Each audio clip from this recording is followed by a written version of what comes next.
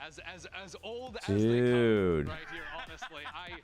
It's hard, right? Because you can absolutely make it work, but I feel like the flexibility that you're sort of provided with the different teleports that G2 have and the sort of opening up for Leaf to take the fights he wants to take on the chamber.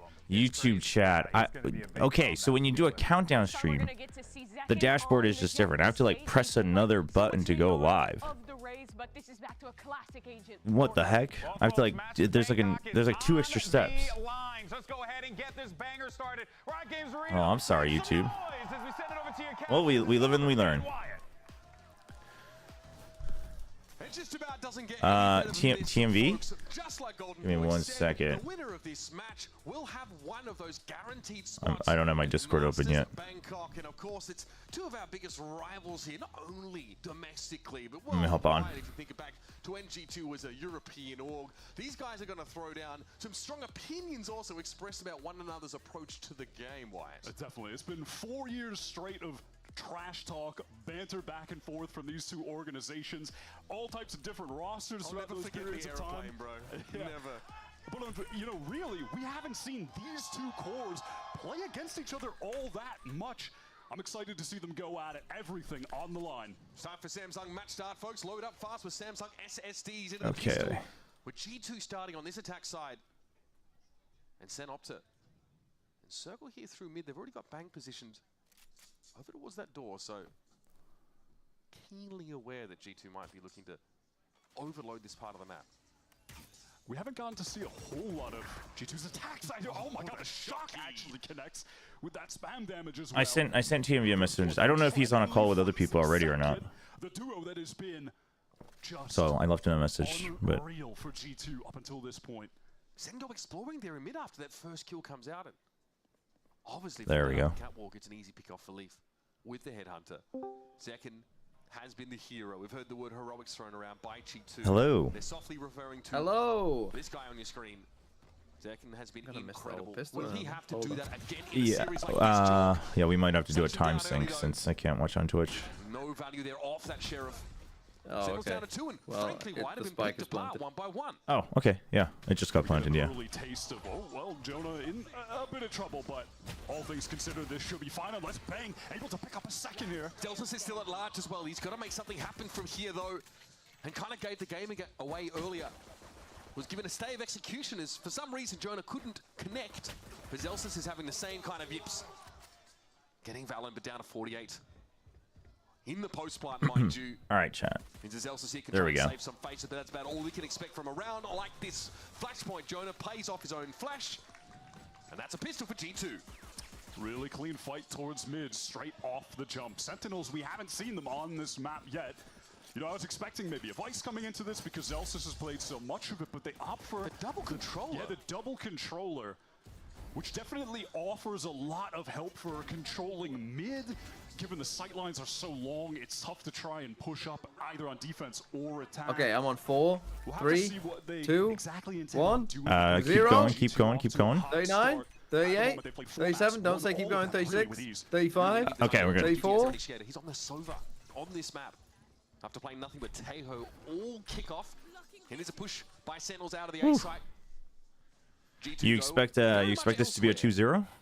Yeah, can't be mad at them going. I'm hoping so I can watch the second game. So perhaps hoping if he's there again because I'm gonna get up for Pacific and it's gonna be early morning. Yeah. Not gonna be the case. They've made enough sound to wake the dead, but Leaf is gonna remediate that. Puts them back to bed. Excited for Pacific? Yeah. I hope T1 plays well.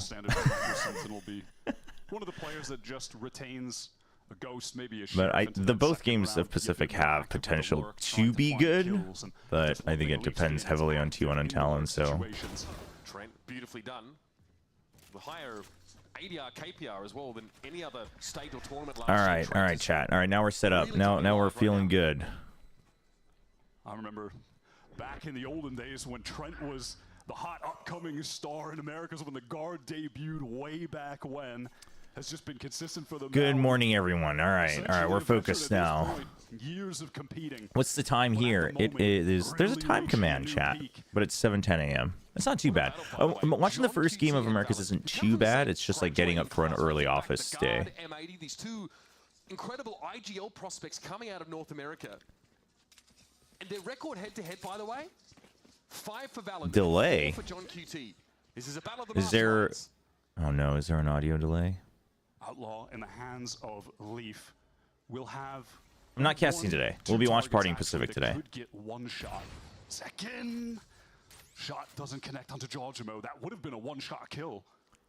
Jojimo. I'll just never get used to Jojimo. On the jet for the entirety of kickoff as well. Unless one day he decides... I mean, I think all the casters should just agree on one, though. Even if he's okay with all, you know what I mean? I think it is a little confusing.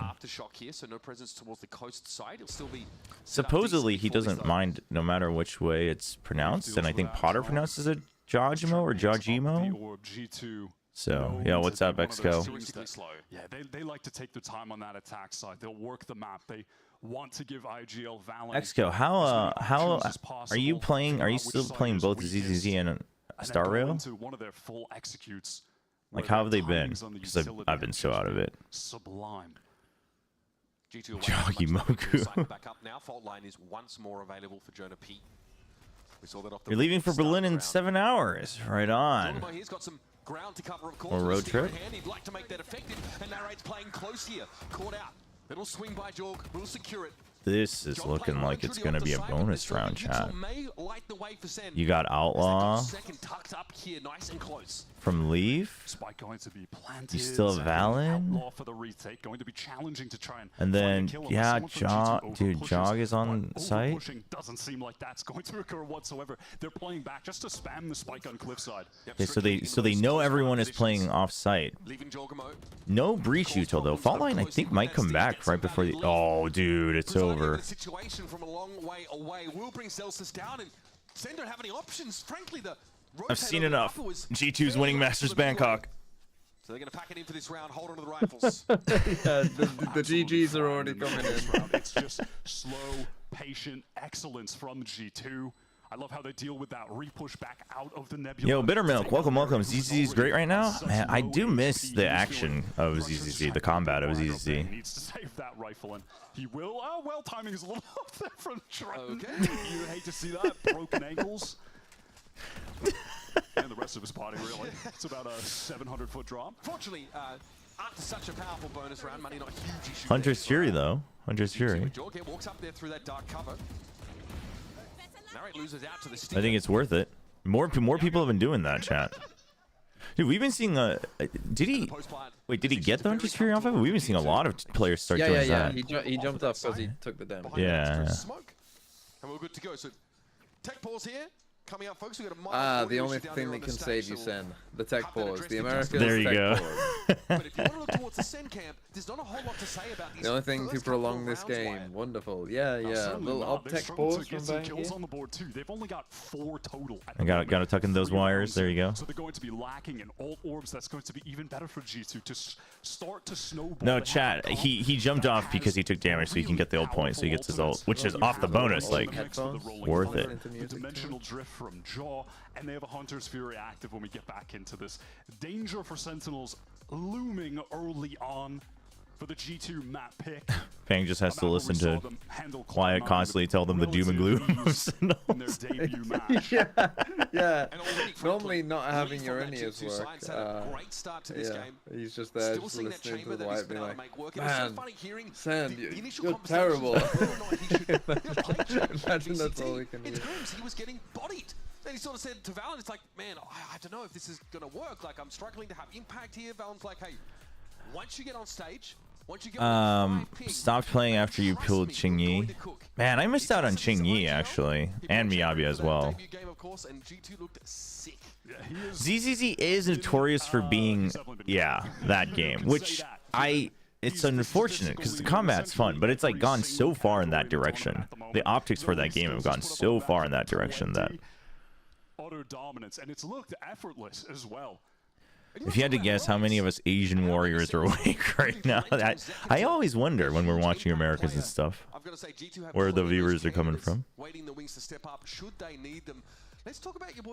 Yeah, I mean, listen, like, I get that they lean into it because it gets them the money, like, yeah, okay, but it's... it's unfortunate, right? Because now it's like anyone who plays that game is like, oh, you play it because of that, and it's like, well, actually, the sound design of the combat is just really good. Friendship with each other, and he's honestly just one of the best players to touch this game. I think he's been like that since he started. Chingy's rerunning next week. Okay, I didn't know that. It's just always fun and interesting. Also, hold on, I missed out on what XCO said. HSR has been great. Huge new update, big news story. Yeah, I mean, I'll probably catch up. HSR, because it's turn-based, it's easy to catch up to because you can like play on the go and stuff. Only positive things to say about Leaf, and I think the one that for me is poignant is I am Asian only in race. Morning, pretty boy. What if I play for both the game design because you find the characters hot? I mean, that's fine. It's fine if you think the characters are attractive. Like, that's fine. It's just that, like, that becoming the only brand of the game from the outside is a little unfortunate. It's also like there's a difference between people thinking like certain like characters in games are attractive or hot versus like, oh, you guys have a fetish. You know what I mean? Like there's a little bit of a gap there. Where they would just run through teams in the regular season, but fall short in the playoffs. If there were ever a time for this G2 team to break and the gacha, I mean, listen, I think gacha mechanics, the way the pricing is done and the way the real money works, all of that is definitely not great, and most of it is fairly predatory. Some games toe the line really well where it's like technically not predatory, but obviously it plays on the psychological effect of it. But I've been playing all of them free to play, and you know, I'm now, you know, I'm at a position now where I'm old enough and mature enough and experienced enough with different game mechanics and business models where I'm like, yep, you know, if I stop playing, then that just means I stop playing, and that's fine. But dude, Leaf is, he can't keep getting away with this, Chad. So the rifle is still in someone's hands, but a huge first okay, thank you. I mean, but the second's down to 10 as well. Granted, it's not a great round for SEN. Second week throws the rifle over to John Cutie, a smart little micro decision. Unfortunately for him, nowhere near the blade storm, so he'll be stuck on the classic. You're one pull away from a 5. No option. Frontline's going to force him out of the action now. Ajorg scrambling over container. Yeah, the thing is most of the modern, well, I guess not most, but the mainstream, you know, the most popular ones, generally the reason they're most popular is because they are probably the most free to play friendly. But there is the argument that, dude, I mean, it's just the Hunter's Fury works out. G2. Just picture perfect crossfire set up by G2 after getting into the site. This makes me like they are making everyone else look bad. Yes. Yep. Like they play this game in such a way that makes everyone else look like, what the fuck are you all doing if they can do this? That's something that they've been doing a lot. Prioritizing Leaf getting a scoped weapon on attack. It does. I do wonder what the team that like makes G2 look bad will look like. You know what I mean? Like, what does it take to break through? Just like what? Like and maybe even what? I mean, close so far in kickoff. Maybe Digizine, someone else who's really trying to buy into that weapon. He did drop it that last round, but of course we can upgrade to an operator here. But yeah, just speaking on the gacha stuff, chat, it's like, but a game can be free to play friendly and still have predatory mechanics. I think it's also important to recognize that.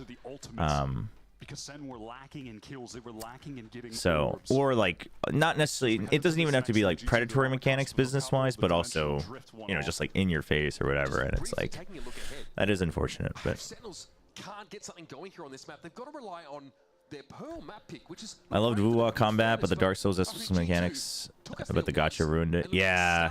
So there's no guarantee that they can even the series up. Yeah, no, that can definitely happen. I think generally, though, yeah, that's usually what happens as well, because there isn't, it's like there's enough gameplay to be interesting and fun, but not enough for that alone to always carry you non-stop.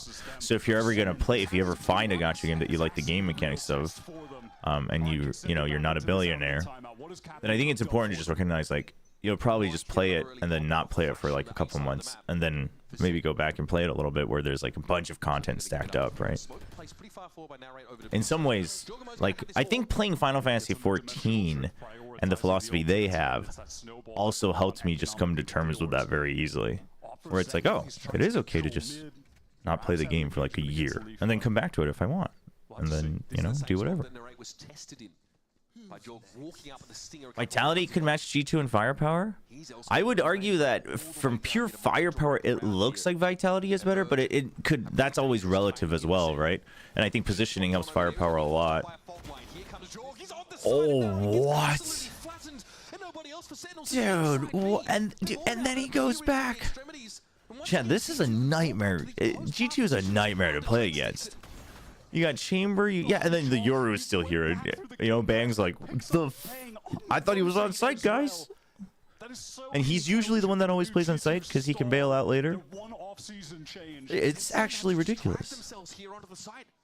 They've cleared it at least with a 0 point. They have some information, but Leaf will be waiting on this. Oh, an opportunity to strike, but Zekin is all right, Zekin.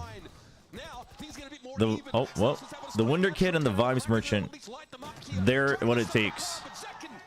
Yeah, but do they imagine that Jagomo's here, man? It's annoying as hell.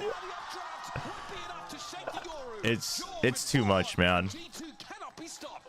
This team's too good. Like, it's actually just funny. It's actually just funny. Like, even when SEN like create like a mini miracle, bring it back, doesn't matter. Yeah, no, doesn't matter. And this, I think this round exemplifies why Jog is the pickup for G2, right? Like, obviously it's not just him, but just the way he's able to fight off there as well. Damn. No, chat, it's just layers on layers. It's an onion, man. Chat, it's an onion. It's like playing as 5 Smurfs. I mean, the way their comp is played so well too. Like, they just have such a good understanding. They've gone back to the well of It's actually just it's just so beautiful. Like, that round was just so good. Like you said, it's so many win cons. The Yoru goes back on the flank, and you don't imagine that he wraps around again, but he does because he got the kill so early and he was TP'd already out at mid, and because he got the kill in the cross and they saw how many people were on site, like, oh man. And then like SEN right now, they need control of this for a retake to go well, but they need to win long range to defend, and if they can't do that, they need numbers to flood. But you have Breach Astra, so it's like you need, but then you need a flank, so then now you just need like 7 people on SEN, and then Shaw's just gonna spray transfer 1v2 every time. The fundamentals on G2 have been lights out. This is the 5th map in a row on this tournament. It's just not fair. Spot a situation where a player is pushed forward and there isn't that second player behind him ready to trade. They are always there for each other. Jaw presses forward, then you have Trent fighting next to him. This transfer spray onto Zekin, who really needed to find that. Kratos is so good. Swimwear? Is that code for he's in there? 6-0 here for G2. Once again, Sentinels back to the buy. A Cosmic Divide here, that's set up by Valen. Oh, and now they're just gonna mask information. Zekin's him though. Like, dude, like Zekin is literally overextending because that's what they need, and he's doing his job. But then it's like, but then Leaf's on the other side, and he's gonna overextend. And so now they know Zekin needs to watch where Leaf is. And so, but this time they're playing well because they're pushing out and they're saying, okay, Zekin's got our back, and if it goes over to B, it's 4v2. Up the top of mid. And you've got to imagine at some point Leaf is just going to wander into this. Oh yeah, no, this isn't even like sit in top mid forever. Like, it's not even that Sentinels is like whiffing every shot or whatever. Well, So Leaf has another option, not a chance perhaps, and Zelsis ends up getting taken down. So Leaf still takes his pound of flesh. Zekin, my boy, did it really have to be that time? This would be Herculean for Leaf. Even for him, it might be asking too much. Not like this. But I promise you, it's not that. But it's literally just positioning, and then also like G2 doesn't lose the aim duels. So they did it. They went around. Yeah. Yeah, finally. This one was played well though. This one was played well. I mean, Zeka just needs to take these fights. Yeah. Like Leaf said in that interview before the game. Isn't that the thing though? It's like, well, Sen, your one win condition is that just Zekin goes absolutely crazy. If he doesn't, you almost certainly lose. Yeah, I don't even know, because I was just telling Chad as well, like, you need control of mid for the retake because of so many lurks, but then you need you need to win your long range aim duels if you want to slow them down, and if you can't do that, you need the numbers to flood, and then you still probably need a flank even if you hold mid, because they can always go, like, they have post plant. Like, I was telling them, you need like 7 people on SEN to reliably beat the win conditions of G2, like, non-stop. No, they have a bit of a climb. G2 have been flawless though in so many of these rounds. Americas has been bad for tech pause. Yeah, it's been frequent. It's been the most frequent for sure, which is surprising because obviously same studio. Yeah. That was a cool attempt at that split A hit from G2. The Cosmic Divide. Purpose to just cut off Zekin on that angle, so Cosmic Divide swinging through it, pretty mad, but yes, Cosmic Divide. G2, Cosmic Divide is up. They gotta feel like that's go and watch it. Thankfully, we didn't spend too much time on America. Mostly Pacific, so go and watch all the Pacific before Pacific starts. Cosmic Divide, episode 43 or something. Yeah, I think so. I think for them. I mean, fans in general. We saw them had a slower start to the year, but it wasn't long before we realized that G2 were a real, legitimate threat. But they walk out of the year, like you mentioned, with 2 of those second place finishes in Stage 1, Stage 2 respectively. So not able to hoist a domestic trophy. Why is this game low-key feeling like 2024 EG with Jaw just smurf him, but the other just 4-man diffs them? I mean, actually, there is some... I think there's a similar, like, vibe in the result and the way it's played, right? Like, good util, good teamwork. You know, everyone else can still fight, but Jog's just allowed to go out and be him. Common sentiment is they are the best team in Americas right now, and a lot of people are arguing that they're the best team in the world heading into Masters if they do make it there, which is the expectation. This team has looked fantastic, and it's just come from 2 roster changes and even role swaps over time. You know, when you're talking about at the beginning of last year, Leaf was playing duelists. How many rounds, Chad? How many rounds is SEN getting here? Against like 20+ kills on every map that this guy finds. But that just wasn't the right role for the team. And then when they swapped him over to the Sentinel, which he had some history playing. How is Leaf playing so well the whole tournament? Really started to heat up for the team when things Wait, I have Leaf on my TMV fantasy team. World champion. And all of a sudden, this team should just have Five's generous, I think. 4's, you know, 4's like a realistic reach. I think 4 is actually realistic. We'll see if they actually started to figure stuff out after that last round. Because I think the last round G2 was also kind of like, I mean, after all that we've done, like, this is easy peasy, like, we win because we have Leaf on the lurk, and We'll go to the grand finals. Winner will qualify for Masters Bangkok. So far, G2 have a healthy 5-round lead. Sentinels, though, with a big buy into this round. Cosmic Divide and Null Command at their disposal. They know where the second op is at, and there's a 2 to 4, so might get that. Operator battle is oh, wait. Oh, no. 5 for the whole game. No, 5's not generous. I think 5 for the whole game is reasonable. For whatever reason, I was thinking in the half, although I was the one who asked the question. Chooses to emerge from a smoke. Here comes G2 straight up onto this B side. Dude, Jog, the way Jog plays, like, he really does do everything on Yoru. Oh, well, other than anti-flash. I thought he was so he like stared at it too. Jonah P. What did Narrate do? Valen fell off the map. What the hell? What the hell just happened? Why did Valen fall? I mean, one. He'll only take the one. Oh my God, nerves at the end there. Huh. He was on such a long rotate that they thought he must have been coming. Where did Narrate go? He like TP'd to nowhere. I I think his flash just went completely awry from Zelsis. It blinded, yeah, all three of his or that was he died before he got the TP off. Yeah. There was no assist from the flashing players. I think the KO flash going too high. Regardless, all of Sentinels blinded up. Poor Nere, this has been a miserable start for him. Chat, when Jonah should have died, he's got covered. Like, this is why so many of us think G2 is the best team in the world, chat. Like, even in dire situations, not only do they have heroics, but they're actually just, like, the teamwork and the comms are incredible. They're just, okay, they're just incredible. I thought it was, dude, for whatever reason, it looked like an omen, and I was like, wait, what the hell? Why is Neri falling off the map here?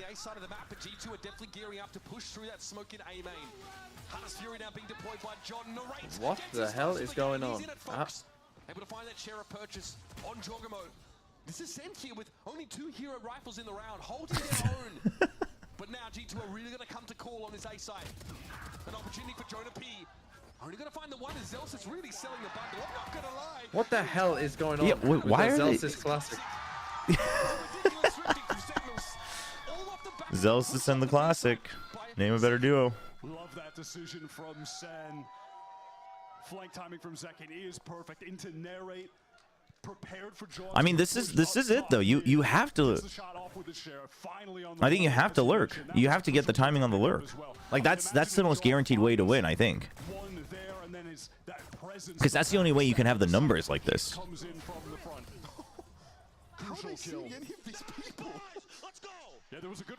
Uh-oh, it's back. The vibes are back, chat. It's been all Tejo, like you said before. Some question marks about his role swap when we came into this season due to performances from SEN in the off season. It was. You think it was me? It could have been me. When you're bringing in narrate, but we'll see if he can find success on all of the important initiator agents to play. Jaw, does he wander into this? Oh, he swings it wide. Oh my goodness! Damn. He's him, man. Cannot take the shot, Jorg. How does he do so much on Yoru? The way he plays. And G2. Like G2 are like this is what like the theory craft of Yoru is. Yeah, right? It's like this is what Yoru could like. Everyone always knew, oh, Yoru's got a ton of potential, but like actually getting there is super hard. Like G2 are like, what if we just mastered the agent and like played it to its top, and that means that we can, you know, cook with other stuff as well, have a bunch of stuff going on. Like, yeah, it's rough. It's because he's getting duels, he's getting flashes, he's clearing for info, he's lurking, he's got fast rotations, like he's doing everything, man. He's so smooth with it too. Like he just doesn't second guess himself at all. Are just really exploiting the setup on that site. There needs to be an adjustment from SEN. Feels like straight up bullying. I mean. But this is the thing, is that enough money to still have a full buy in this next round. It's one of those games where, I mean, we could go back and VOD review, and maybe we would find things different, and maybe it's a bunch of small things adding up on the SEN side. Not too shabby. You'll notice that But exactly swimming in gold coffers. There wasn't really, like, there's nothing that hugely stood out where I'm like, dude, SEN is messing up. You know what I mean? Like SEN's just messing it up. It doesn't feel like that. One of the things I was thinking about coming into this game, and I can't believe it either.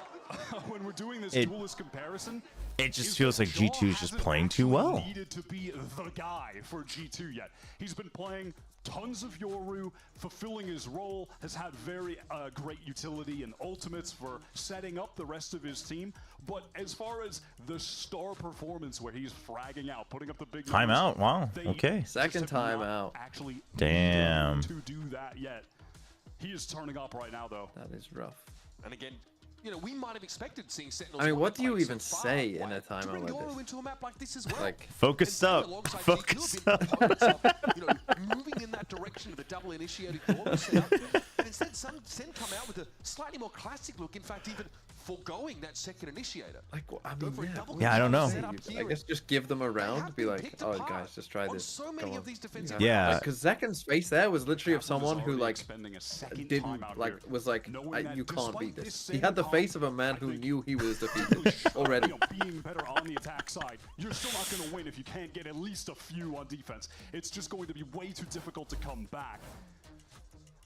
It's got to be 4. They've got to get at least 1 more on the board, minimum here. Full bought into this. Op again for Zeken. Mixed results with that. Yeah, I don't know, man. When there's a chamber on the attacking side, like, you can't even reliably push out from one side. That's the thing. G2 start these games on the attack side, they win, and then you're like, oh, it's okay, guys. Swap sides will be fine, and then they remember, oh, they've got Leaf on chamber. We're screwed. So Zeken can prioritize watching main, but at the moment, G2, they're not playing around that side of the map. It's slow A control. It's Trent watching for. What would happen if you theoretically forfeited a VCT game? I mean, I think within VCT, like Tier 1, Riot would probably give you a very big warning, since you're supposed to be partners, right, that uphold the game. Challengers? I don't know, actually. I mean, I guess people would just hate you. Zeken's face looks exactly like how Sideshow looks while denying the Tory accusation. Security's about to be smoked out anyway. Trent gets it out, he knows there's a player. All right. He goes Sentinels, they do. Nobody scanned with the 0 point over by B. Delay with the paranoia, but I mean, that paranoia is a little unfortunate, right? Because you can't really do much off of it. No one's able to swing off of it because the smokes are everywhere, including yours. But I guess it allows you to try to hold on to backside, but you're just gonna lose the fight. So, okay, it's like they have radar on. Dude, yeah, like they I'm just losing my mind over here, man. To heaven, the smoke comes down. That might have saved him, but ultimately it's going to make it more than uncomfortable and less than ideal to get back into this site. Though he does have a flash. He can pop flash out of this. There it is, but it doesn't connect onto Trent. Every angle covered, Wyatt. Like, how does like SEN used everything to try to to try to hold on to backside, and G2 is just like, all right, 1, 2, 3, swing, and everybody just swings out at the same time, and they just land their shots. He's heard it. He needs to hit the shot. They need to save the op into this next round. Oh no. Oh no. Bro, I mean, this is Zeken is one of the best players in the world. Yeah. And he's just been made to look like a fraud. I mean, yeah, they're hard exposing him one way or another. That's unfortunate, man. Oh, that's heartbreaking stuff. It doesn't matter how good their attack side is going to be. This comeback feels insurmountable. This is crazy, chat. It's actually crazy. It's exactly like TMV said. Like, Trent shouldn't be able to just clown on him like that. I mean, Trent's good. It's not even against Trent. It's just Zeken. Like, it almost feels like they're deep in Zeken's head, looking at the cam, looking at the way he's playing. Oh, yeah, like, what do? You can't push out. Like, what are you supposed to do, man? Oh my god. Like, this just feels like a desperation. I mean, we have a 4 stack here. None of it matters, man. None of it matters. Nothing matters in this game.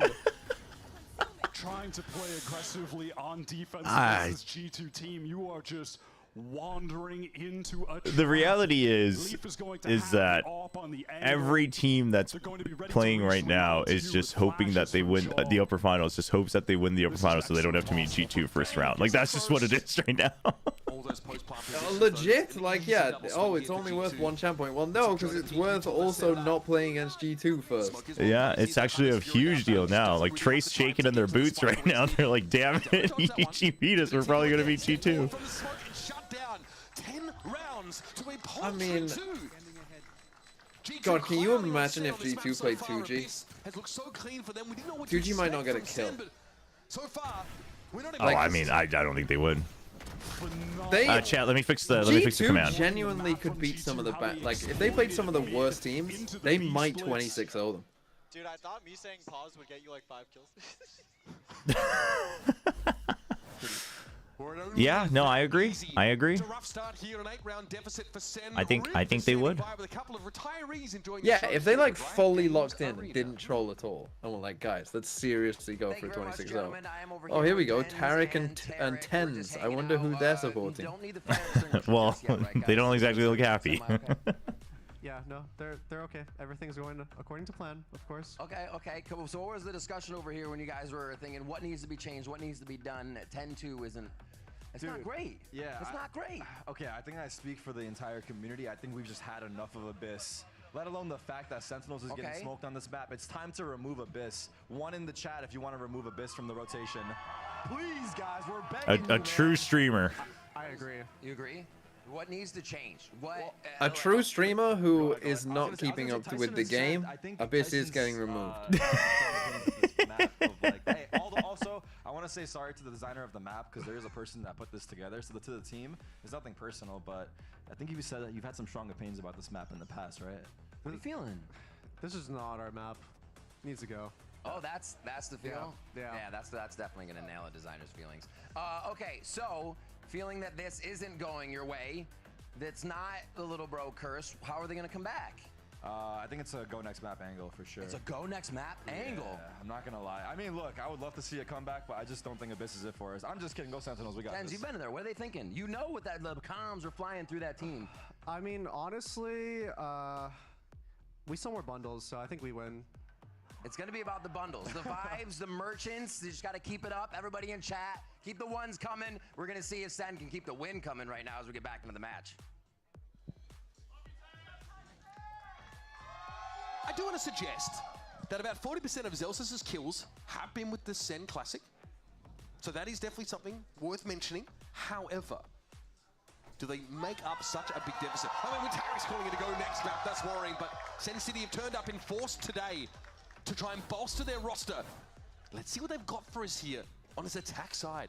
Zels is hoping after this round, maybe a full third of his kills on the board could come from the Classic. They desperately need this pistol. It feels hilarious to say that in a situation like this, but obviously must win. All right, chat. The command should be fixed. I just realized, funny enough, the draft was the same as Paper X TFM. Morning, everyone. Groundhog Day out here. Trent feels the pressure from the 0 points. I actually don't mind Abyss. I kind of like Abyss. I like Abyss and Pearl. I really like this map pool, actually. Really big fan. In the security direction, but G2 are more than happy to contain them until they're ready to try and retake this. Slowly, oh no, Leaf wins the round. On the flank, and Zekin takes a bunch of spray through. Valen there gets the drop on him with some free damage. And such a nuisance around that corner. Trent's there, eventually Valen falls off that cliff. But what about the defuse? What about the objective? The game plan here for Sentinels. Jorg might be here to disrupt it once more, but John from below. Zelsis with that off angle. Okay, they're gonna do it. Okay. Really taking control of this we did it. No time. He's had 3 in the round, but there's just no time to go for a defuse at this rate. And Zekin, you better believe they're doing keep it. Himself scarce until it's time to strike. And away he goes. Sentinels get a crucial third on the board. That's how they have to start this half. Yeah, I'm starting to feel like Tarek. This might just be a go next type play for. Oh wait, I mean, well, we'll see. They've got. I mean, it's a decent enough start. I'm a little worried still. Leaf's positioning in mid is going to be quite troublesome. Takes a lot to convince you, Dr. River. I'm still worried, man. I'm still worried. Let's go. That push into spawn was pretty good, but it required some miraculous timing. You believe, Chobra? I mean, believe it now? Just because it was Zelsis, I actually think there's some weird chance. Like when he starts popping off, man, they just get some type of weird energy. They need a clean conversion here. The problem is Leaf's gonna win them 3 rounds on his own. I mean, that's true. Yeah, they're so far ahead. This should be an easy cleanup. Made the right call, Sentinels. It's like a very elaborate 3-stack flash setup over a B that now must be dismantled and moved. Like that. Okay. Being able to win that out. It was Jorg pushing up on that B side still. There's going to be more push from Valen there, but elsewhere. Yeah, Trent wanted the easy drop kill onto the spike, but not going to happen.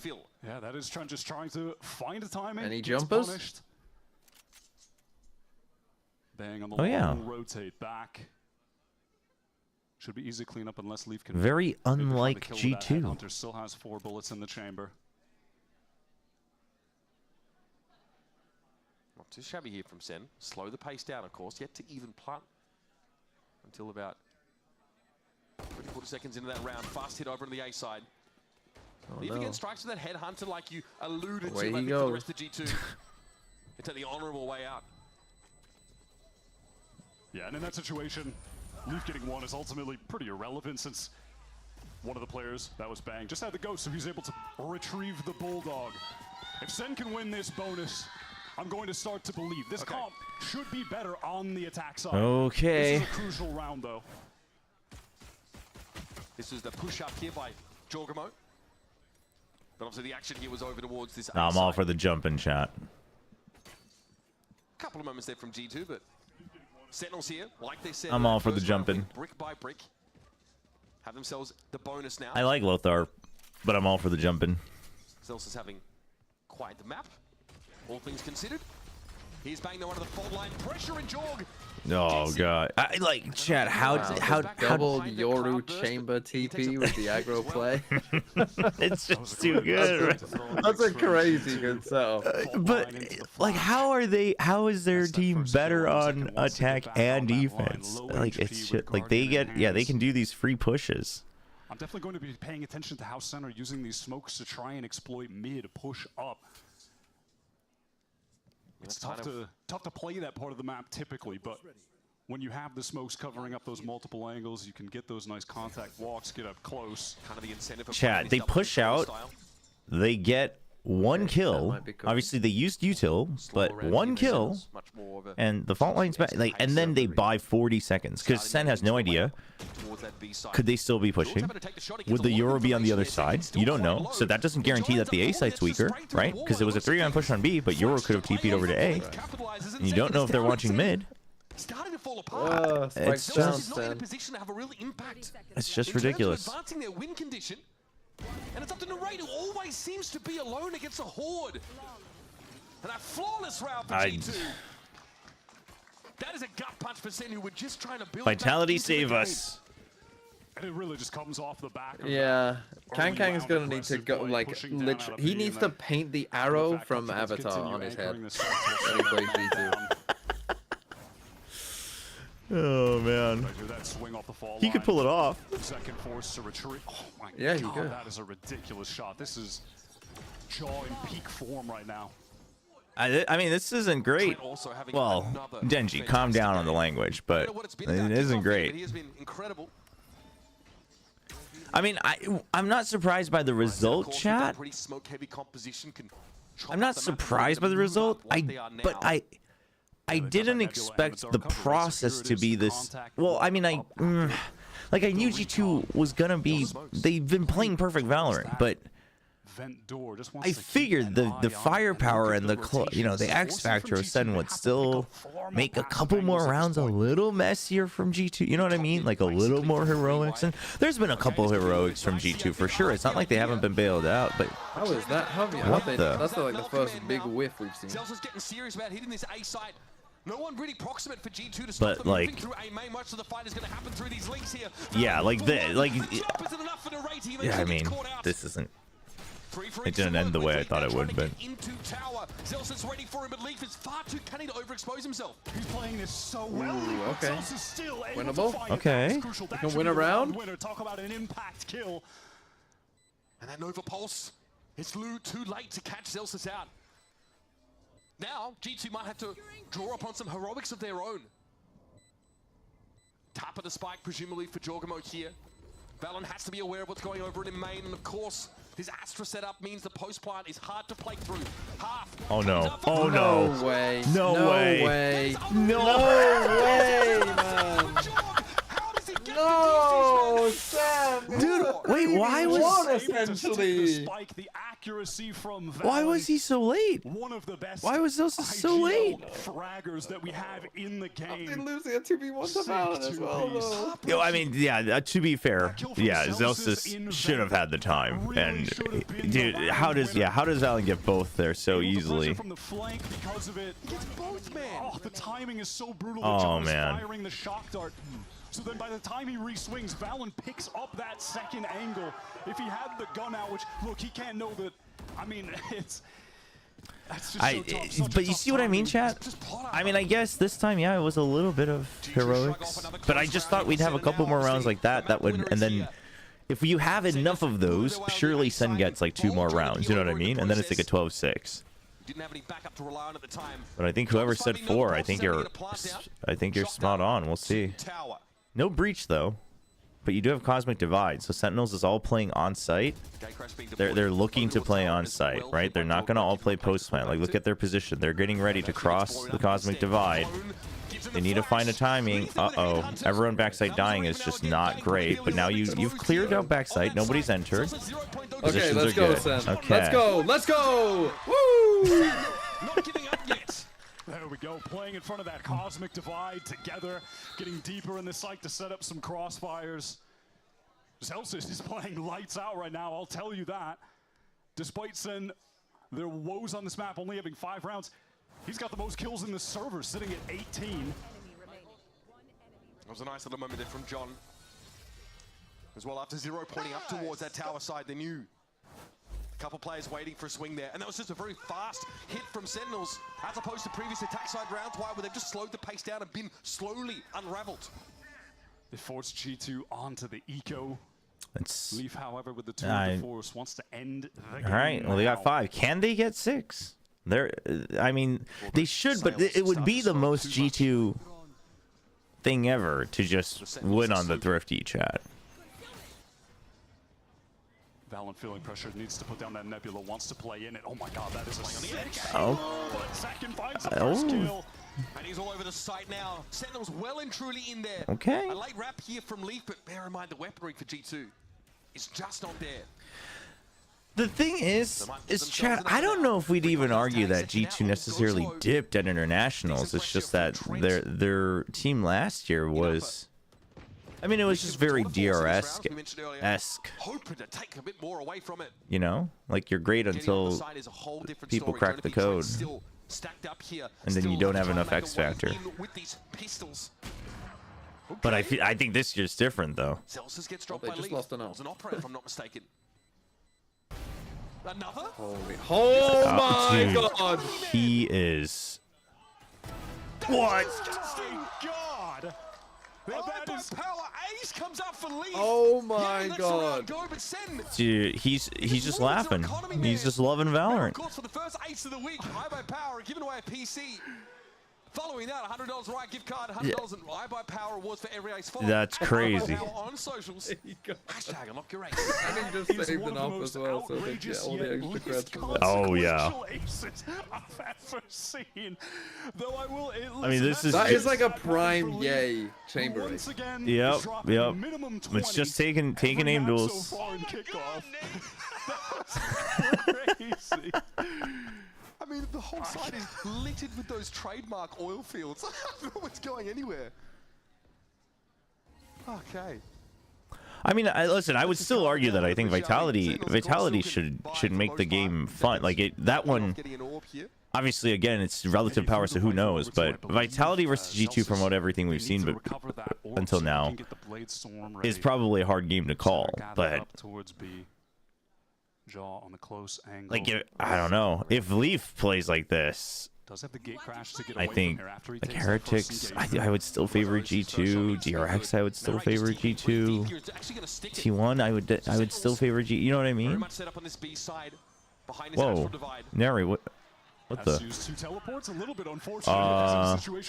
Dude, Neri is having a rough tournament. I mean, I'd be scared now if there's some flood util to deal with. Narrate doesn't have an option. I mean, that's the short, yeah. Oh, he didn't have the short. Yeah, that's a blunder. Some punishment for G2. A little bit lax on this round, perhaps the protocol's not quite Okay, chat. All you doubters. Above the surging tides. Yeah, you said it. Rare moment where the fundamentals are off for G2. The thing is if they lose here, the scoreline will truly just be a lie. People will look at the scoreline and be like, well, it wasn't too bad, and then they'll watch the first half and they'll realize it was bad. That's two big ults gone now for G2, and the economy. Yeah, watch Sen get to 11, then loot, like, you know, sneak their way, win all 1v1s to 11. Keep that energy up as always. Narrate's been under so much pressure this game. Had to deal with Yeah, no, at first I thought he might be faking one thing, but that was just a rough one. Cleanly. You've got Joe press pretty far. Narrate's being too hard. Yeah, I saw that clip of the heart-to-heart. It does seem like the stress is getting to him, like the pressure and the stress. Like some of the other interviews he's done as well. I hope he kind of chills out, because obviously he's a very good player. Like, he's already proven that he's a very good player individually. Like, I don't think any of us are. I don't think anyone's really doubting that. Jorg, of course, the one with the rifle. Playing up here on coast, and that's the ping. They know that there's something afoot over on the B side, but Sen are pulling out of that. Dude, what is that gate crash, chat? Oh, it's falling. Value here. That Recon's not going to spot him out. He can rat this Wait, corner. no. Oh, he just. Like Sen are grouping for oh, wait, that's what? Dude, that is chat. That's a high risk gate crash right here. So that if there is a push, you can come back. Oh no. Valent's so fast. Valent's so fast here. He has one for free. Oh, he doesn't even need his one. Oh, dude, what? It's always an eco. It is all. Yep.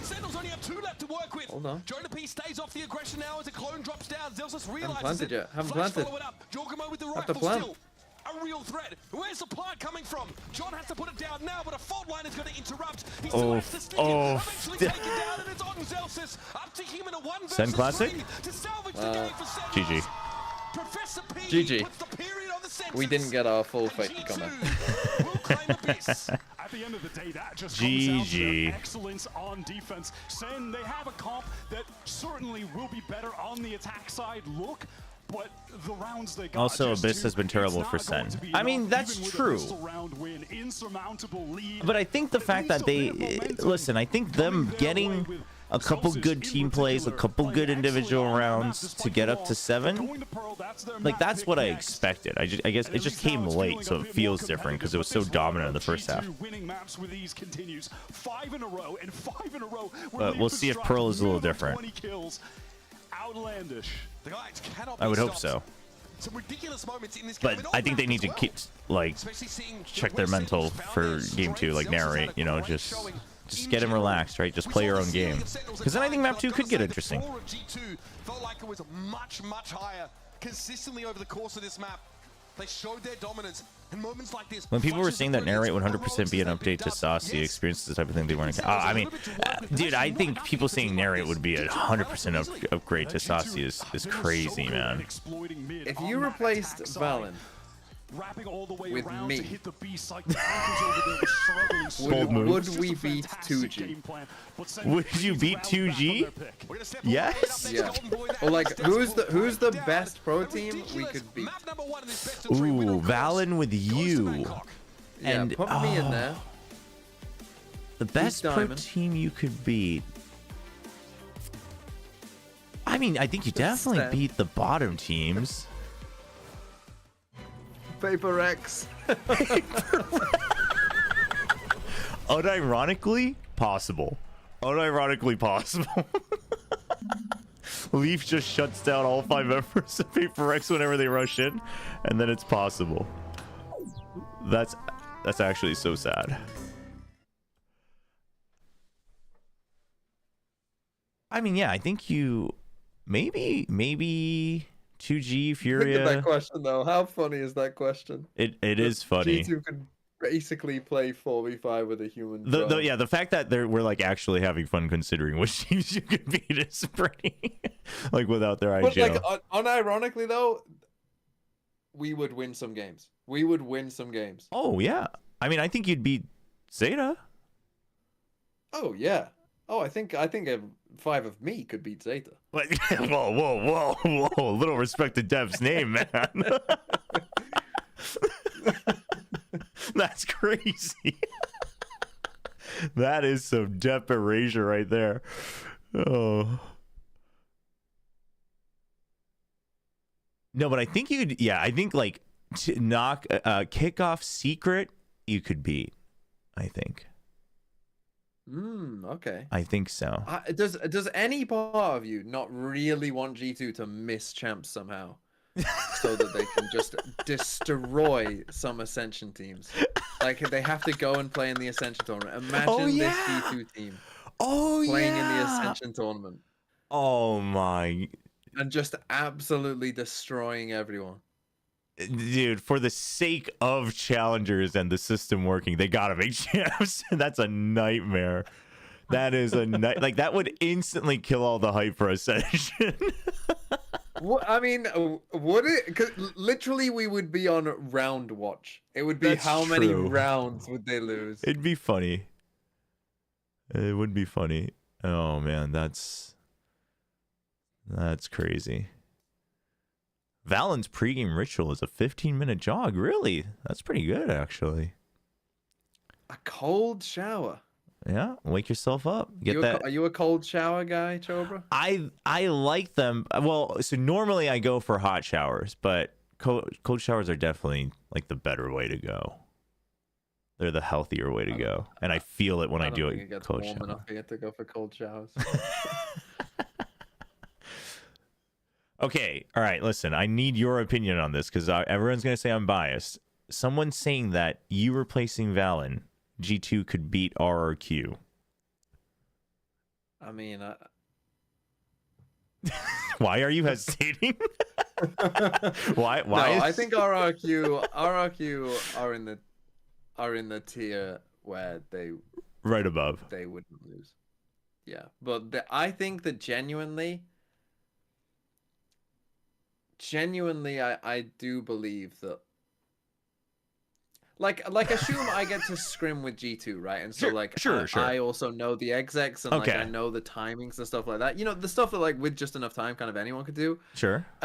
With that, I genuinely think with me and G2, we could beat probably the bottom 4 of every.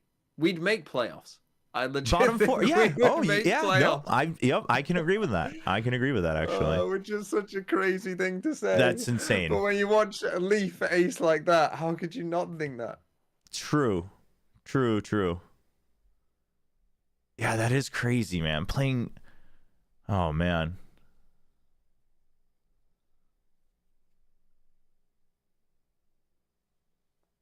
Oh, I want to listen to this. Even though just a few games we've seen from the team so far, it's been so good. How is the team taking control of games so fast? What's the focus? Josh looks more confident than ever, Chad. I think it's all about being confident in like what we're want to do in each round. Identify like what the enemy is trying to do and just figure out a solution for it. Yeah, we just try to keep a humble approach because we know like things can get out of hand really quickly in this game. So it's just staying on our toes and just like always play the game that's in front of us, really. Confidence, calm, cool, collected. It's bringing in the wins. Best of luck in the next games. Well, it's clear G2 figured it out in most of those rounds. A dominant start to their series here. And now oh, Chad, I got to get the predictions up for you. From Masters Bangkok, I'm Mimi, and I'm joined by a very special guest now, MCE, former coach of Cloud9, now coach of Maryville Esports. Welcome. Thanks so much for joining me. Thanks for having me. Yeah, well, an incredible first match from G2 there. They've looked so good all tournament, and this dominant win on Abyss. What impressed you the most from watching that game? I think a lot of what you watch in G2 and what stands out is not only are their players very good mechanically, their audio is definitely desynced. In rounds are incredible. One of the last rounds you saw Valen. I just have to my sleep cycle to buy the new knife and watch this match. Well, welcome. How's the new knife looking? I haven't checked it out in game. Maybe we should try that. Genuinely, we need such good trap plays and fundamentals and things set up from the coaching staff. Hold on, I'm listening. I mean, G2 looks great, and you know their Abyss has been great. Genuinely, we need the lore onto why you love RQ so much. I should put this as a command, but basically they were in 2022 or 2023, the first year of partnerships. They were like they were getting clowned on as like potential worst team in the world after their lock-in performance, but I didn't think it was like that. I thought it was just some poor execution, but I thought they had some good ideas, and obviously the old boom core was pretty solid as well, coming over, you know, like Xfero, Elmimore, Flips, those guys. So I thought, or Xfero and Flips rather. So I thought oh, I saw this, and this, or I heard like I thought that they could do better. And then obviously I'd gotten to know the players as well at the time, but also the coaching staff in Ewok. And my discussions with him, my couple of chats I had with him confirmed what I thought of, like, okay, a lot of these things were intentional. And I like the way that he views the game, because it kind of lines up with how I view the game. And so, because it's not just like number-based meta info, and they were willing to try to, you know, counter that a little bit in their own ways and how they play the map and things like that. So I liked that. So it was a very, that was like my underdog pick of 2023, right? Because some of the game identity that they had lined up with how I viewed it, and that everyone was like clowning on them, and I was like, nope, I actually think that they could do better, and they did. And a lot of people, you know, they were like, oh, they're actually not, because DFM exists. So there was that. And then since then, I mean, they've been iterating and they've been getting better and better. So there was really no reason for me to not, you know, kind of give up on them, or like, you know, not like them anymore. And obviously, because I was a big fan of them in 2023, like that only made us closer. And, you know, the team, the org liked it and they appreciated it. And so it just grew from there. I saw this really cool trap that Team Heretics did, or like Benji's doing this cam. Like, why do we? Hey, Klepto, welcome. Good morning. We should definitely yeah, YouTube. G2 is just too good. A player like that is a, you know, dream situation, especially for an IGL like Valorant. They gotta figure out a better camera shot for this. Inside of a round, because he's like, yo, I think they're doing this. They gotta figure out a better camera shot for this. I don't like that. I don't like that every time I see this segment, Mimi is stuck staring at the screen with her head like turned to 90 degrees the whole time they're talking, because it'd be awkward for her to watch the camera the whole time, but like, you know what I mean, it's just not a good setup for it. The screen's also like way too giant for them to be this close. I think it's a matter of the studio is just not big enough for them to be, for her to like stand on the other side of the room. But I am joined by Kaplan after Abyss. Looking at how in previous games we've seen how fast the team can adapt and organize themselves. What do you think prevented them from doing that against G2 with map 1? And what are you looking for? Twitch saying, hold on, let's listen. Started a little cold, and I think that's all right. We're a team that's still working out some issues and matches, and on stage, G2 are an incredible team, and it's a big game. It's we got a chip on our shoulder, and we want to go to Bangkok. I think there's a little more pressure than usual. We started a bit cold, but hey, it's their pick. I'd rather start cold on their pick than ours. You know, I asked them what's the score, and they know the answer is 0-0. We plan to play 3 different maps. This is such a good answer, though. Like keeping expectations somewhat real. Best of luck. Recognizing the fact that obviously, yeah, like pressure's getting to us a little bit. Stuff like that. Aren't they primarily like a PUBG Mobile and mobile? The Mobile Legends org? Yeah, I think so. They're a huge mobile esports organization. I didn't know about RQ until VCT. Straight up, I didn't. So it's not like I've like liked the org throughout. It's just in VCT I liked their Valorant team, and I liked the promise that they showed. I liked the underdog arc and potential that I saw in RQ, but I also liked Ewok's like game theory, and also Ewok. Every time I've talked to him, like he seemed like a good leader figure for the younger players. So you know, it all lined up. Not that like I obviously like a bunch of the other coaches as well, but Ewok was one of the first ones I really got to know, but also kind of discuss the game a little bit more with and things like that. So, but yeah, Twitch chat saying that the knife is mid, but okay, we got Paradox who's actually bought it and thinks it looks sick, which I think it might look better in game than it did in the trailer, to be honest. And I think if you don't have the lock-in knife, then you know, I think the value goes up for sure. I have the lock-in knife, so I'm still a little torn. If you buy the knife, I expect you to rock the Pacific variant too. Oh, I mean, for sure. That would be the purpose of buying it. Of Vice and a lot of chamber in the case of Leaf. We saw this an insult to RQ is essentially an insult to your approach to Valorant. I mean, I'm gonna go that far. They can get answers to this. Both teams have shown us a fair bit of their Pearl play style. This is the expected Sentinels composition. Teho for John QT again, who's obviously spent most of his kickoff on this particular agent. Again, probably like one of the players with the highest number of kills just off the salvos, so been very good. But some criticism that, you know, SEN have drawn is that they play these really intricate compositions. No, that's not what I said. And we'll let them down against Loud. I said I liked their approach, and so it makes it easier to cheer for them, because like that's how I want, like their end goal is how I want to see them play, but their execution could be bad, which it often has been in the past. So that, I mean, that criticism is totally valid. I criticize that. Barrage of initiator util that they have on offer. They want to fight for A early. G2 meeting them, but ultimately routed due to those guiding salvos. You just have to get out of the way. That's what they do. G2 also no presence here towards Art or solid control of A main. Ready to fight back on mid. They check for info. G2 is waiting though, and G2 doesn't need to really go anywhere else because they've got the trademark here, and they have double. Curious to see if Jaw wants to get even more proactive, try and push past that door. There's a trademark here, outside of Art. It's going to be smoked out. Oh, they smoke it off. I mean, they know, but that denies the slowdown as well, and the push out, because you don't know if anyone's waiting right outside of it. Leaf's very quick, though. This is what SEN need. They need a fast start. They definitely can't lose this. Okay, let's go. They're not going. Yeah, should be all right. They need it. And Jonah P, a spectator in this round so far. Spike planted. We'll have a chance to get involved with Sentinels with a late re-clear through Art and then a quick A-side take. It's a pace that G2 were not ready for. Absolutely not. It was that smoking of the trademark and then walking up to the site, hitting the gas. Yeah, I would also, I actually, honestly, the way they're playing this year, like starting last year into this year, later half of last year into this year, I don't know if I necessarily am always in line with how, like, RQ's end goal. Oh, dude, Zekin looks much more relaxed. And that's fine. I still like the guys, and at this point, you know, it is just a fandom thing.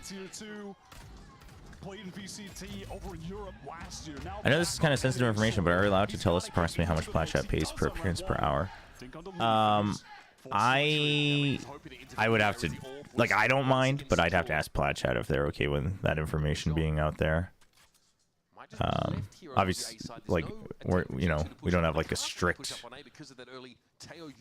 contract with all the terms, but obviously it's there's a level of trust, so I wouldn't want to do that. I'd be okay telling you guys it's like I get paid per appearance, and as far as I know, all the guests have the same pay. Like, they just try to keep that equal, so it's not, there's not any issues there. Zekin is one orb away from dimensional already. There's the drone. Zekin here, gate crash over towards this A side. They're going to hit it hard and instantly leap. Yep, now, and they're playing it safe. Haunt as well. The Haunt into the salvo. It's good. I think that stealth drone even actually got the suppress on Leaf, so he couldn't teleport away. Just caught trying to retreat into flowers. It's all classics for G2. You were a StarCraft caster back in the day? Bonus round, bring well, I technically have casted a day of StarCraft, but I was a StarCraft host. But I've been part of a lot of different esports. I've casted League, casted Crossfire. I've casted a little bit of Heroes of the Storm. I've casted Hearthstone. I've casted Summoner's War. I've casted Cartrider. I've casted... What else have I casted? I technically did cast a tournament of Dota 2. And then I've hosted, like, both stage and desk host, StarCraft, Call of Duty, Dota 2, CSGO, etc. It's a Call of Duty. That shows you that the efforts are in the game, despite map 1 being an absolute challenge Oh, you're right. Yeah. Hey, no, we're doing all right actually. Pretty smooth morning so far. How are you? Not gonna lie, the rise of Vice in 2025 is very surprising after how 2024 was looking. I think a lot of us forget that Vice wasn't available until the off-season.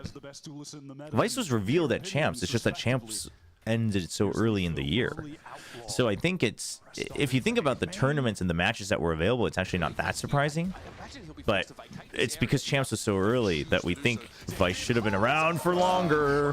Holy. Dude, and then the salvo to catch anyone escaping. It's not bad. Trinket's out. Trinket's out unscathed though.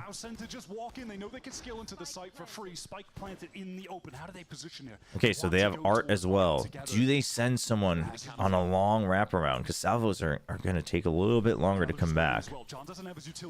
Okay. No, they want to though. Oh no, they just want to clear. Here's the Horde coming down that was destroyed straight away. Rays of Iron also could not be deployed. Sentinels peer in. I mean, they're ready for it. Yeah, the utils not, the salvos just aren't coming back. Oh, they are now though. Oh no, oh no. Oh, Trent died to the salvo, what? Oh, I think he was right on the edge, yeah. Oh my god, Valen, what a play. What a yeah, that was barely saved. 34 HP remaining, significant damage dealt. Is Valorant your favorite game to cast? I mean, yeah, at this point, I would say that it's been the most fun game to cast. I'm trying to think what. I mean, I guess the one I've casted the most outside of Valorant is League, right? So. That site to G2 allow them to come in and hope to flood with some form of util, but it also to get shut down, and they've got to just. But I've always wanted to cast FPSs. It's just that back in the day, Korea wasn't playing the same FPS as the rest of the world. They want to fight towards A main again. Hawk going up top. On the angle flashed up, and that's going to force him to use that teleport, get out to safety. A main. I think if I could learn to cast, which I want to, a fighting game. And obviously, like, everyone and their mother is waiting for 2xKO and they want a piece of the pie. But, like, for me, it's just because it would be a fresh start. I think I would also enjoy casting a fighting game if I could get up to snuff. But obviously, I've never, you know, gotten there yet. But Valorant is so far, yeah, I've had the most fun casting Valorant. But it's also because Valorant is the toughest game I've casted. And most people I've talked to agree that Valorant is the toughest game they've had to cast, like to cast. So there's not only the game itself that makes it fun, but also the difficulty of learning to cast it well, which is fun. But obviously, we'd have to wait and see. Like, would it still hold? I mean, I guess it is now 5 years. I guess I only started casting Valorant in this, like, second year of Valorant, but... You know, give it like a... I would say after this year, like going into... What the... 2026? Would I still enjoy casting Valorant the most? I think so, actually, the way things are looking. I say that only because part of the reason I think League gets... For me, League got pretty stale after a little while. Not to say that metas don't change, but...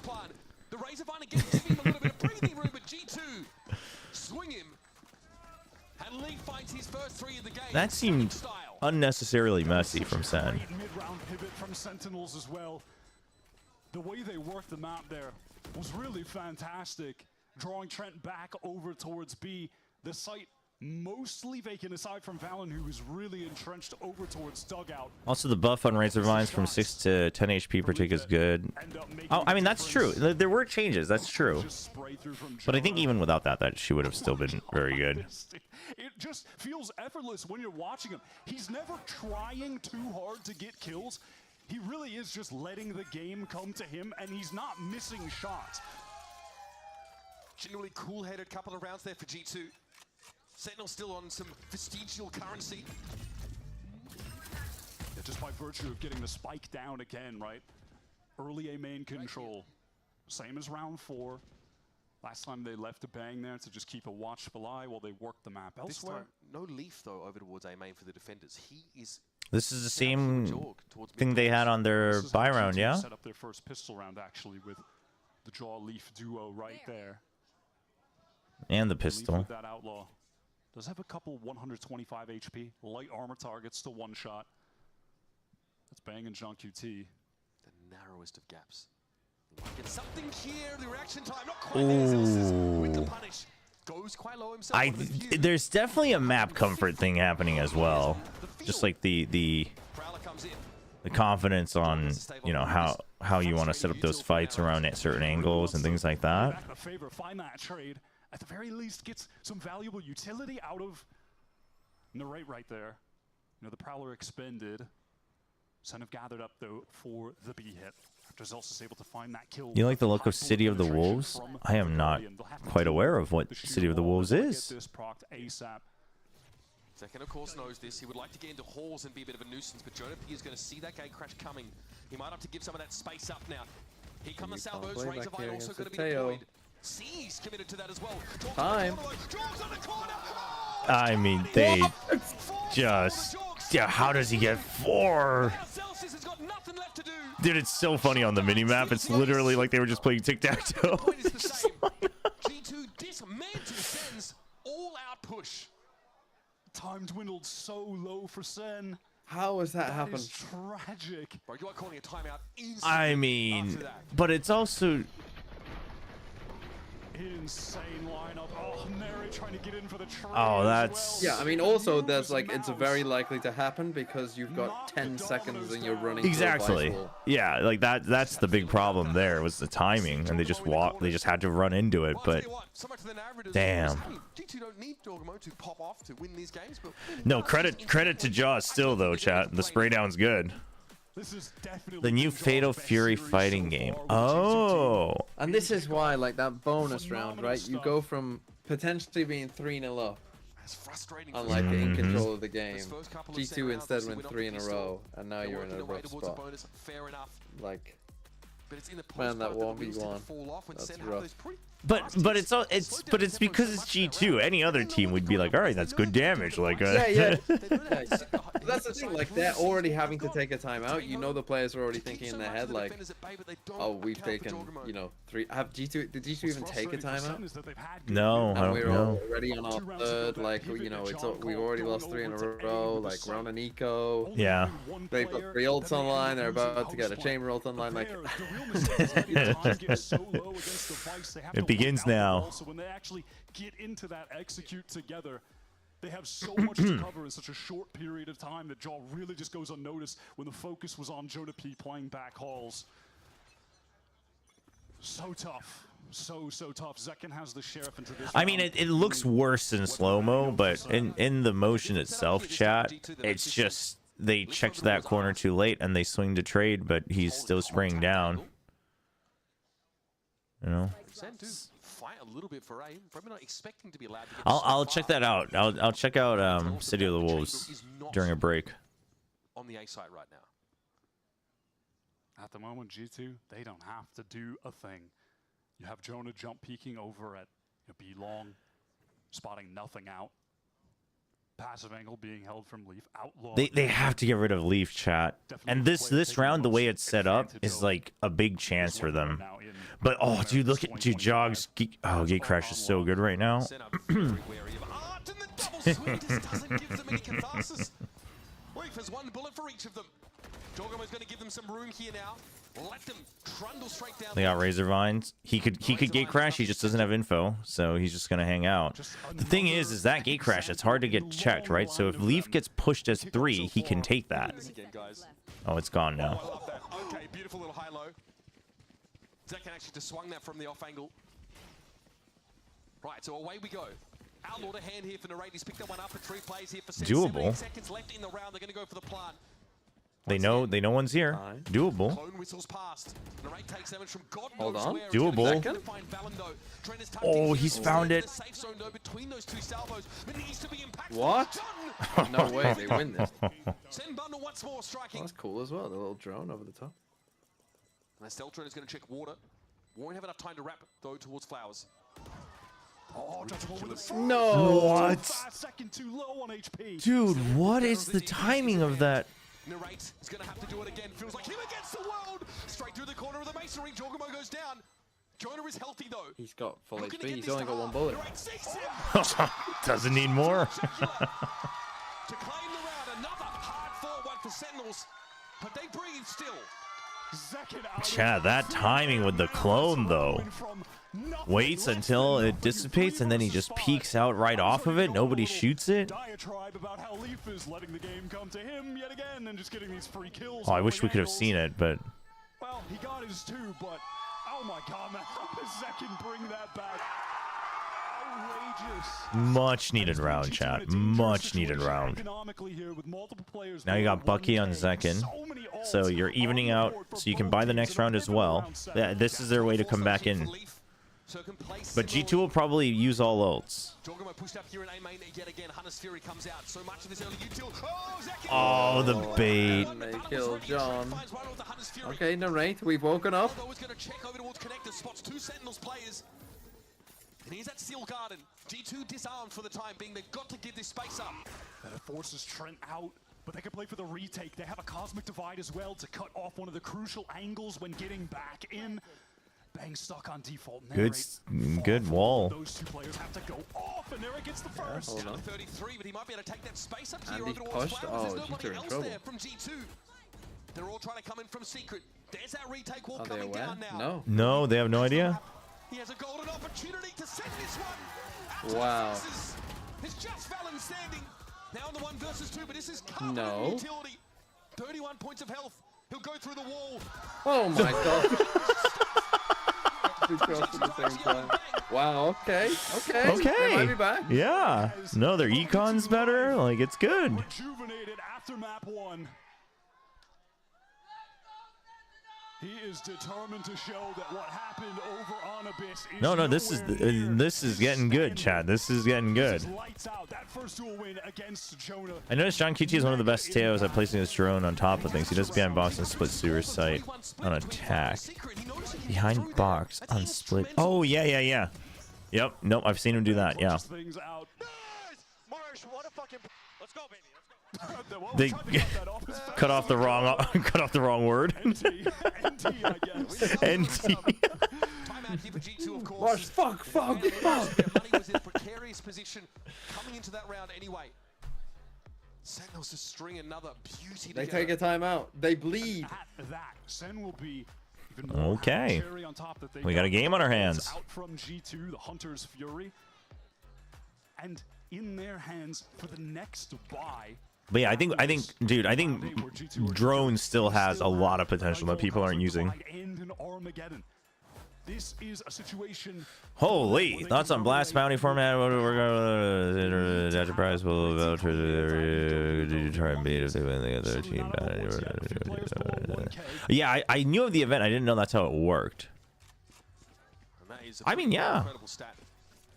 Half the time able to win those I think that format is just, that sounds like a fun format no matter what for any game in the offseason. Come into the mid-round short-handed. Okay, looks like we are gambling on the A side for G2. Okay, so SEN should get this one as well, and then they'll have ults for the next round. So in theory, SEN should be fine for up to 6. Over towards the B link, so they'll be able to get into this site with ease, and they're actually just going to go for the safe plant as well. You know, due to that economic situation we discussed, they want to keep this round as clean as possible. Yo, Ben of the Burrito, thank you. Thank you for the Prime sub. Thanks for using it on the channel, appreciate it. Dude, what was that? What was that kill? Yeah, now they can just retreat and play for space. Whoa. Let's calm down. Only Leaf remains. Zelsis does not take that gate crash seriously. He expects it to be cancelled, but has a reaction, of course, to whip around and take the kill. And all things considered, as far as I mean, Zelsis should go for this. There would have been a tough correction for Leaf to have made. Hey, Lakia, yeah. Lakia #1 fan, not the actual Lakia chat. Welcome. It's been a little while. Oh, well, is it really my streams or is it just VCT's scheduling? That's messing with everyone's sleep schedule. Can run around in the run away with the half, excuse me, this next gun round. Like you mentioned, they actually still kept, of course, those key ultimates into this gun round, with the exception of that Cosmic Divide to make a safe post-plant setup for themselves in round 8. Yeah, which is more than well worth it when you see that all of their players have thousands of credits at this point each. Early on, double initiator drones used. It was a Prowler into B-Link from SEN as well as that stealth drone from John. And that's going to insert Zekin a bit deep towards B. This is a classic setup. Okay. You've got your Yoru pushing A. Reached the trademark, actually. It's pretty big. So Leaf has to give up that line briefly. Jonah P just gets ahead of it. Opportunistic posting. And they have Razor Vines now, so now you can really hold on to mid. You still have control of A main. You still have the op and delay on B. So SEN needs a bit more, and without the fade, it's tough. No stealth drone either. Yeah, they needed to flash. They needed to take the fight. And some teams would try to take contact there, but I think SEN played it right, knowing... Whoa, what's going on? Why are we all just getting pinged? Oh, yeah, bad choke point. Bad decision. Oh, no! Dude. Well, that's the thing. SEN have been winning, apart from that last eco, where obviously they won pretty easily. But they've been winning like clutches, crazy moments from players.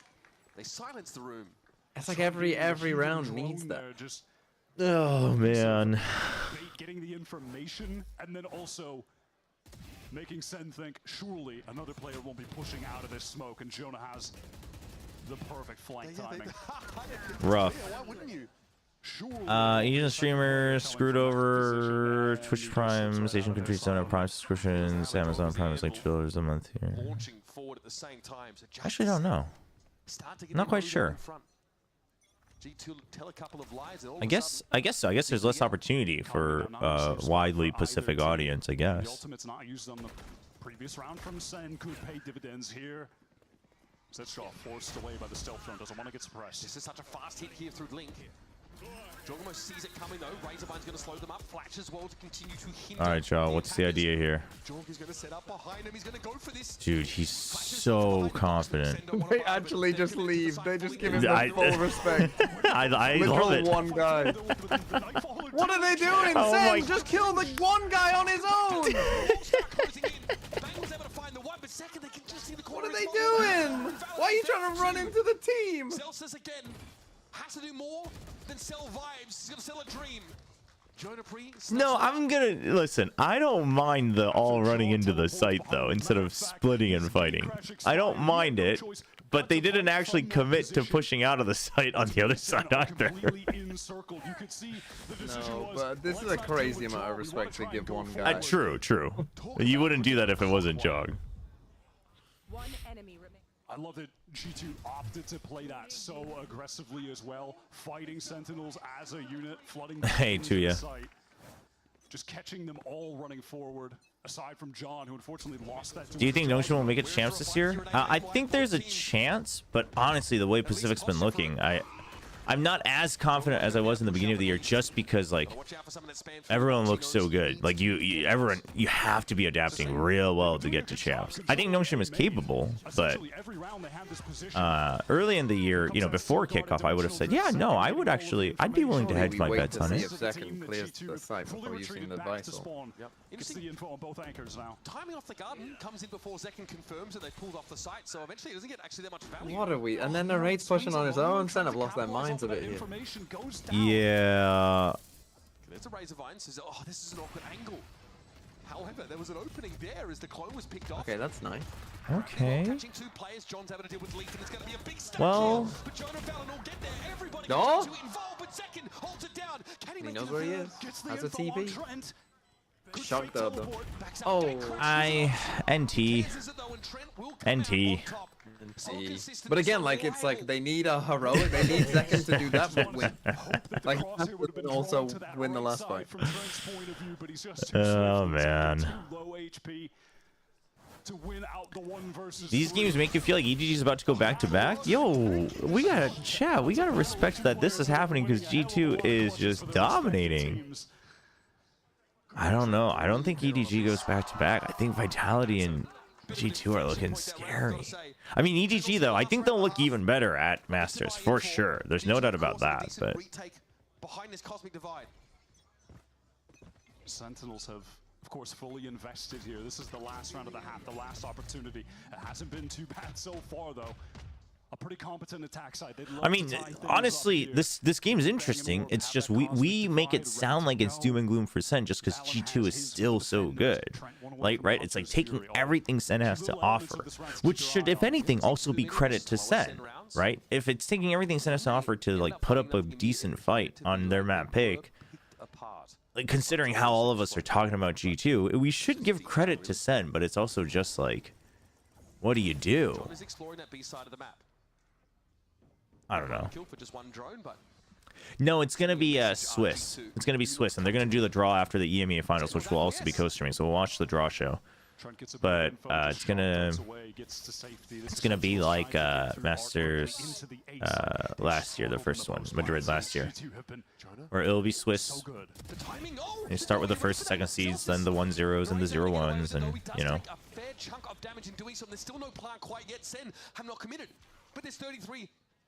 What, and then was it just semifinals then last year after the Swiss stage? I actually can't remember. They're slowing things down, and G2 are falling off. They're going towards B right now. The site is lighter. Second Cosmic Divide. They're going to double back. Map getting... Oh, they're going to push out. Oh, it's so good. What? Dude. I mean, they're just they all die in a second, man. They all die in a second. It's just so, it's just straight up SWAT teams every time. Like it's so good, you can't even observe it. Yeah, exactly. Like you can't observe that. Again, just displaying the fundamentals. The bird's eye cam is actually the way to show it, because there's no other way. Yeah, that's literally the only. Oh my god! Oh Wait, my god! I didn't even recognize. I didn't even register that it was him. Maybe replacing Valen with me. I mean, then again, I probably would do that.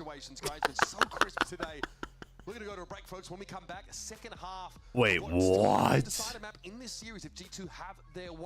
Chad, I didn't even register the fact that it was Valen who got all three. Yeah, that looks like a gameplay trailer. Like, what the heck? Yo, Will, what is your favorite Phantom and Vandal skin? Oh, good question, Paradox. You know, it used to always be the Recon Phantom for me, but then every pro is using Recon Phantom, and now it's like not that special. Not that it was ever special, but I like the Nerf gun Phantom. I should go back to that actually. I kind of miss it. I like the Nerf gun Phantom. These days I'm just using the Champs Phantom. I do like the Champs Phantom as well. Probably Nerf gun, Champs, and then Recon. Those three are my top three. I actually don't. How many do I have? I used to buy a decent amount of skins, and I stopped. So I don't have any newer skins anyway. Vandal, though. G2 is crazy. Yeah, tell us about it. Vandal?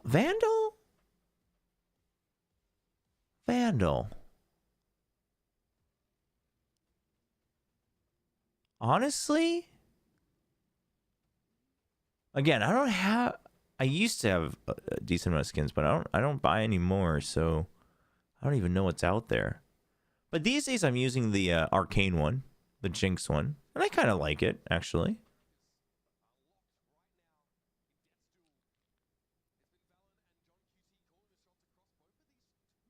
Oh, I don't like the Oni. I'm not a big Oni fan. Which one's the Protocol one? Is Protocol the one that talks back to you? Right, the Valorant skins are very expensive, yeah. Oh, Gaia's the tree one, right? I like the Gaia Vandal, actually. Yeah, that's one I've regretted not buying, actually. I do like the Gaia Vandal. That next generation of the best we have in the Kuronami Vandal. Wait, I always get confused. There's the two. Which one's Kuronami and then which one's the? There's like another one that's kind of similar, no? Clean. Oh, don't reveal yourself, Celsius. No. Antics around the corner, gets rid of Celsius, makes it a 3 versus 3. Oh, great stuff. Oh no, it's just they're too good. Sickening with the headhunter. The fast flank though. Oh, he gets revealed. It's just no one shooting like him. The trip. And just the timing as well as they look to capitalize off the stealth drone. John, I mean, the rest of SEN thought they were home free to find those picks.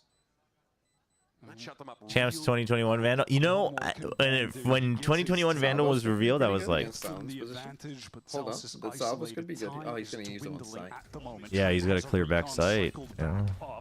That's going to be really dangerous. Because if you have them for this position, like imagine, like they would be so good because you put them right there. But time, Sentinels, time, no smoke. No time. It's over. Really quick headshot. I've seen this before. I've seen this before from Zekin. Pushing up in the post plant towards long. He knows Valorant is playing back there as well, but eventually... You have to at least try. You have to just trust second there, John. You just literally just have to say, you fucking win a 1v3, and if not, we lose. Yeah, that was a little... It's like they already accepted the round was gone and they just wanted the kills. When the 2021 Vandal was revealed, I was like, I don't know, it's not special enough for me to buy it. And now I regret it for sure. In the driver's seat. A win here gets them into the grand finals, but even more importantly... Wait, so is Protocol the one that talks back to you? And can anybody confirm? I think SEN needed that pistol. To win an international trophy. Yeah, what gives you that vibe? Something that they're still on a quest to achieve. I watched the rest of the game. And G2's other games. Something that was tantalizingly out of their grasp last year. Right, well, the gamble for SEN. They see nothing over towards the B side of the map here. It'll be Wait, Protocol's purple and tan. It is the one that talks back to you. Protocol's Protocol's kind of nice. You know which one I kind of wish every time I see it in the shop I consider is the Xeno Hunter, the one with the little radar, the heartbeat sensor. I have the Odin. I have the Xeno Hunter Odin, I think. Go right back to main with the rest of the group. Also that regen shield as well. But back up means he's still good to throw down and brawl a little bit. Hang on. Okay. Got off of it. Okay. He doubles back. What? Oh, they're so weak though. Yep. We'll be up to narrate. Oh, I mean, they gave it a good go at least. Yeah. But yeah, I mean, how are they winning this? Damn. With classics, I do not know. What was that? A hat trick from John? How did he get the last one? Just Chat, some of these other skins you guys are mentioning, I don't even know what they are. Prelude to Chaos. Oh, Prelude to Chaos. That's the one that has the like the little like energy ball in the center of the gun, right? So that one I thought was cool and I bought the bundle when it came out. I don't like it. I got so sick of it so fast. And that was one of the times when I was like, you know what? I should stop buying skins other than like esports skins. Yep, there you're right. It's a little bit awkward. Although a little bit of half armor though, there's still plenty for that outlaw to do. And okay, Zeki can't get out in time. Here comes G2. Too swift on the trade, and they're forced back by multiple. Oh, this is so fast. Initiator John in tow. They want to lock this down. They look committed to anchoring this. They're not fully retreating yet, but now backing off to safer positions. No smokes though. John jiggling for main as G2 cut. But the longer they wait here, probably the worse it is for SEN. Especially yeah. No info. Right now, not being able to hear anything from G2 after this cut. But it's just a staggering, a syncopation of their The only info they could have reliably gotten is tried pushing out a B or B link, but it's already too late. Feels like it doesn't even need to be said, but this is must win for the Sentinels team. With the economy on the line, G2 could get a 10 here. They have to win this out 4v4 on the retake. I think that smoke is good for G2. They have no smoke. Pretty close here inside that smoke, but has to respect potential spam. You just gave them. Well, I guess you got to spam. Can't get into dugout noise. Narrate does cause Trent's guns to go loose. Jorg though. But like that smoke like gave him a bit of security. Narrate's pushed up pretty far. Yeah. Dugout jump spotting this. A little bit of spray down through the wall. He's unperturbed. Now John does have some missiles as well to get back in here, but they've got to go soon. They're waiting for Salvos. Fighting forward. Almost had a Pinch. Take a bunch of damage. No time for the regen shield to get back. Jonah P. Good for owning the one and leaving completely out of the picture here. Impossible. Do they? There's going to be bodies upon bodies trying to get through the wall. Stop this. Okay. Yes, they do. Can't get there. Well, with a defuse for John, bang for 3. And there's that solid retake that SEN desperately needed. On account of Neri getting a spam kill through early. Wait, sorry, I saw this question earlier. I have to scroll back up for it because it's a good question. How did you feel when Monte Cristo just put his middle finger up and just stared at the camera next to you? That's fun. You are an OG for remembering that. I mean, well, I thought it was funny at the time because we didn't realize that it was accidentally being streamed. I thought it was funny and valid at the time, even though I was the producer of the show. But then it going out on broadcast was not funny, and I felt, you know, I apologize profusely. Why are the salvos blue? Oh, they changed them so that you see defenders and attackers now. Oh, did they? Yeah, which is much needed. Apparently it was like a stealth buff thing. I don't know.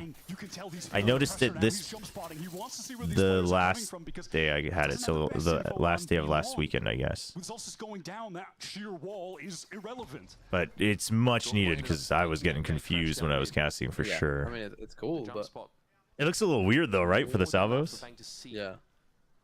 Single player up towards double doors. Now second, it's like right alien now does have a salvos. Good position in A main that's allowing Sen to try and post up towards B. Bang spotted out, dangerous. Bang trying to get away, now it's stunned out in the open. Oh no. No, dude. And the tail's doing nothing. There, little gap in the corner. Valen could see it, but he's going to walk up instead. John opts to get that ground up. Conceding space now to the attackers. John wanted to find a pick with the Armageddon, isn't able to do so, and now Jaw's on this. Here comes Jaw. That wall is gonna help him out. Dude, what the heck? I mean, Joggerman, they're not even playing with Joggerman in this round. Yeah, dude, that sheer wall was. That wall's crazy. The Yoru clone tripped the sheer wall, which got him out. Yeah, that's actually nuts. Would have even benefited from some damage being done to G2 there, with all their players basically on effective 0 in terms of the credits. G2 is good, but it feels like the quality of play in Americas feels lower than last year. I didn't watch most of kickoff, just the teams that qualified last year, so I couldn't quite tell you. But you have to compare kickoff to kickoff, though, right? But G2 hit him with a flood of utility into the back. The Araxis, the Araxis is the one with like the scales. I don't like the Araxis. I know it's popular, but I think it's well made. But I don't like it. That might be the plan, but there's of course that initial kickoff to kickoff is always a mid-off. Yeah, I think we have to recognize that kickoff's always gonna be a little messy. That's the charm of kickoff. Oh my god, what a play. What a cool play. It's so good. How's that gonna kill them? Drops down, would put Batman to shame. Now you've got 2 guns left for Sen. That wall's too good. A lucky kill. But this is why G2 looks so far ahead of everyone, because it's supposed to be messy, and it's not for G2. Narrate finds the one, but Jorgamo has been tearing them to shreds one by one. A Jaguar unleashed. And Narrate doesn't have the bullets to get him. NT. 4 for Jorg, 11 for G2. Right now, Zico's in the mud. Oh no. For Jaw, this has been his best series so far. I think G2 delivered. Yeah. Would this be Leaf's first map without 20 kills? Do you think it changes anything for Sen? Like for your optics on Sen?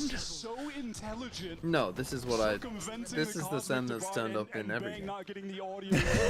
Like a pretty good team that has some very good players, but they're playing against a team that's a tier above. Yeah, fair. About this edition of Jaw, which everyone was looking for. Imagine there exists VCT Vandal skins for the teams. Too good at the by chance. By chance. No, champs. Oh, by chance. You know, this tournament. Oh yeah. Yeah, no, I agree with that. Like, you know, it was in Korea, I think, last time. Yeah. Might have been kind of a big deal. Slow rounds that we saw on Abyss where they imagine there exists VCT Vandal skins for the teams. Which team would have a good design in your opinion? And it doesn't cloud their identity. First of all, welcome right up. Which team would have a good Vandal? Chat, which team would have a good Vandal design?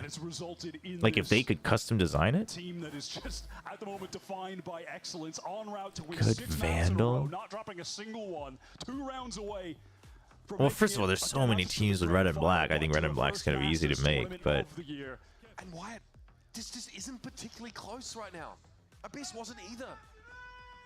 SEN risked it all on that last Trying to fight. think. They forced into it with 2 stingers. That's resulted in an eco round here. 4 sheriffs among them. Fast push up B. Maybe some ultimates if they get a couple headshots can turn the tide. There's the flash. He's got to get up that line. Oh, no escape. Yeah, I don't know. Lock him in here. I like that. Okay. I think DRX It is a 5-stack push to get an could outlaw. come up with an okay one, although the logo is kind of lacking. Information over to them. IGL Valen. He knows that it's time to just hit the gas, get into A, and now they're playing this forward position with the spike planted for secret. They're going to meet SEN. Vitality would probably just end up looking like a B. I don't know if I would like that. The lose condition against the Euro. Oh, what are we doing? Dude, what? Oh no. What? Oh, and of course it doesn't matter. Of course it doesn't fucking matter at all. Yeah. It's not fair. Of course it doesn't matter. Dude, it's not fair. Again, you make a mistake with the call maybe, and it doesn't matter at Oh all. my god. They were trapped, man. They were throwing haymakers at G2. Every ultimate expended in that situation. The Nightfall was perfect. Yo, Trace Esports with purple and gold. That's actually a good shout. Trace Esports could be good. Trace Esports could have a banger Vandal, actually. That's a good shout. That's a good shout. Here we go, folks. Sentinels with a desperate last-ditch effort now in this round number 19. Purple and gold is Nova, but I like Trace. The blue and no, but Trace has a little bit of gold. I guess all the Chinese teams have a little bit of gold. Trace, the blue, white, and then because they have the yellow. Trace could be good. The purple and gold for Nova, I'm not a big fan of the purple and gold. The classic's grown on me though. But I think Trace could be good. Still Garden, it's going to be Jorg on his own here behind this cosmic divide. At some point, G2 have to intervene. Okay. In fact,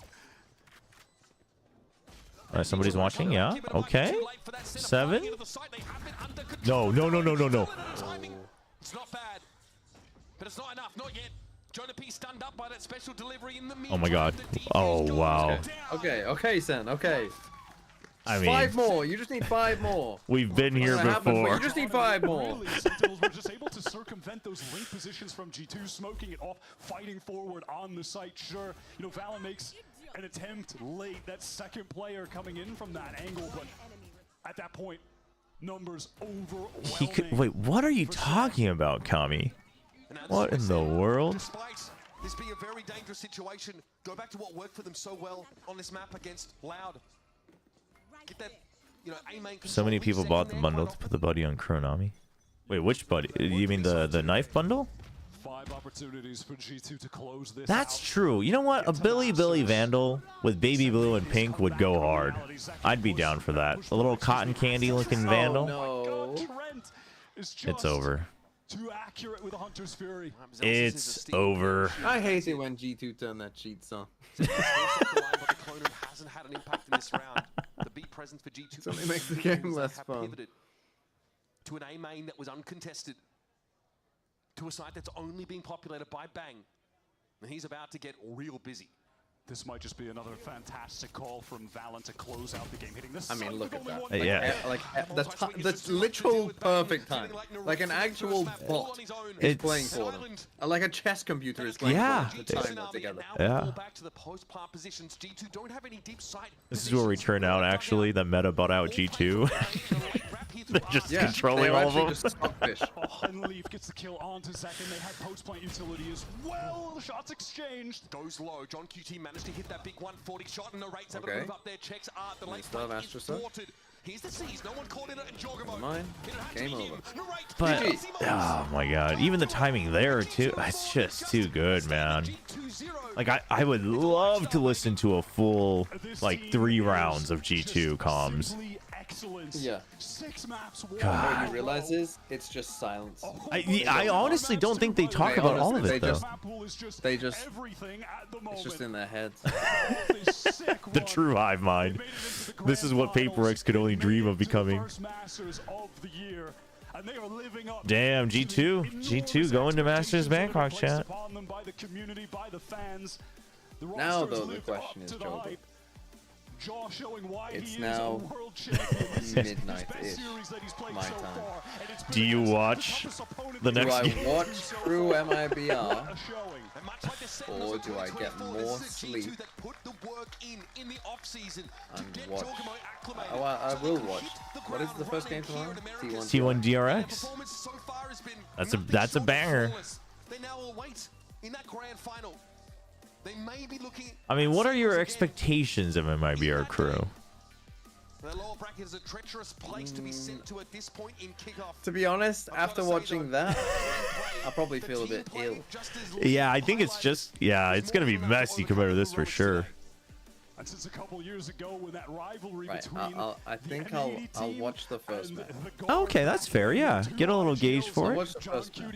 This is the 10th time they've gone back and forth in matches. Valen is Chobra, have you? The only team that could beat Liquid. Because Liquid will somehow drag them into the mud so deep. G2 won't know what hit them. Possible. Have you heard the Paper X design lead talk about their designs? He makes love to them, I tell you. I've never, but okay, you've piqued my interest. Who would have thought being healthy outside the server translates to doing better in the server? Also true.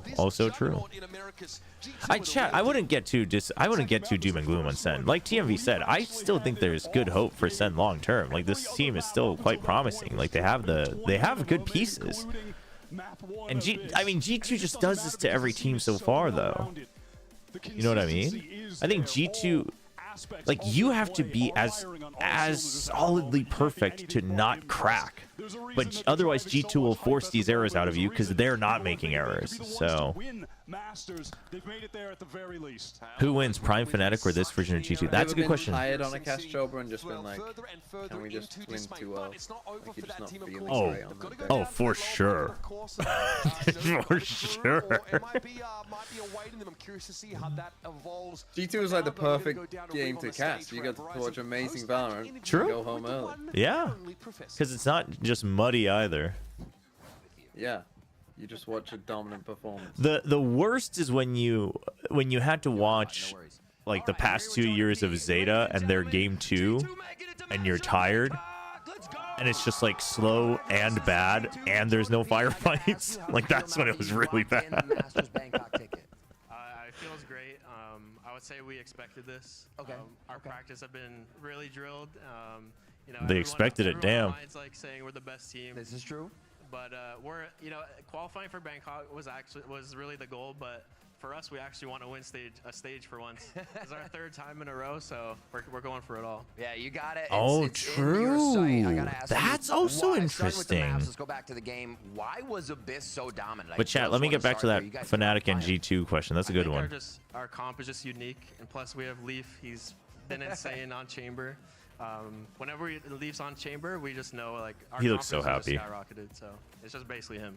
And this always seems to be a good matchup. Obviously, map 2 went a little bit closer. What do you think is the hardest thing about playing against SEN when you? You think MIBR 2-0's crew? Really? Definitely you guys. The energy of the crowd is probably the hardest. I think it's a 2-1. Whenever they get an insane round, we definitely can hear them, and I think just having that swing of momentum shift for them is very important. Right now, I would say G2 looks the strongest for sure. I mean, Vitality looks crazy, but very overwhelming and hard. So it's like you want to play at home, but it's their home too. It's more so their home. So but G2, great job. Got to do better next time though. But G2 just looks too. G2 fans, I don't know. I don't know. Looking at how the team is always on top. How do you stay there? What do you do to battle complacency, to continue to innovate, to make sure that I think it's a 2-1 crew, chat. The right thing that nobody else is doing yet. I mean, I don't think we've ever really been at the top yet until now. So, like you said, try not to get too complacent. Just keep grinding, keep innovating. Don't get comfortable, basically.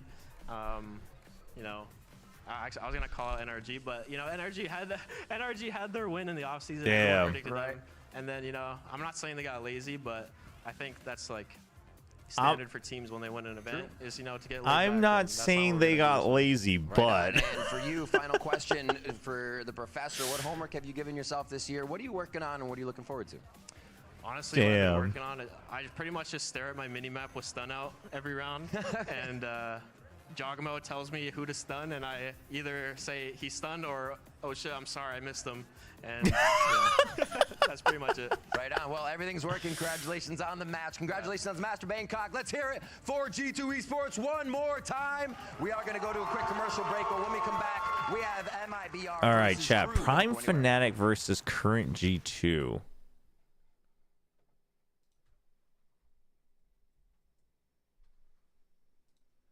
That is an amazing question. I'm gonna say Prime Fnatic though.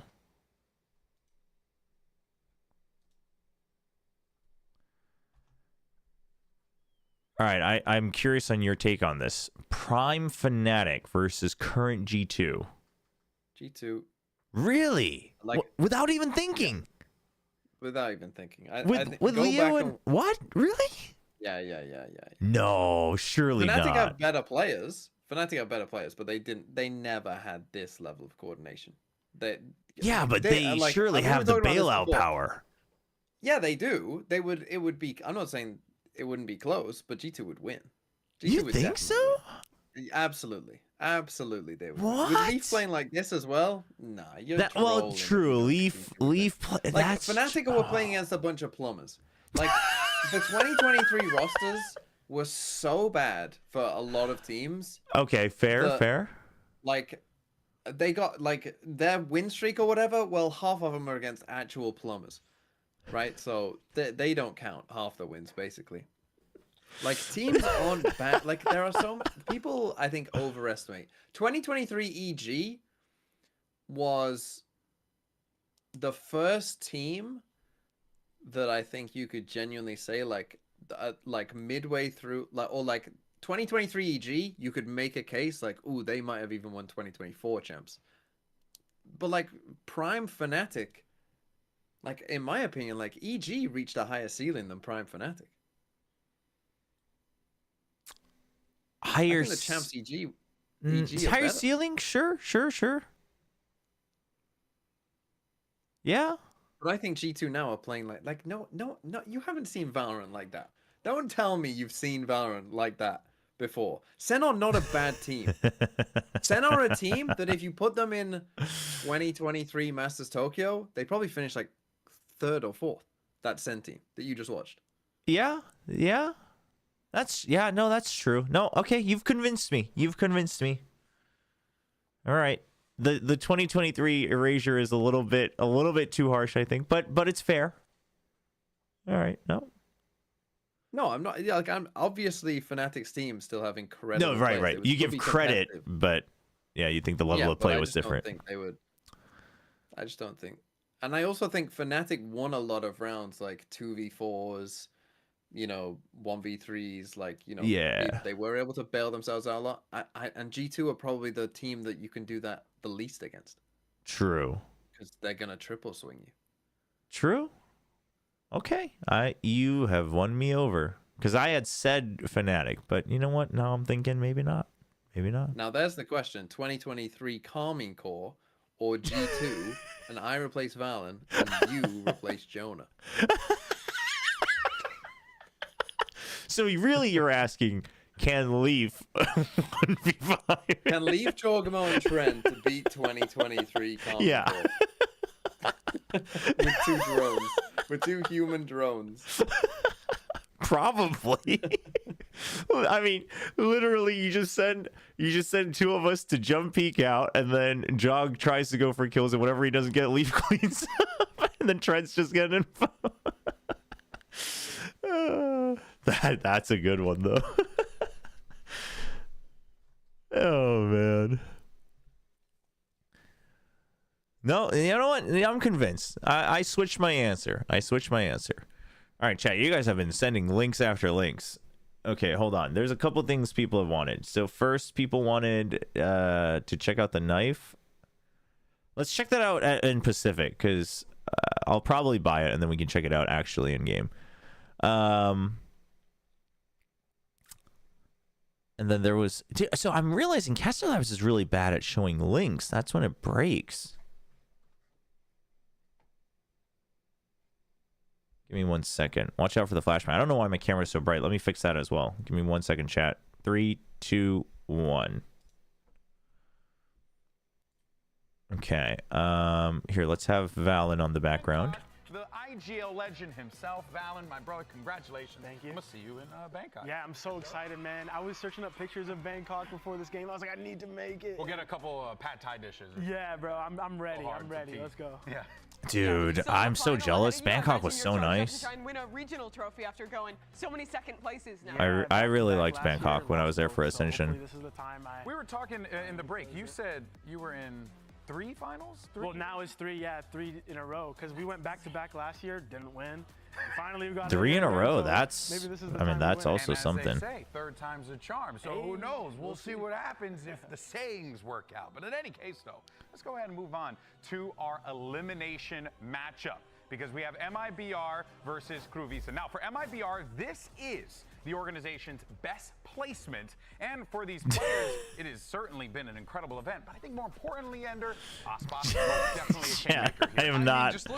I'm not showing this tweet on stream. I'm not showing this tweet on stream, but the G2 tweet is crazy. Last year, winning an America's title. You remember that one? That's actually, it's a good tweet.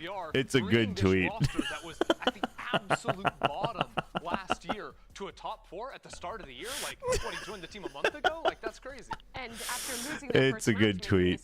Oh, man. So impressive. He's back playing with Nazwar, who he was slated to play with last year on Levy. Oh, and then this is the Fatal Fury. Okay, let's watch the Fatal Fury trailer real quick.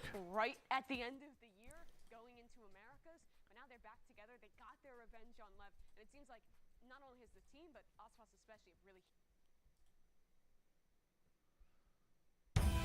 I don't know if I've ever actually like watched or played Fatal Fury. A city of wild ambition, a city where legends are made. Wait, is here vengeful wolves Fatal Fury?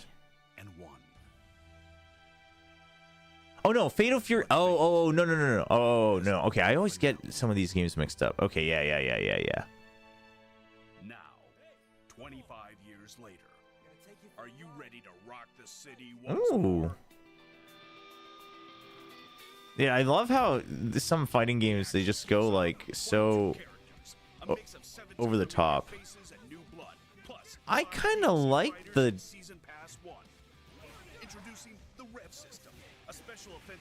I like the visuals actually. Fight at full throttle and supercharge the excitement. Gain access to rev blows and strength buffs when your health gauge enters your selected SPG zone. SPG RIP. They should have renamed to NS. Full force, and then some. And then some. Perform flashy combos at the push of a button with the smart style control scheme. Wait, why does Terry look like that? What the heck? Crossplay and rollback netcode. You can even hone your skills against auto-generated AI. Terry looks like a Ken that figured himself out. Strive for supremacy in an all-new RPG mode. Dude, everyone's putting RPG modes. I liked World Tour for a little bit on Street Fighter 6, and then I got sick of it. Dude, this looks pretty good. April? Dude, I'd be down to check this out. Oh, showed the tweet.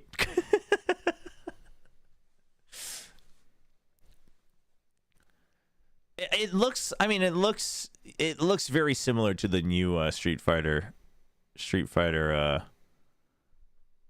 systems, but I mean, I'm not too surprised, but I'm sure they have their different take on it, and the visuals are obviously different. It's the guy from Smash. Do you think current SEN is good enough to win out in any of the non-G2 regions? Win out? I don't think they beat Vitality. Maybe not even Heretics, to be honest. Not in their current form, like with each other. Like, I think SEN needs a little bit more time, and I think that's totally fair. I think they could still go to Bangkok, but you know, and they could beat, but they would still be like, they wouldn't be the favored ones, I think. I don't know if they'd beat EDG either. And then Pacific maybe on a good day, but the way DRX is playing. But Pacific, it's kind of hard to tell because like what happens if T1 beats DRX today? Like, what does that look like? So we don't know, I guess. Pacific's kind of hard to tell because I don't think we have I think DRX is probably the most favored so far from everyone that we've seen, like just the way they've played. But Pacific, we are the least clear on who is number one or who's like looking the strongest. So I guess, yeah, I think if they all locked in, like if they were all playing up to snuff or like enough, like 3 of them were playing up to snuff every map, like to their peak, then Sentinels could do it. In Pacific, maybe.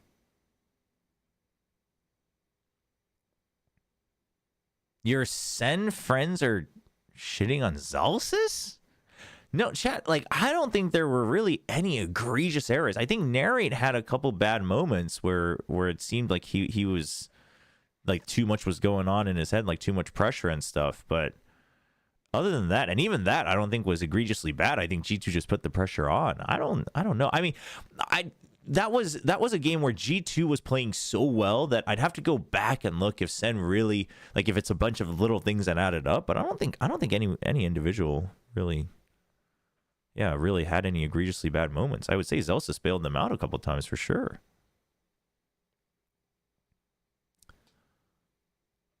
Yeah, I don't think they could win EMEA at all. And China, like, they could but Trace looks really good too. China, I think it'd be tough to break through as well. I think Pacific, the current SEN, could make finals. You know, I think it would be like, I think it'd be 50-50 against the Gen G, the way they look. Maybe even SEN favorite, actually, against current Gen G.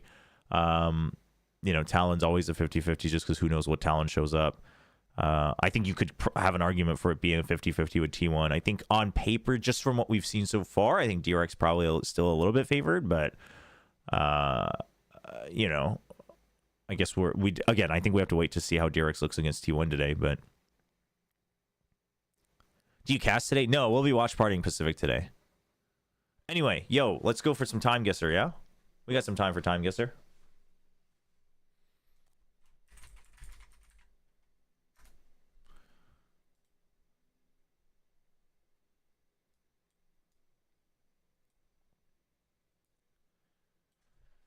Okay, chat. All right. Well, there's dailies for Time Guesser as well. Oh, these aren't timed, though. That's unfortunate. Generation will never forget Great Britain's favor and support. What? Dude, where is this? What's this flag, chat?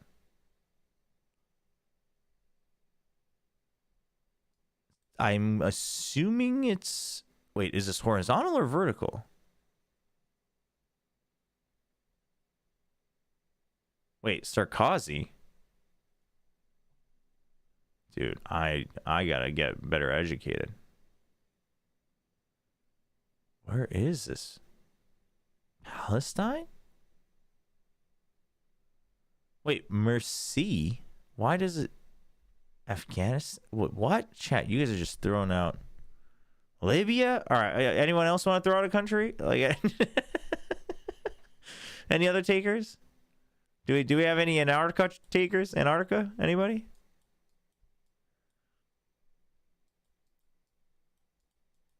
There we go. I was like, why can't we go further up? And I was like, oh, because we got to go down. It's Afghanistan 100%. Yeah, like, what's going on here? It seems like it's an amalgamation of everything.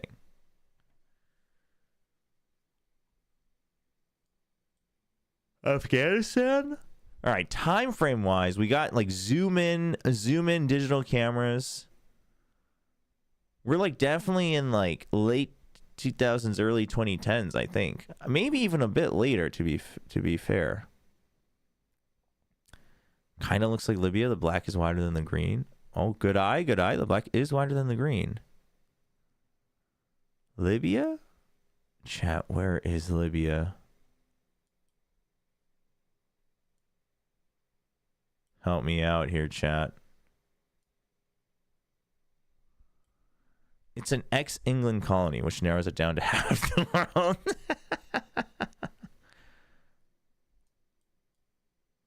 It is Libya? Wait, how are you guys certain? Really? All right, I'm gonna trust you on this one. Damn, I gotta study my flags. Wait, why is... Does Libya just not have any... Oh, do we just not have information on... Is it not loading or what's going on here? Oh, it's just not loading. Oh, I was like, what the... Oh, it's lagging, chat.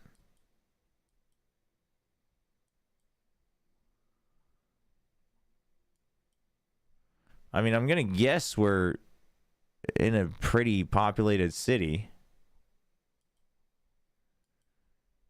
I just realized I don't know any of these city names in Libya. All right, we're gonna go with like, but not like giga populated. We're gonna go like here.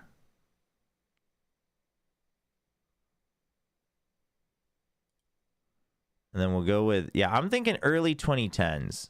I'm like in 2013. No, I'm going to go with 2012 because I graduated in 2012. 2011. Totally different city, though. But it was Libya. David Cameron greeting locals after a speech in Benghazi, in which he announced strong support for Libya's new rulers. Oh. Okay, okay. Not bad.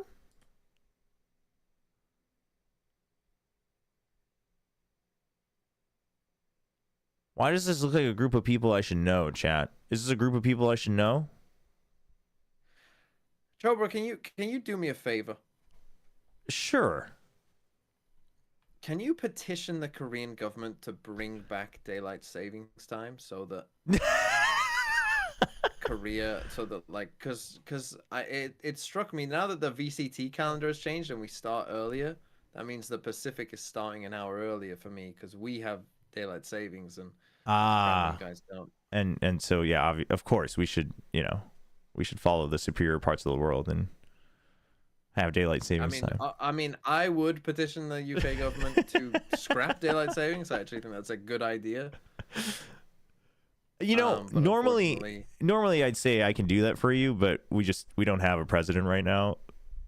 So it's going to be a little bit of a problem.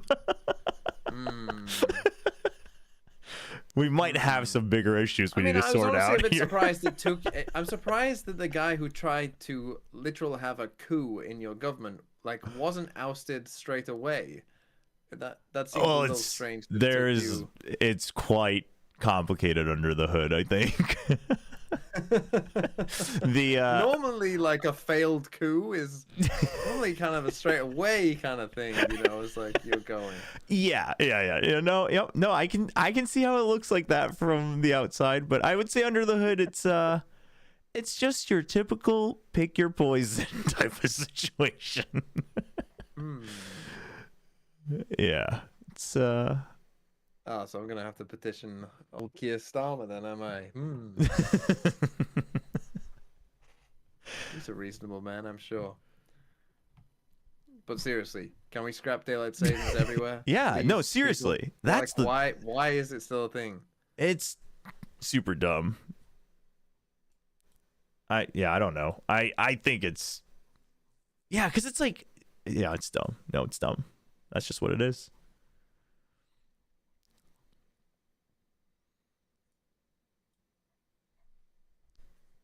Chat, where is Balham substation? This isn't time, so we're gonna take our sweet time finding it. Is Balham like a street? I assume this is gonna take forever to find out.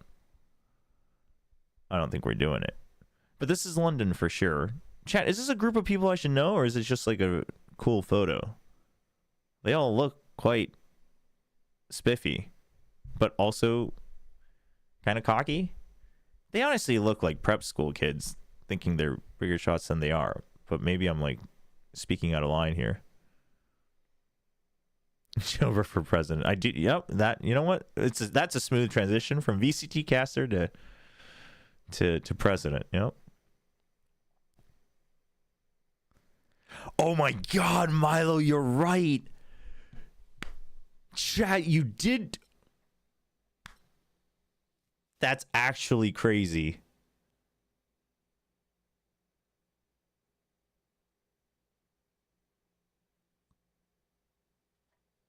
That's actually crazy.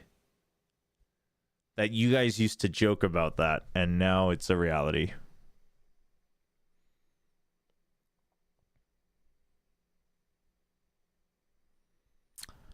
Wow, TMV's in the back there. This is TMV right here. Looks like a prime candidate for TMV. Balham substation. I mean, I assume anywhere in London is going to get me some good points. I have no idea where Balham is, and I think it's going to take too long to find out. But we should at least like follow along a subway, right? When were the subways built and functional? Wait, is there only one subway in London? Wait, what? Wait, what?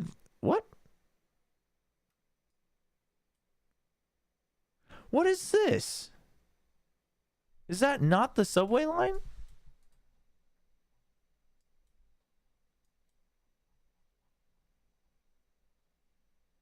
Wait, what? Oh, it is, but it just goes under the... Does the subway in London not follow... Oh, I guess not necessarily in Korea either. Generally, the Korea follows roads.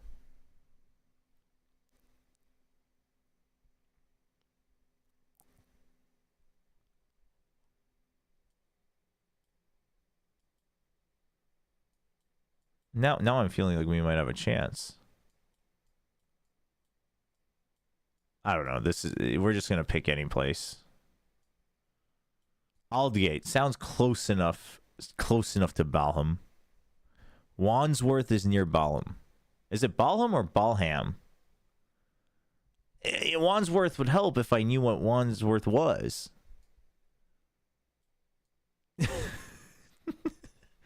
Oh, wait.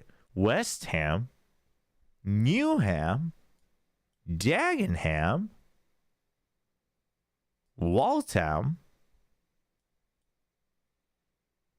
We got all sorts of ham except for Balham. Is it Balham or Balham? Bala. Literally, I found all the other hams.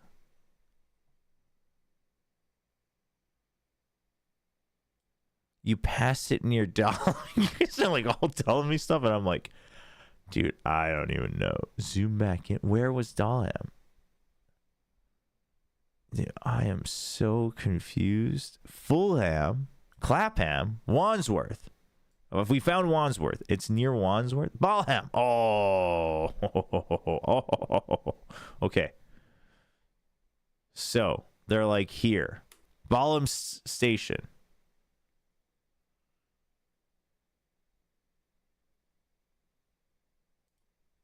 And we're thinking 60s? Is this a 60s vibe? They're all quite, you know, the coats and stuff. Anything else? Anything else? Tell us the year here.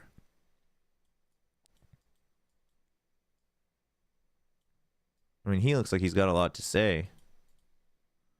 60? Man, I don't have a good sense of old fashion. Early 60s. All right. It's always safe to go with the 3.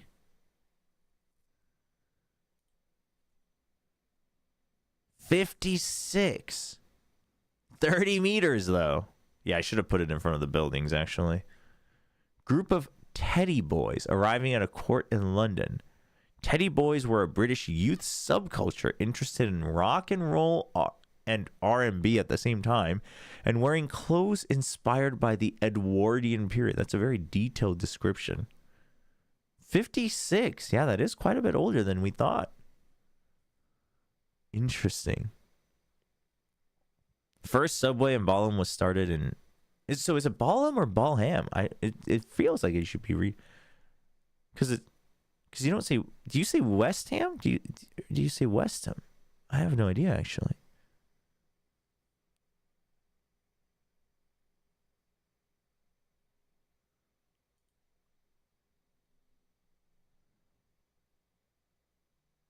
Oh boy.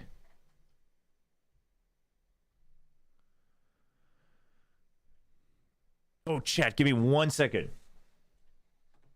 I also gotta wait. Hold on. We gotta get you your points on Twitch. Chat, I'm gonna run some ads. Give me 1 second. I'll leave the broadcast back on for you guys. I gotta go make sure my wife is up and getting ready for work. Go and take that. All right, we have 1 minute left before we jump into this one. There's a lot of excitement for this. We talked about who you would like to see Sentinels play in this instance, right? But I guess what I'm trying to get an understanding of is, how do you feel about the current state of the game right now? Are you feeling good, especially considering where you guys are right now, but even in the rest of the field, right? Like, do you feel like Americas is looking very strong? Oh, definitely. I feel like out of the top 4 teams, including us, anyone could have went to Bangkok. Yeah. So I'm excited to see how this shakes out, because you feel like the 4 that are here can compete against anyone? Yes, I do think so. Especially MIBR getting a little bit more time. If they were to qualify, have that preparation, I think they could take anybody. So Americas is definitely the best region. I could say that like every single day. Yeah, no bias. No bias, of course. That's right. You've got to take the bald eagle. Yeah. You've got to take that. It's not, that sound effect isn't even a bald eagle. It's a different bird, and we associate it with the eagle. Yeah, apparently it's a hawk. Let's go ahead and do this, bad boy. The winner of this one heads to tomorrow's best of 5, lower bracket final. It's of course going to be a tough one. Let's just go ahead and start the show. I'm on the edge of my seat, GB. I'm going to stop talking. Riot Games Arena, hoy a matar o morir, hoy con KRU Visa! Have fun. Thank you so much for coming on. All of them, yeah. All right, folks. Well, we got KRU Visa making their way out, and this is going to be very fun to see this squad of shooters take to the server and put in that work, but they have a real tall task ahead of them here, Ender. Thing is, they have already done that in the past. They've beaten Loud, they've beaten NRG. Surely this is a squad that can pull this off. Yeah, they broke that curse of playing against Finesse. Now they get to do that with Osboss sitting across the other side of the stage today.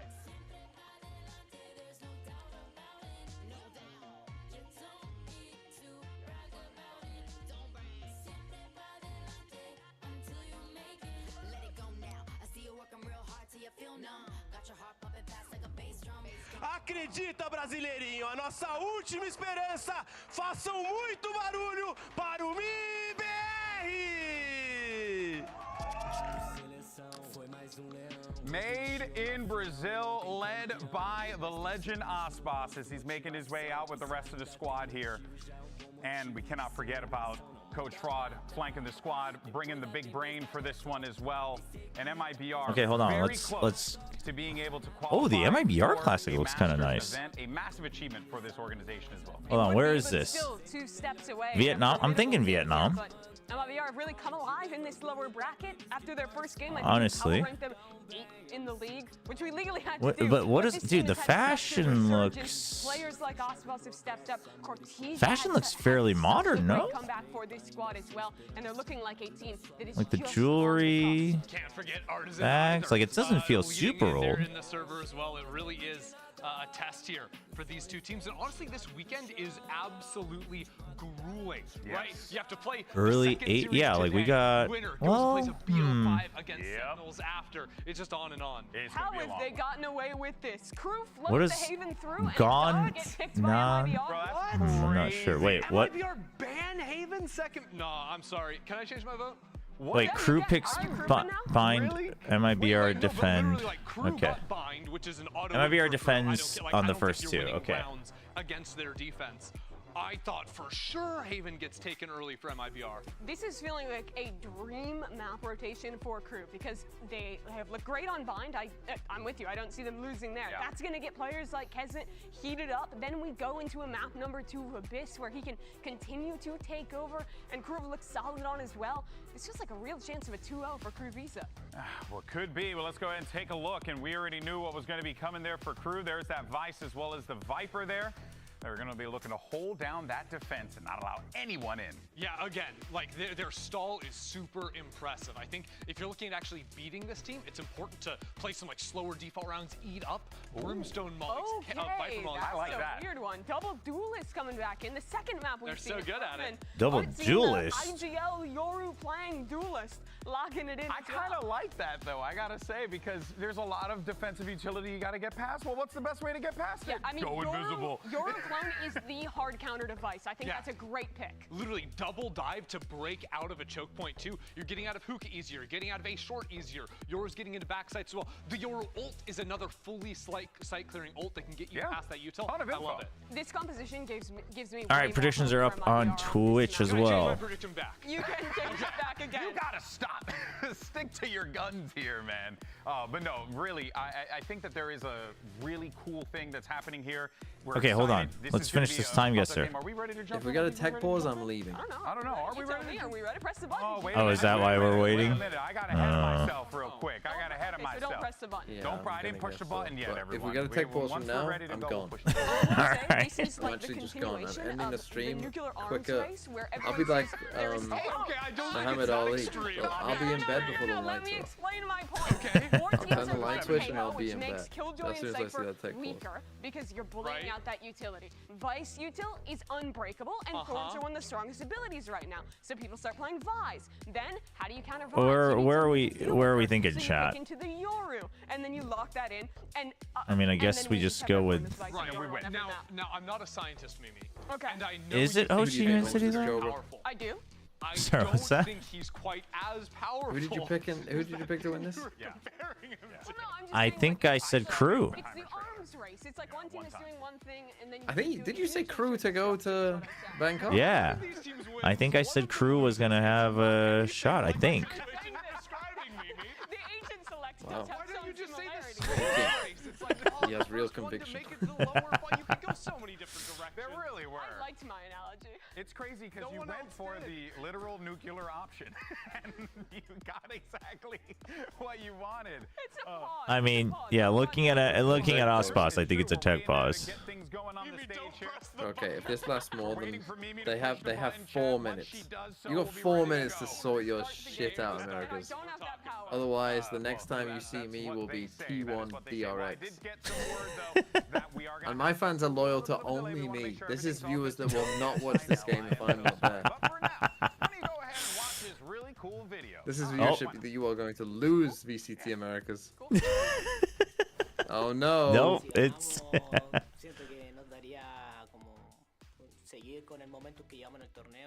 So how many of these little things, you'll know the behind the scenes, how many of these little videos are recorded that never see the light of day?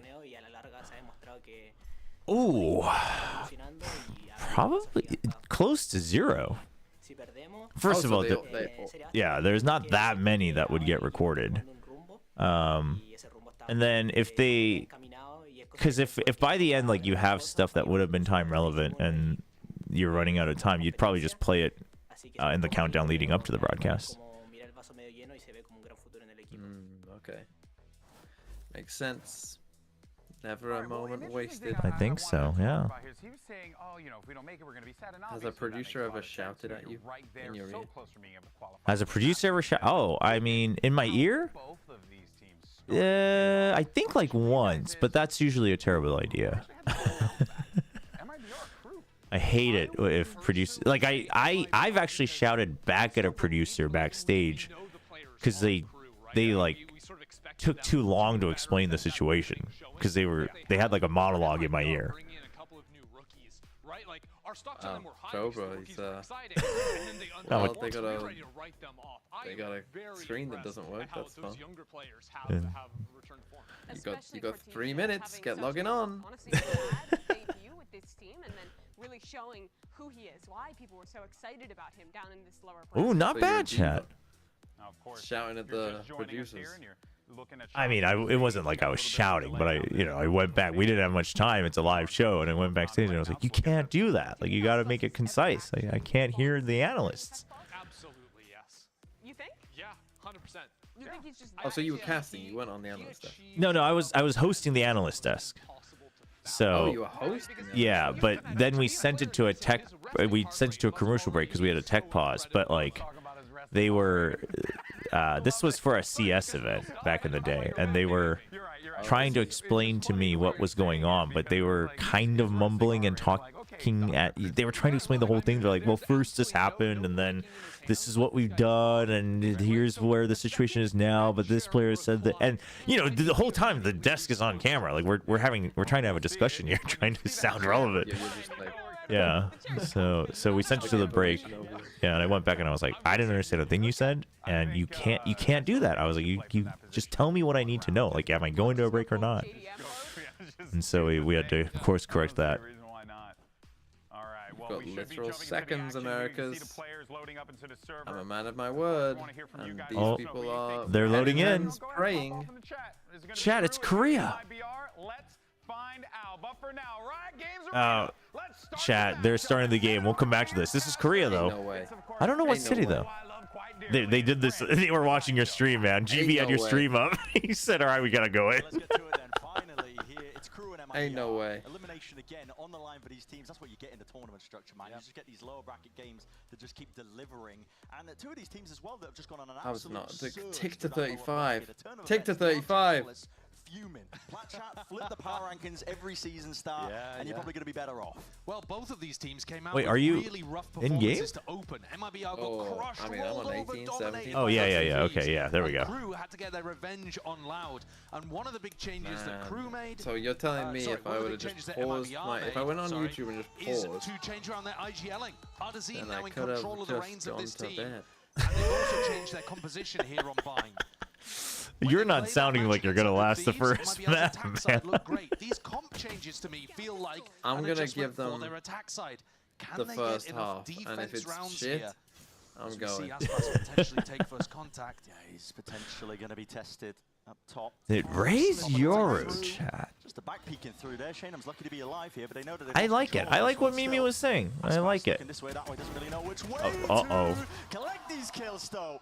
Still, two going to be falling. Wait, how did...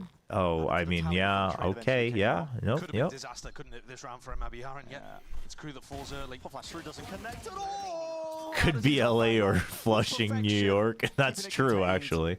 Might not have to... It doesn't have to be Korea. Plenty of danger, as you said, Josh.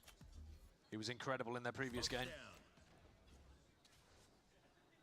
1v3 though when you're on 7. Chat, literally, we're listening to Bren's show talk right now. In my head, I was like, huh. I wonder where Bren and Sideshow are. Looking away at him from the sides. He doesn't have information about Cortezia either. Literally, I'm listening to them cast. I just saw them on camera. Down, but how much longer can you survive? The bullets rattling around. Melza needs something quite close to divine intervention to even stand a Good chance. for MIBR. Hold on. Flash through, triple peak. Promising. That's MIBR. Clutching up there with a pistol. Wait till they lose this second round by just one by one walking out on their own. So as KRU lurked up short, there was no response, no reaction. What ended up saving them is the fact that Shenham almost got caught in showers and they gave away their position. See, he reads it as Shenham. Or is he saying Zenom? I think the player wants it read as Shenham. No? A great start for MIBR. Again, 도룡용 아닌 도마뱀님 안녕하세요. Hello, hello, welcome. Because to me, again, I don't know how I feel about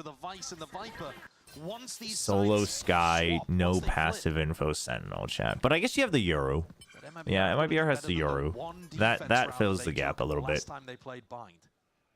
Like, at the very least, I think you definitely need more flashes so that you can use the guiding light just as info for sure. They were 8-4 up. I know. They set themselves up beautifully, but... Dude, where is Artisan going? You don't have a portal anymore, my guy. Teams can just get empowered over time. MIBR have definitely shown, at least to me, that they're thinking about their opponent's map picks, thinking about how they could counteract it as well. Beautiful shot. It is. It's nice. I mean, MIBR classic, just we know we're going to win our fights because we have better weapons type of positions right now. Just trying to spot potential limb, maybe earn himself a kill. Oh. Awkward, has to reposition, drop down to 58 health. Noswa does have a heal. for him available, but they've split up just for a moment. This is 40 seconds. Wait, what? Camelback? That's like literally no part of that happened. Both of these teams have been very The X in Portuguese sounds like she sometimes. Yeah. That's what I was wondering, because I figured that's what it was, but I just wasn't sure if the player wanted it as Shinum or Xenom. But sounds like they want the Shinum. Do you think running a non-Sentinel team is effective considering the deadly Deadlock Vice meta evolving? Well, I think at some point I think you have to, because you're not countering it with your own Sentinel. If you're gonna play Sentinels, you know what I mean? You're either matching or you're playing a worse Sentinel, like a worse comp with the Sentinels. At least if you don't play the Vice, I think, on maps like Bind. So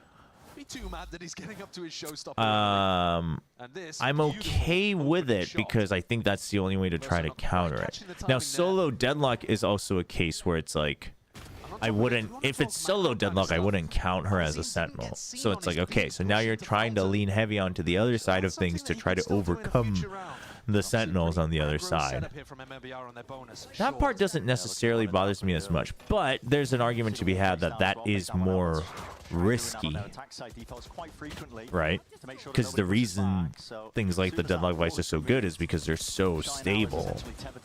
Just ensuring that nobody else pushes past it on the defense. It's a good wall generally, but it's a good ante from MIBR to make sure that Shy can't leave, as you're saying. And now MIBR very active, though Ardazine has fallen, trying to take a fight. Could crack entirely the side open, outlaw in the hands of Nozwa. Removes Kesnet. This is everything over here towards Dude, Shy is... behind. That's a good flash. Oh, what Shy gets the great acknowledgement. Yeah, he knows that they're pushing deep past that line in showers, so pressure mounting. Wait, what? 50 seconds left onto the clock. You got to know this is a good timing for Crew to go for the Wait, what is wait, no, he didn't. Completely alone. Didn't he just recall that arc rose? Solo play here. Lot's on literally single-digit health when he's going for that. Oh, okay. No. They tagged. I didn't hear. Okay, yeah. Back of the site, Sheriff in hand, full bullets left to do it. Oh. And heads are rattled straight off the shoulders. Yep. Okay. Time bought. MIBR. What was this round from Crew? This is looking more like their opening game. The double duelist defense. Holy, that's a lot of paper towel, my guy. This was sloppy. Yeah, he's having to wipe off all the fucking mud that Crew are throwing at him. He wipes his monitor after every round. Going on these kind of tournament runs.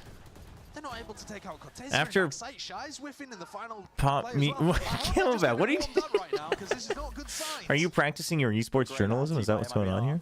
Good read in terms of what they needed to do, and a bonus round conversion. Viper Vice isn't too bad. I mean, I would consider Viper Vice, you know, it's close to a double Sentinel, and I think as long as you have the Vice, like it's you have similar value. It's going to be nothing to really supplement that, but they are kind of creeping. Viper Vice can. Wow. And the player swinging out, but ready to meet the fire in line.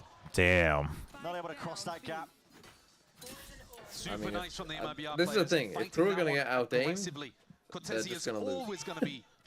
Yeah, I think it has to be an all-out. Yeah. Crew any space. You saw there the Thorns, as you said. Hold on. ILO. We're trolling. Up and over the top.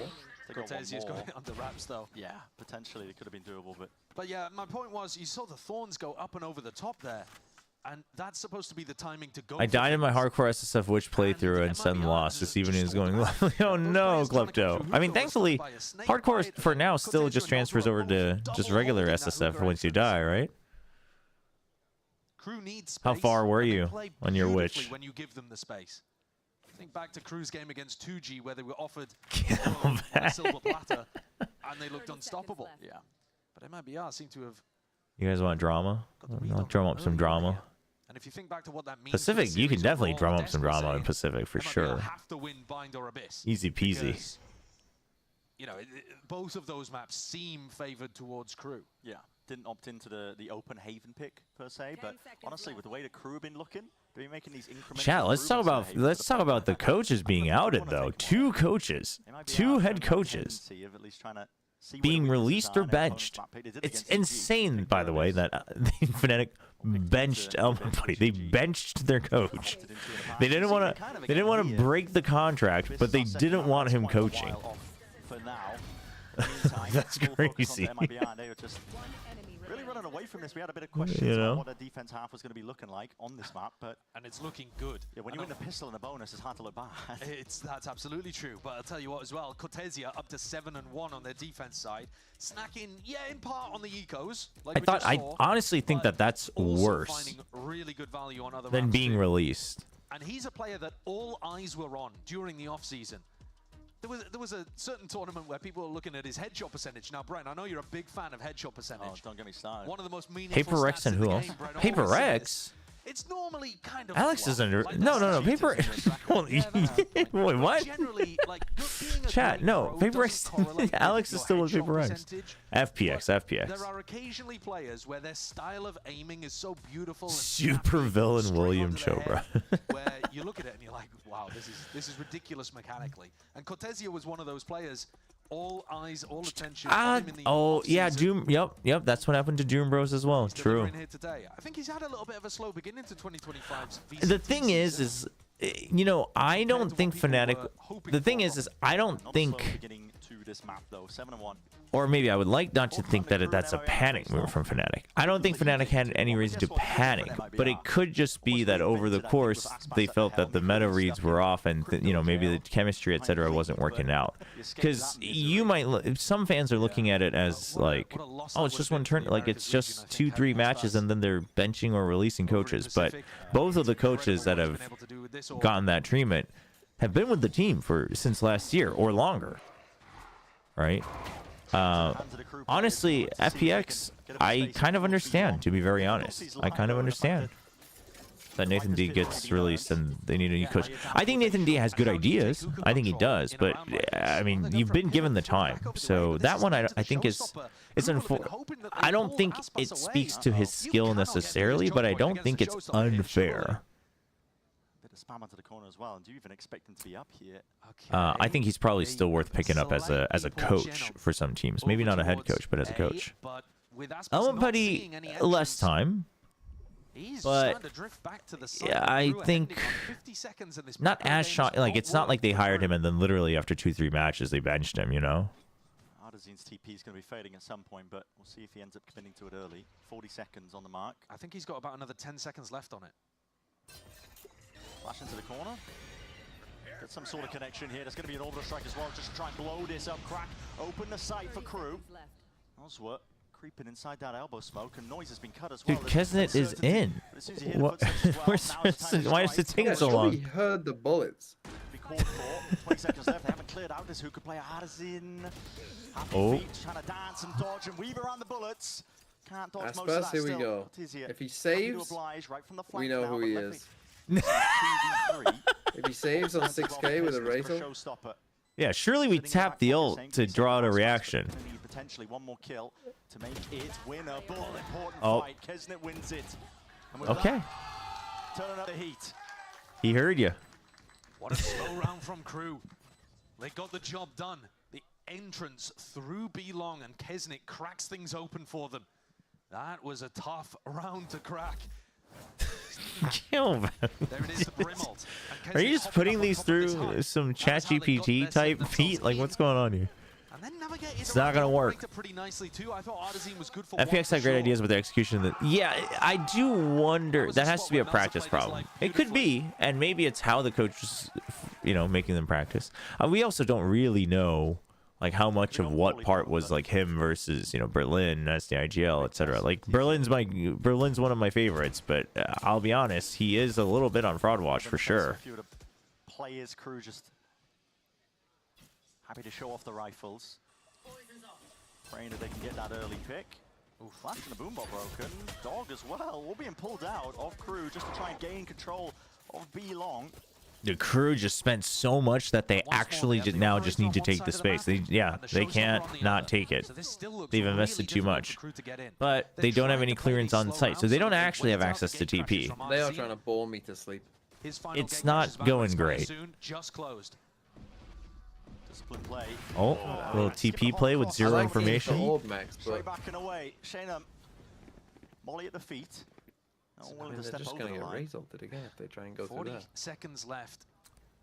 A very weak B site. If Cortesia dies on this flank, Crew could still pivot back to B. Bets on Kesnet getting blasted out of the air. Not happening, okay. Comes around as well. Aspas happy to return that fire once more. Tizine, where the hell is he getting these up shots from? Inside the smokes as well. Pop black. Around. Probably didn't need to play so aggro when the flanks go about to win you the round. But Yeah, they went all out. MIBR looking crisp though. Towards B early on, wait out the gate crashes, find out where Artesine is playing, hit the opposite side of the site, and yet it was so difficult because at all times Aspas is just holding onto this showstopper. He pops it with 28 seconds left on the clock, and at that point, you are never getting the spike down. They still haven't forced out. Any change of pace round, Crew? Any bone in your body that doesn't walk around the map for the first minute? That showstopper on the other side. The problem is they got no guns now. You just have to worry about the money. Oh, here we go. Here we go. Oh, they're running. Oh, they're just going. Steel Garden to even no, just gonna fight it. Dominating the angles, yeah, I don't get why aren't these teams using the fucking bot? Oh, there we go. Hold on. There, yeah. Okay. Emanating straight the way out. Not the best position. Still got this gun. Still has Showers control as well. Crucial element to throw into the mix, into the round, but it causes the TPs. Okay. Evacuation. Crew want nothing to do with it. They burn themselves an open B site for their troubles. Still drifted in and out as well, catching a couple of these rotators. Clone taking a bullet, get down, Mr. President. That was a very 180 anti-flash. With the charge to that kind of range, still can't do the work. Okay, a nice thrifty. Okay, Crew, bit of cooking. This slow defaulting that Adversa was calling. See the Crew fans are all out. In 2 out of the last 3 rounds. He calls quite a quick beginning to the round over towards A short, makes it feel like an all-in committal on the eco. How much was this? What is it like in Pacific? Is it just the Korean fan? Yeah, it's just claps. No rowdiness. Every now and then, like a group for like Philippines or GE. I guess now GE is also the Philippines. Like Filipino fans will come in. They'll get a little rowdy every now and then, but yeah, it's fairly quiet. Too respectful. Too respectful. Desk was talking about it. Mostly like oohs and ahs, you know. Just the bait on the end of the stick. Maybe he gets lucky with a pick.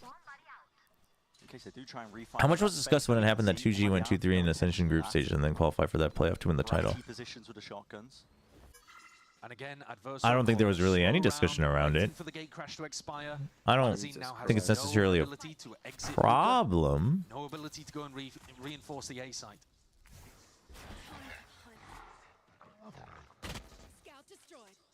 Can you pause this and watch T1? Are you hoping that Talon kind of go to Masters Bangkok? Yes, for the sake of Talon and Thailand and SEA. I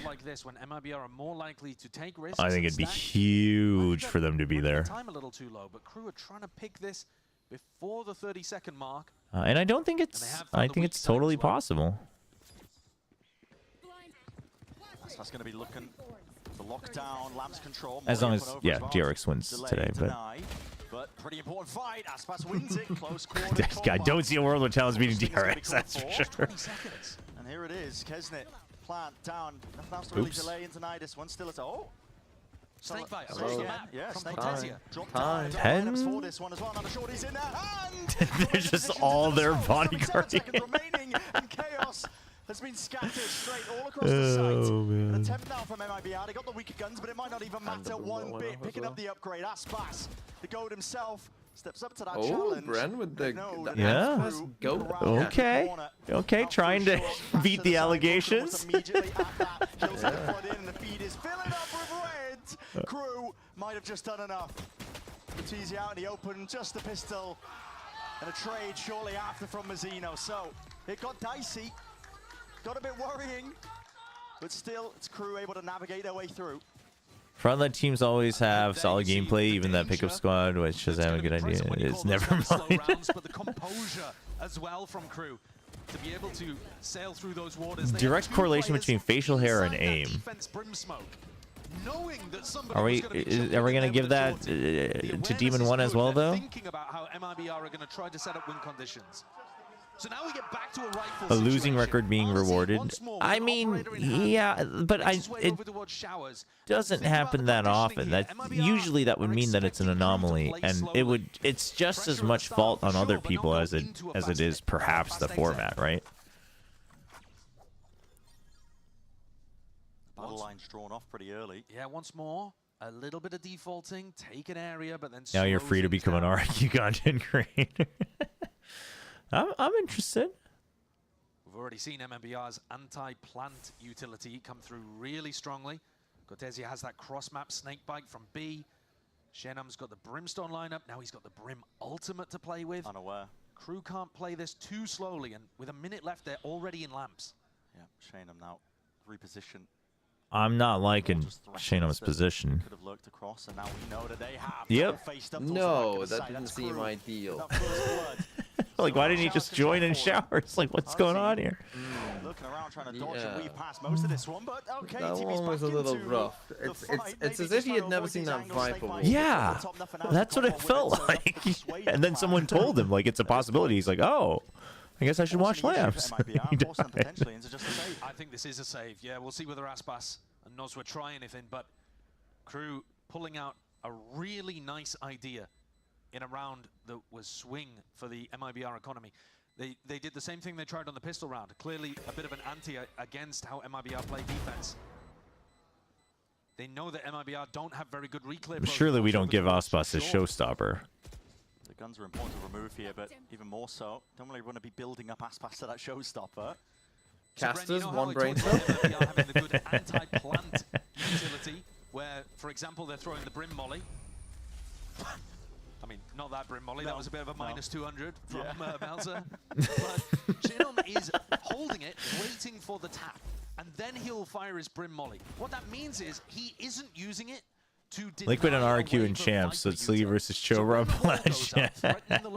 That, you know what, that would be fun, actually. A Molly that they'll throw, or they'll spam into it, or they'll do some kind of... M80 were ass on bind, even though it's been like 4 years as a perma ban.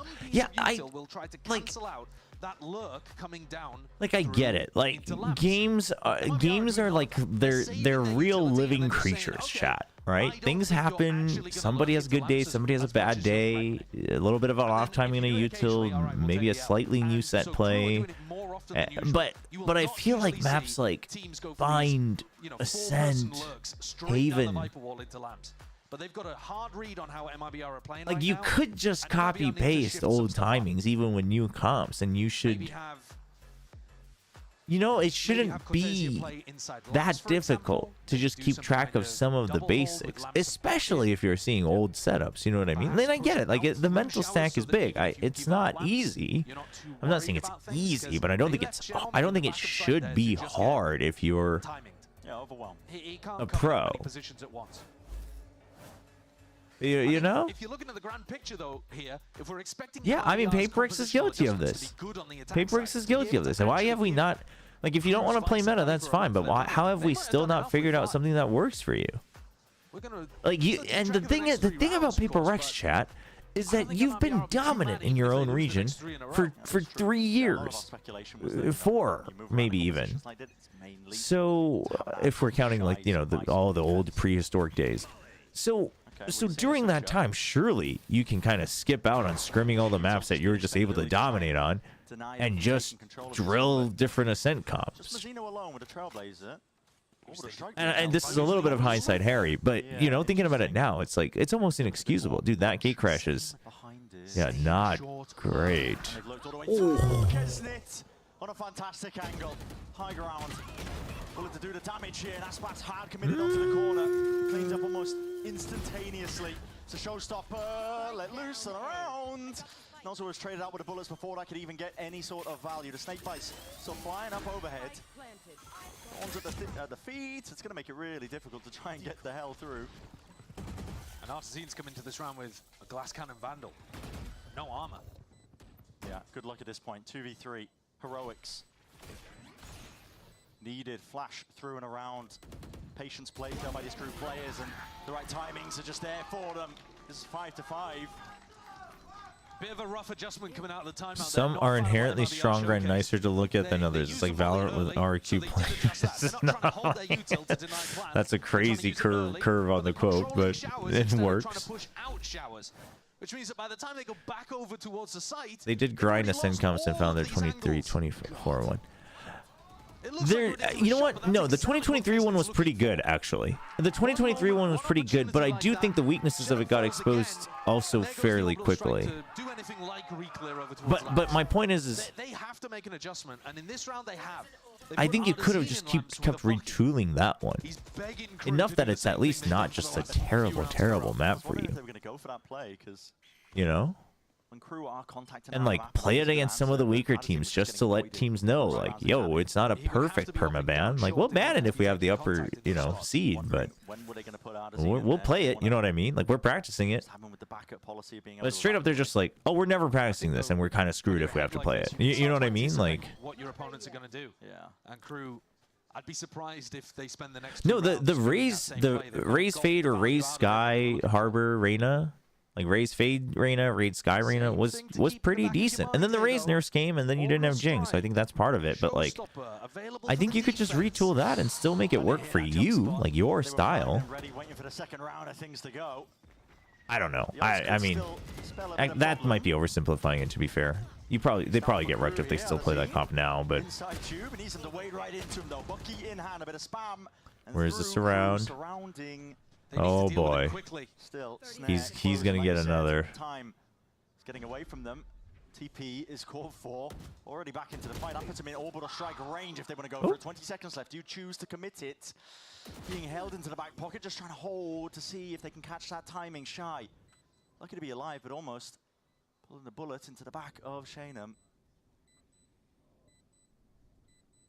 If Paper X doesn't use Teo in a center haven, yeah, I mean that's yep. No, you don't lose this. How is that trade so bad? There's no way.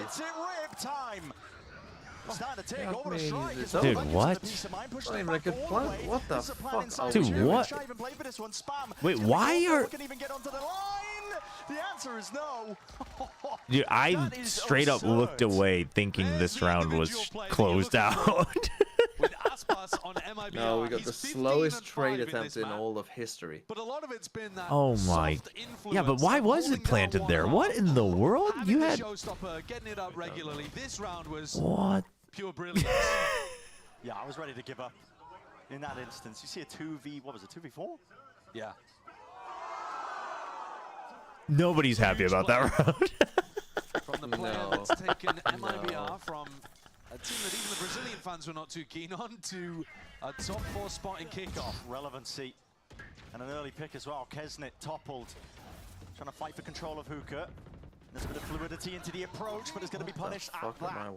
When the money's flourishing, why not? Buy an operator, punish one of the picks. I don't. Not expecting that. And now we wait. Yeah, now we wait for fucking ages. With a heavy presence here, thinking about the Vice ult. Nozo's head just peeking over the top. Wasn't going to be able to find that angle. Steel Garden does not connect. Shanum's alive with the gun out, primed and ready. In through Alba, but he needs the timing to take it. He's just going to take it anyway. How? They trusted the Steel Garden too much? Kicking themselves, I think, for just letting that one slip because it has granted. Why are you not using Viper's Pit? Now MIBR going to go for a little bit more here. Shy. Why are we just standing here? Wins out that fight. 2v2 now. Smoke still. And blossomed in a bit in the back pocket. Verso says, why not? This is the time to do it. Offloads it. Players are in though. Grants from that window, a bit of spam and stray. Oh, it's a fast clear. Oh my. And Aspas, wick burning, options limited at Verso. Jeez. The pivot play towards the end leads KRU 6-6. Why didn't we save G2 to last? Good IGLing from Because now every game that I watch is just gonna be. We're just gonna be on a fucking downswing for like the whole weekend. Yeah.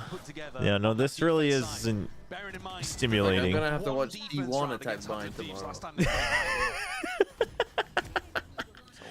We think they still play Vine? 6-6. Are they still picking Bind is the big question. The ideas are being put God, in by MIBR. imagine if they picked KRU got all Bind. the momentum on the backside of that first half.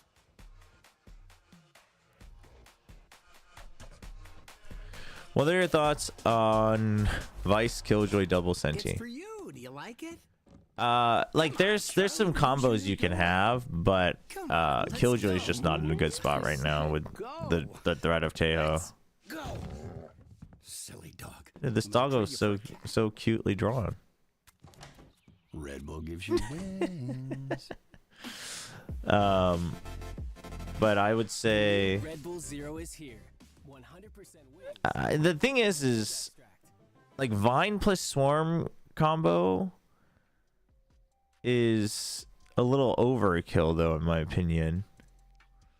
Like I think in the future, like that could be a good post plan and delay type beat. But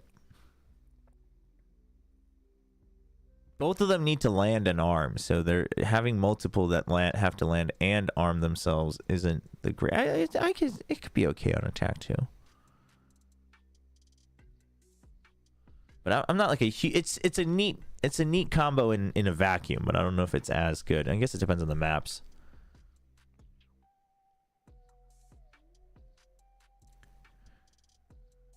Genji versus Talon is going to give no, but Genji versus Talon though is like if there's something distinct to rage about, it's still somewhat fun to watch. You know what I mean? There will at least be action.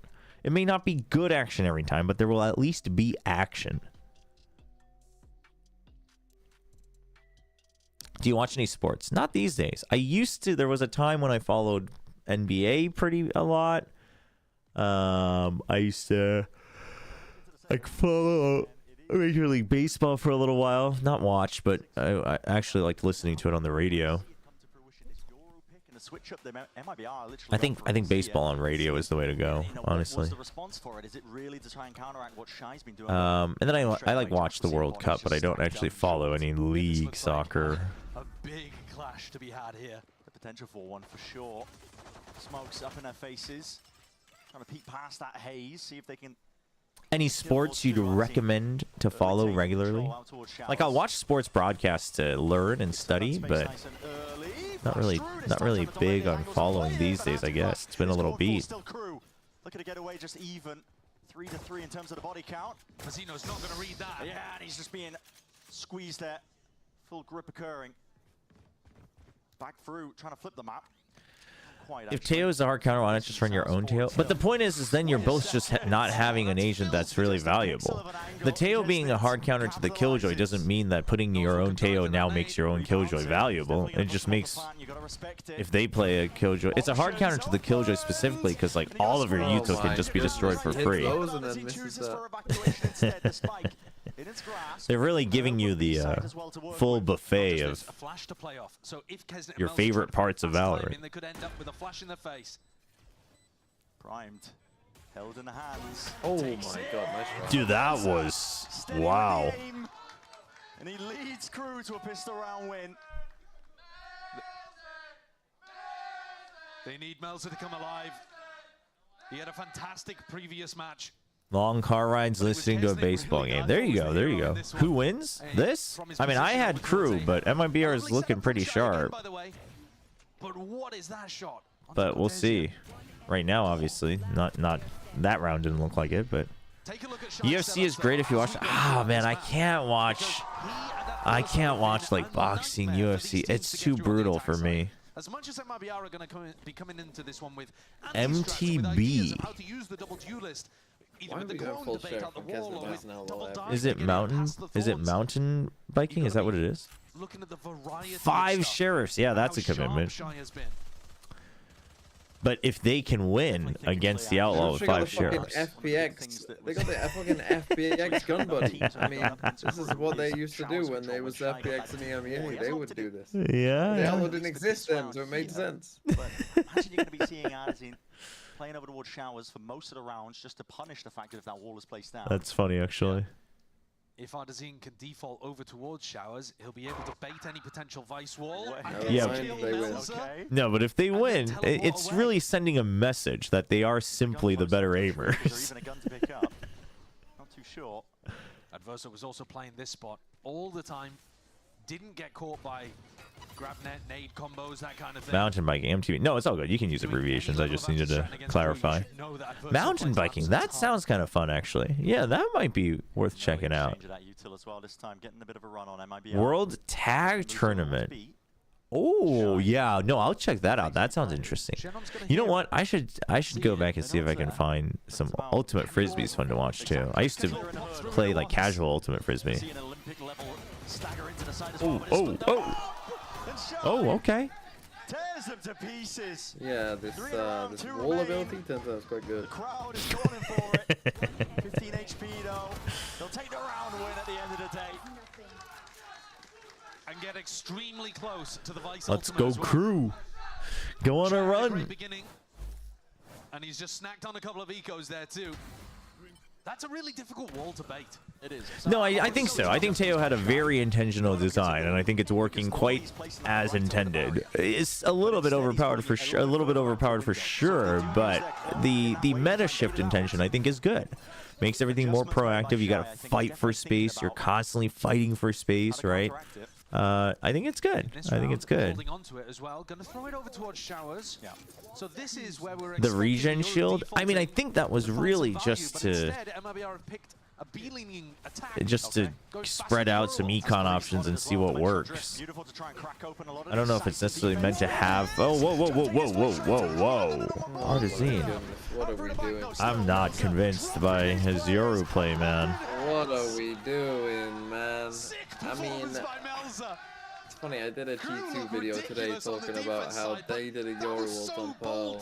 It was so well thought out, and there was, you know, depending on what would have happened, they could have pivoted to either side of Pearl, and it was very clever. And then I'm watching this, like him just run into 3 people, see there's 3 people there, and then just, what are we doing? It very much feels like they're playing a like ranked game, and the Euro's like, fine, I'll do it myself, and they just get caught out. But like I get it. Like you feel like you have to play Yoru to counter the Vice, but you have to know how to play Yoru. No, yeah, the pick itself I don't have a problem with actually. Money knocked down for MIBR. But the way the Yoru's going in, and it's not like you're perfectly timed, and you're not set up perfectly for yourself. He loves variety with his Vice setups, which makes it guessing. It makes it very difficult to build a strategy. The constant sheriff buys really are concerning as well. Start the round off. Takes you 30 seconds to figure out what the Vice setup is. But something you At least it's not my least favorite buy in the entire game, the Sheriff Full Shield. Have an idea of what to do against that. the worst buy in the entire game. What is Adverso doing? Tries to take the peek, but he's anticipating that they're all the way up anyway. Hands over the gun. It's just a Spectre at the end of the day, but it might make the difference here for MIBR. I mean, Crew's roster's not bad. Things is here. Util held in the back pocket to nade. That rebounds once more. Noswa, does he want to try and go for this one? Here's the orbital strike, and here's a fight towards the back of the side. Crew ready for it, twisting and turning. The push out off of the orbital. Oh! Hold up. No way. 2 so far, but only 12 seconds left. The spike needs to be reclaimed. Uh-oh. Didn't get it. Try to grab it. 8 seconds left. A tap, forcing these players out wide, but he just does not know, and now needs to commit. It's the only way possible. Oh! Nice. Left to work with. Oh, good on Shy for not losing his brain there. With the investment of the orbital strike, that is a good point, though, Carlos. He is on raise and the only one with a rifle. You see the waves of defense and he is last alive. I mean, that is a fair point. Come on. Understanding he hears one. We need the Aspas last death stats. That's what we need. Not first kills and first deaths. Let's see how many last deaths. That would actually be interesting. Giving you the sound cube. It's gotta be like close to the 80% of. It's gotta be way higher than most. Oh yeah. Way higher. Oh yeah, for sure. I'm not really seeing enough options from teams to try and at least remove some of the Vice Fawns early. You're just spamming early into a short potential to try and catch onto it, so you remove even. If the next agent were to be a duelist, what do you feel is needed for that agent to stand out? looking for the break onto it. Most of the time you're walking up, though, you don't want to give away that you're there. So, you know, it does end up being difficult. It's extremely tough. Well, I don't want to see a movement ability. Giving away exactly where You know what I mean? On your attack side. Attack side playing against his comp. Like, I think we need another like another way you can break through. Just to even stand a chance. But MIBR, with Fraud behind, honestly, I think a duelist that can be like that is straight up built to be a tank. And now we need to see like Phoenix is kind of like that with the run it back, but it's really just the ult. You know what I mean? And then ISO does have the shield. Like ISO was meant to be that, but. Are we gonna see a change of tempo, or is this just sending it? And I know, but it's hard to balance because obviously if you let him get the shield for free like every time. Like that was the problem with the release ISO was that okay, well now he's like really just a tank who's just gonna ruin every single thing. But because what I found interesting was I don't know if I talked about this on stream, but Nongshim, when they introduced themselves in their video, the Nongshim Red Force team, Dombi introduces himself as, "Hi, I'm Dombi and I play the duelist / tank role for my team." Is gonna send this which he does. I mean, he kind of plays evasion tank, but he does, if we're talking JRPG terms, right? Like, he plays evasion tank, but he does do that. And, like, that's basically what space creation is that you're the guy who draws aggro, right? And calling it the tank is actually kind of a better way to think about it. I think that's a better way to think about, dude, what is going on? Dude, what? Wow, how has he got 3? Yeah. How did he get 3 from that spot? spot? Alone, nobody swung for him. I'm thinking in my head, Shenum, you are baiting your teammate right now. You better get a big play out of the back of this. And he does. Look at him. When Nozwa dies here. Yeah, he's just. Shenum tucks in tube and kills 3. That's crazy. The swing onto Mel's is a trade. The other 2 are straight So I duels. think a agent that would propagate that idea to the masses. That's what it takes. Hello. You know, to the. Go, buddy. Brimmel, run, run. Hello. MIBR just trying to increase the tempo again. And that's what? Trying to reclaim as well a bit of that space as well. Flash timing off of it. Ever so slightly. You can't shoot a boom bot, otherwise. Control forward and still showers is a pesky problem. Just wasted a Brimmel. Oh boy. Oh boy. Phantom in hand. Oh, the mud. It's getting flung around. As they're trying to take it still. Pop flash through, out and away. And KRU are ready for it still. 2v3, peeking behind triple. All right, another 3K. Ripping off heads, leaving it to Shenum. Dude. There's individuality from this guy. Oh, dude, he's thinking so much. Has to do it all again. If he gets the read that Shy has rotated, he could try to pivot through the teleport. He's going to go for it anyway. Yeah. He has no idea, really, whether Shy's here. Gone out. He's got Molly. that moment to stop the rotates. Yeah, and there it is. Drop down, tap, in case they get ahead of it. Don't know about Still that Garden. What is the secondary he's got to work with, man? He's going to have no gun whatsoever. Rotating this and around. And they know. Can stick this one. The firing line over the shoulder. Yeah, so ISO definitely fills that role, but I'm thinking like something because like a variation of it. Like ISO was 2 on the nose, you know what I mean? And then ISO was, in a way, ISO was 2 on the nose where it was like he's actually just better as a like baiter first. Normally, teams are. Well, because he was too overpowered on release, and now it's like he's almost better as a baiter first than trader, you know, second. You know, I agree. It's a slippery slope. So I'm not saying like we should get someone with, you know, like 250 health instead of 150 or something like that. But just like some way of, again, it doesn't have to necessarily be that they can actually tank damage. What I'm saying is someone who is drawing aggro and has a way to survive it, but without movement abilities. Which, at that point, I'm really just explaining what the role should be, and I get that. But no, I don't think we're really seeing the value that MIBR. The short answer is I don't know. The long answer is what I just said. Actually, the big rounds where they've had ultimates, they've just been going quick. And they've never quite been able to get Adverso out of this position either. What a beautiful Yeah, well, again, when I say tank, I mean a aggro, someone who can take aggro, right? Right. That's what we mean that's what I mean when I'm saying tank, which is why I found it interesting the way Dami explained it, because that's very much how you would think about a tank in an RPG. Usually, sure, they are the ones that can take the most damage, but that's because they're the ones who want to be taking the aggro. In RPGs, they are built to take more damage. That's the way they try to balance it, because they're meant to take the aggro. In an FPS, the solution for surviving that aggro has to be a little different. But my point is they have to be someone who can take the aggro. Like, draw the aggro, right? Pull it down. Time is ticking away, but the guns are just not there to play with. Not in any way to make it winnable. KRU up to 12. Applying so much pressure over the course of that round in the retake. Yeah, I don't know. Massive mistakes. Like you said, Noz were going for that flash peek into lamps. No combo with another player. Aspas forced to do it all because Cortezio only has the stinger.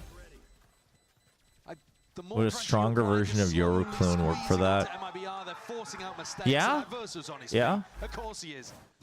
But again, it gets dangerous territory where it could get too OP, which is why it is hard. But I don't want movement abilities, because movement abilities, the thing about more movement abilities is that on the surface, in the beginning, you can make it seem like you're not making anything too OP, and you're just making slight variations. But that's exactly how you suddenly just catch yourself in deadly mobility creep, and there's just no coming back from that. And I think in Valorant, that would be terrible. Popped off. He's going to force them to respect him and potentially re-clear out through the back of the side if they want it. And also with the plan, nade missing and a pit layer down on top of it. That is a crucial mistake. MIBR could be back into this one. Orbital strike from Melzer. Holding it primed, but they need I'm not a huge fan of this pit, but okay. Oh, okay. Good reposition. They kind of know, though. Oh, what the? What is that timing? Yeah, Aspas is drawing a lot of time, actually. And this time you got to respect it. What about an agent that creates a magnetic field around themselves to pull and surround bullets, making sure they don't hit allies, but if someone shoots the agent directly, they get hit normally? But if they draw the bullets from their allies, like, do they still take partial damage? Mobility creep is already happening. I mean, it's always going to happen in any game that has mobility spells. It will always happen. You can't avoid it once you put in any type of mobility skill. But what do they have to work with? The economy is unless you just give everyone the same mobility skill, then it's a different story. But it will always happen. It's just a matter of how quickly it happens. I mean, you're 10 seconds till the round starts, and a dot duelist. The middle of the map, and now finding their positions. KRU though want to make a push, yeah, like a dot that saps them. Okay, yeah. A crossfire between Aspas and Cortezia. No, I wouldn't say mobility creep is a problem in Valorant. I think it exists, but I don't think it's a problem. It's a standard bait, you know. You can hear that jump spot. We know Adverso likes to play in lamps, but do you expect Kesnit to be creeping, lurking? He reveals. I mean, I think also adding too many abilities that have multi-uses. Like, I love multi-use abilities, but I think that also is very risky. But I think it's a slower approach for MIBR. I don't think they still have too much information about what the setup looks like, though. They've got to be anticipating that it's a Vice B setup. I think, considering there was so much pressure from the defenders in short at the I don't know, maybe something with a bit more audio as well. 50 seconds you know? left. Time dwindling. I think there's a bit more you could do with audio. Might be walking into a very deadly setup. I believe there's two players doubled up in a bit of a high low. I miss the old Yoru footsteps, honestly. All of this noise from MIBR on A has drawn 4 players. There is only Mazzino and Vice Utility home to defend B. And now KRU realize they scramble. Where is my Bucky brother going? Dude, he's so stuck. He knows he's stuck too. It's not ideal, and he's going to be punished for it still. Surely you just push forward with the Bucky. Into the fight. 20 seconds left, and the gunfights need to be won out for MIBR to even stand a chance. Finally, taking a bit of space. Claiming it forwards, the spike still needs to get planted, and defense in order, pushing them back. Kesnet, it's like a pesky problem, just chewing them to pieces right from the side. The plan finally committed, but a 2v2 and they're not anticipating this. And Verso from the behind, Shanum has to do it all. Orbital strike, earned for the drop down, pushing the Verso forwards and backwards. No sound cues given away. Ooh, I like this. And a bloody dream at this point. Oh, he checks it. Oh, wow, okay. Okay, GG. All right. I'll be awake for T1 DRX. Finally. It'll be a nice, fun game, and T1 won't disappoint in any way, shape, or form. No, have faith. Have faith. Have faith that T1 will show up. I believe. GG's. Tons of timings where MIBR tried to take the individual play, the hero moment. Yeah. That was not an exciting game, but KRU, I mean, MIBR looked sharp, but at the end of the day, KRU just had the better comp, the better calls. Not everything was clean, but, Full momentum, propelling them forwards. you know. And that is a beautiful beginning here for map number 1 for KRU. On the second map, So. looking at Abyss as well, it's another one that KRU are no slouches at. These little twists and turns that they add, the additions to the compositions, whether it's the Vice on. I mean, I think KRU should win this, but what's MIBR's pick again? Considering that MIBR did not Hey, GMV, thank you for the raise. Thank you. Welcome, welcome. Thinking people. What does TMV call his viewers? Already done on their map pick to justify this over the Haven. Puts all the pressure on them, and we're going to be finding out just a little bit more as well on the other What are side you? of this. No, Tory, right? Oilers. Ah, the Oilers. Idiot. Oh, idiots. I see. I see. I see. The TM viewers. I don't think you guys are very unified here. All right, since the game just ended as well, chat, we're gonna run some ads. I'm gonna go maybe make another cup of coffee, considering, and then we'll be back for the second game. I'll set up the predictions. We'll be right back.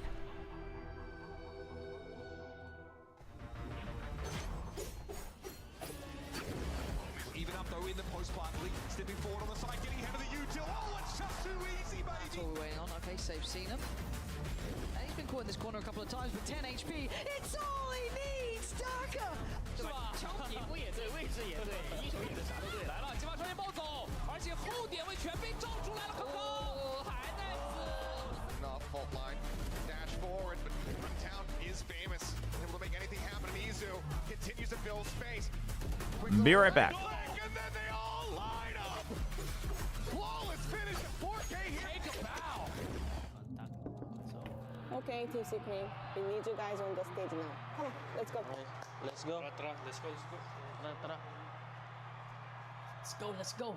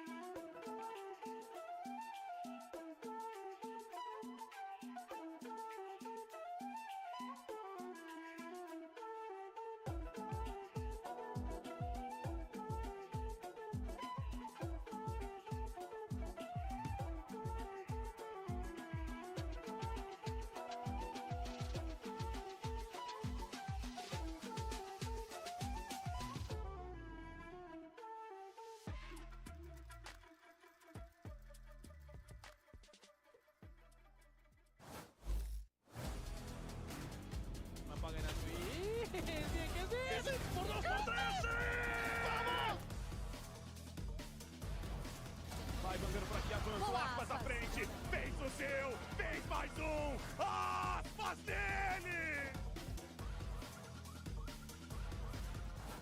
I am joined by KRU's Adam before the next matchup. A victory on the first map always feels good, but it does look like it could be anybody's series here. What are you telling the team before game 2? Well, today we had a slow start on Vine, something that we were able to deal inside the first map. So I think now we are going to speak about like keeping that rhythm, keeping that pace, and still keep playing confident, because we are confident that we can win this. All right, thank you for the insight. Good luck in the game.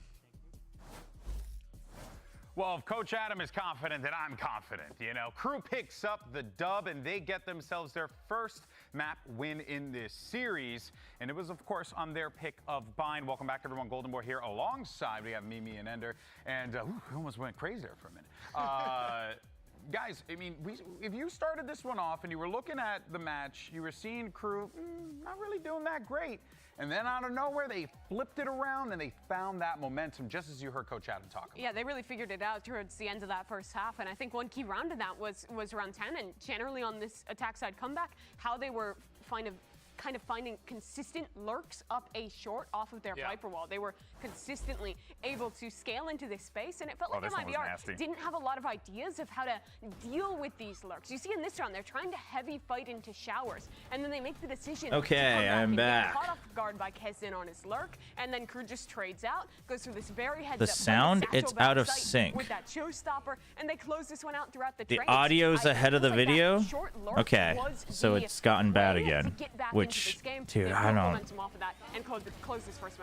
know what to, I don't know why that keeps happening. We're doing short lurks. You've got a round like this too, where it's like a full contact. The audio's ahead? As well. Wait, the audio's ahead? And that started after, like you were like the audio's coming through first? Start off the half 4 rounds to nothing. Coach Adam calls a timeout. All of a sudden, KRU starts slowing the pace down to allow for these lurks, to allow for teleports to leave inserts over towards showers, and really try and catch MIBR when they're off the wrong sides of the map. Yeah, and then we get into the second half, and obviously it's KRU's defense half on this map. It just looks incredible. I think Shy in particular, it's kind of insane how consistently good he is on defense of this map. He is so comfortable as a sole anchor. He uses his Vise utility so well, even almost having like perfect placement on the fly with the raise bot.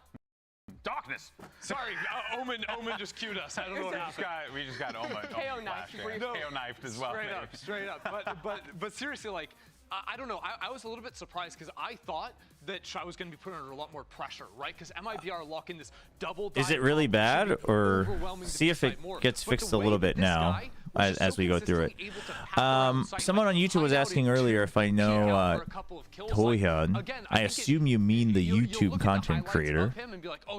I do know who he is, but I don't know him personally. Dodge away from utility and catch these timings where he can step forward to get under hookah, where he's finding a lot of those multi-kills. You see a lot of like Vise players when they play into the pausing and resuming fixes it until it goes out of sync a bit later. Off that clone coming in. You hear your wall trip, the instinct is to pop the razor. I think it's probably because the desync, the way I have this, the desync on, the delay on isn't perfect, so over time it gets worse and worse. That's probably what's going on. But successful with all game long. And what's wild is we were talking about that Yoru maybe being that would have cost them the game potentially, but instead it was Shy clutching up big time, pulling off some magic moves without a doubt. But let's go ahead though and hear from Frog, the coach of MIBR, to get his thoughts going into map 2.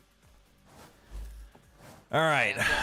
Yeah. Once again, welcome all you Oilers. Map 1 could still go either way. What are you guys going to do to kick it into that next gear to make sure KRU doesn't take a hold of the game? We just got to mentally reset. I think that we started off really strong. We kind of lost the momentum there, couldn't bring it back. I think it was just something that we just got to focus on ourselves a little bit. Our communication was a little bit off. So it's just bringing it all back to some of the things that we practice and, hoping to punish them on some of the moves and, hopefully we come out with a better result. All right, Brad, thanks for the chat. Good luck in the game. No, the audio definitely can get desynced, and I think it's probably slight, but it's one of those things where if you notice it once, it gets... right there. That's what they're playing for here. Dude, is that the actual size of the trophy? Why is Dan the Penguin bigger than the trophy? You would not make Valen could have walked out of the building with it and not even showed up the next Why is the penguin, why is the giant penguin bigger than the trophy, chat? This Killjoy turret would make a better trophy. Do not, don't take it. Dude, it's... It wasn't me! It wasn't me! It's so tiny. You're not smooth. It's like a literal just... It's literally just a glorified goblet.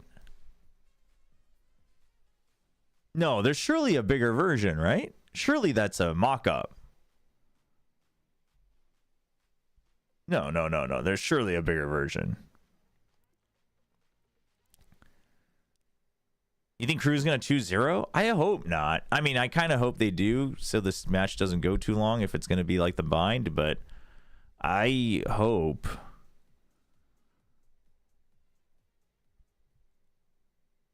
You think it's a placeholder?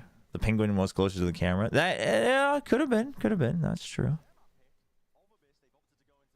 As well, despite the fact that KRU have been looking like no slouches on it themselves as well. The twists and turns, the Viper in their comp that they run.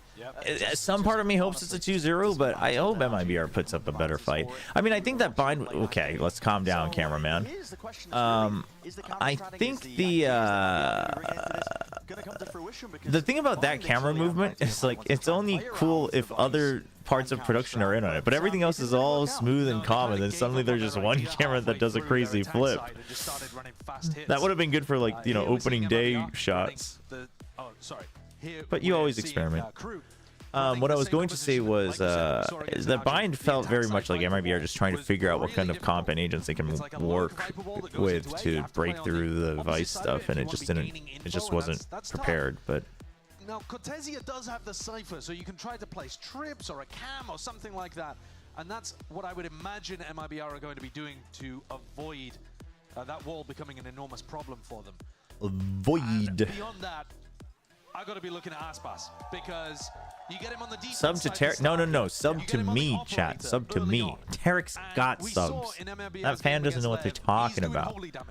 Chat, we got to get you guys in there with sub to Chobra signs.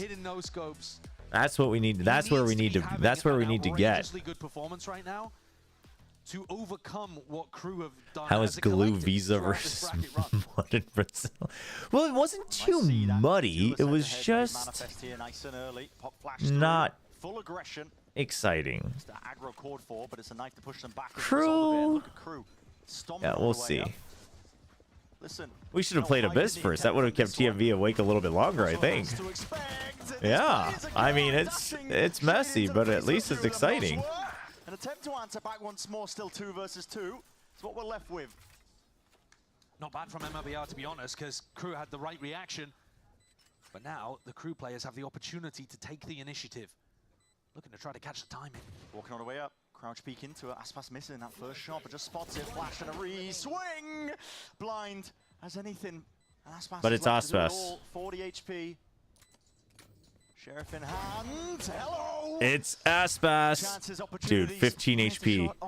Make it happen. Oh, Mazzino was way too fast on that rotate. Smart from Mazzino. You don't want to let Aspas cut off the angles one by one. No, that was good. KRU are such a difficult team to play against when they're the IGL for MIBR is apparently Artazine. He's been IGLing. I don't have the IGL commands because I'm not confident about all the IGLs. Okay, we know exactly where to react to. It's a good start from Nozra as well. Nice little tap. Rough performance on Bind. He needs to be keeping that up. But KRU take the pistol. And that is going to delay. All right, 2 pistols, or 2 sheriffs, sorry. 5 pistols, but 2 sheriffs. So still going to be in danger of the outlaw in the future rounds. But not if Aspas takes off everybody's head. The confidence is there. KRU, they're allowed a couple of deaths because they have a couple of players that only went with their pistols. Okay, they push him back as well. You don't want to lose people early on. You got Cam being able to trade things out. A 4v5 that's a raw one like this, where they don't take space off the back of it. That's going to be difficult. Still just passively waiting when you're on the eco. I mean, well, I guess so. I guess you don't want to repeat that, and you don't want to. You don't have any other util anyway. You got Shocks is the only thing. It's not great. Just because they have 5v4, it doesn't still seem great for them to have a chance to win this round, but I would have almost liked the Shocks to wait until the retake, because that's the only real piece of utility you have. 0 points back now. All playing offside. Ooh, everybody offsite on this plant? A choice. Yeah. Cliffside plant. Well, you have Vandal and Bulldog. Yeah. Oh. Wait, hold on though. The threat of Aspas. Wait, time though. Whoa, whoa, whoa, whoa, whoa, whoa! Eventually he's gonna be falling. No. He's gone, and Aspas is miles away. Creeping behind here. Yeah, but does he get to keep the weapon? Fully anticipating, fully expecting. Just every time it's Mazzino just peeking out and getting a one tap. That's it's not great. I mean, both of these players pretty familiar with each other as well. MIBR now with an opportunity though to get rifles on board, and they did a lot of damage to the economy of KRU. I said that KRU could afford to have 2 losses. What's going on in YouTube chat? What's up? I see you guys. Weaponry to work with. But crucially, not that operator available for Aspas on defense. So he's going to be rifling for a while yet. What do you think makes G2 look so good? Well, it's really they just have every layer, right? They've got players who can clutch up, but they've also got players who can like create rounds, like Jog and Leaf. I think Leaf playing the best Valorant he potentially ever has is a huge part, right? You get to put him on Chamber Master Chamber, and that just gives you so much less to think about. But then, like, the times that they have these triple peaks at 3 different angles, all at the same time, the times that they peek off of each other's util, like, that timing is already so good. And then you have good comps, good calls, like, you know, but you almost never see any of their players second guessing, which is what I think makes so much of the timing so smooth. Like even on their own moves, like Jogamo or Jojamo on his Yoru is like there's no hesitation in all of his movement, right? So I think, you know, all of them playing pretty much up to potential is very much a big part. Oh, this could be big, but it needs to be big if they want the round. So nope. Just not quite happening still. Sheriff in their hands this time though. So I think it's just the layers upon layers, for sure. We should close. Oh, wait. Oh my god. I did not realize that the predictions were still up. You guys trying to cheat your way into points. He was caught completely out. I hope MIBR wins. I hope MIBR wins so you guys all lose your points. And realizes there's Astra util, KO nade in his face. Is like, oh, I gotta fight this, and he still manages to whip back around and win the fight. Yeah, the thing is I think it's a multitude of things. It's like G2, first of all, not only do they seemingly have better comps, but they understand their comps so well, so they can really capitalize on every single layer of win conditions. And then they have good teamwork. There's no hesitation, and the calls are really good too. They have a couple times where they're trying to, you know, like ego peek or take hero plays, sure, but then they have players who can clean up anyway. So it's like there's layers upon layers upon layers. And I thought they'd be running some defense Cypher utility on A, but instead they're just having Ardazine jump peek this, and that. No, I think KRU should win today, but I was hoping MIBR was also waking up enough that it could be at least a 2-1. We'll see though. This round will be telling, right? You got Vandals on everybody. But no, but this is like the worst case scenario. Too much map control as yet. I mean, this trip helps a little bit, but this is the worst case scenario on Abyss, where you're playing literally this line.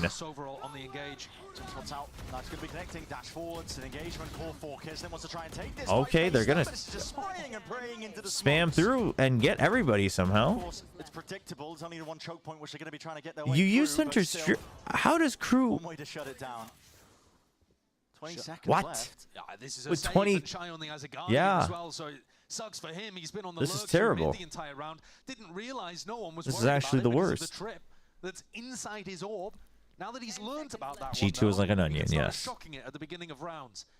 Look, you see them pinging it out on the minimap. Yeah, they're thinking about it. He's like, all right, boys. My lurk got no value this round because of this. Oh, I haven't watched the G2 comms video. I'll have to check that out.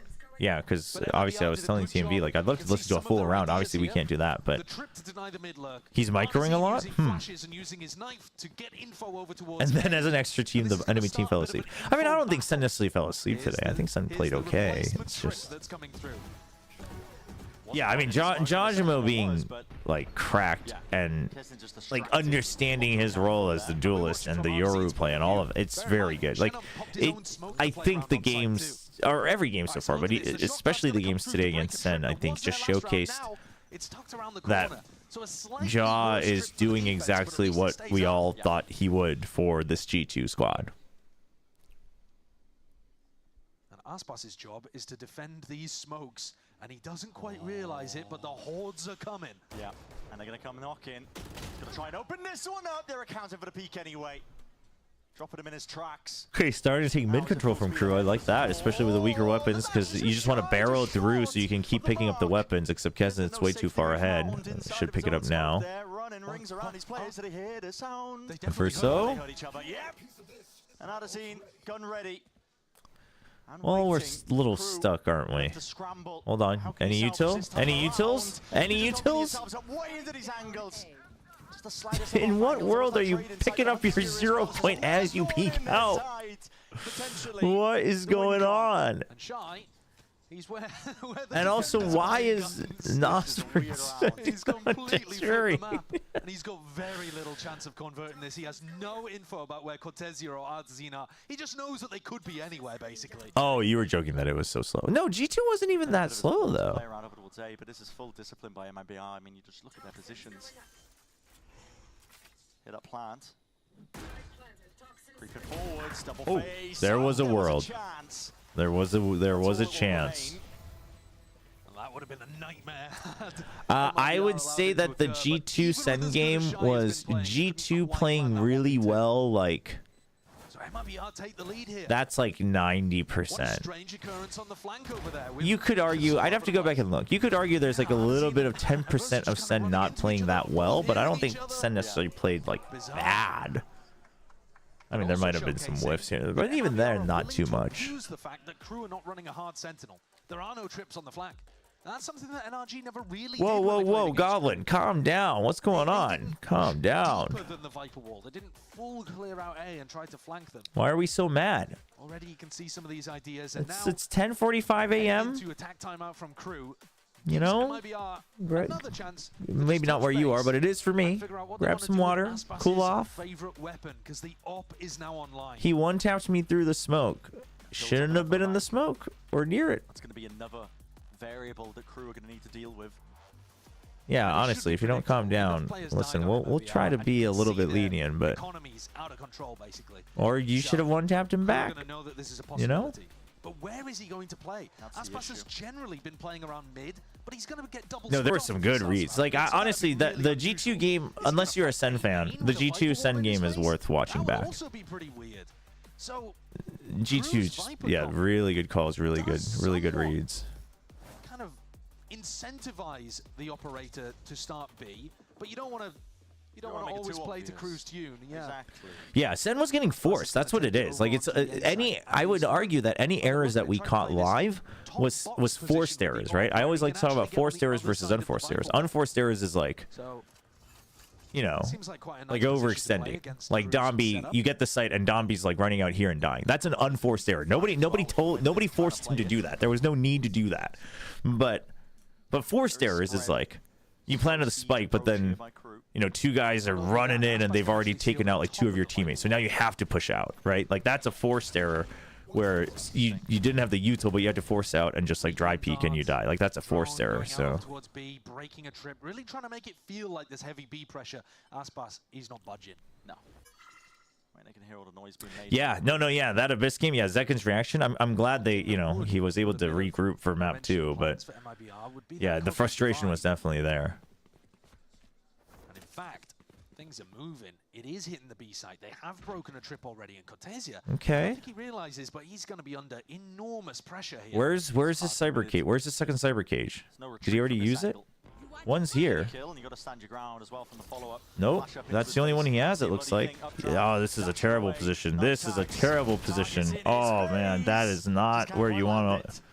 I mean, he had no out. That was the only position he could hold, but it's never great.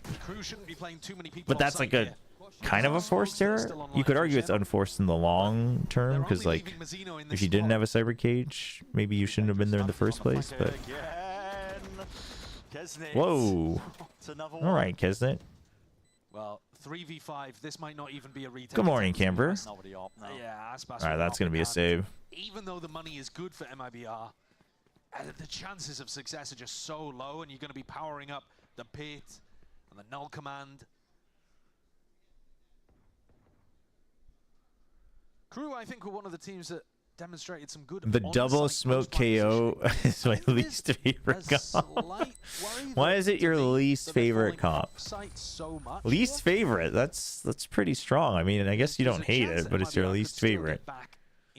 Perfect match for Vitality is G2. I'm excited. I would love to see those two teams go off. There would have been another, 3 players for him to get through. But all right, that round chalked for MIBR. The score 3-3. But KRU used their Cosmic Divide, which was G2. the biggest tool at being able to G2 won it nice and clean. in my opinion.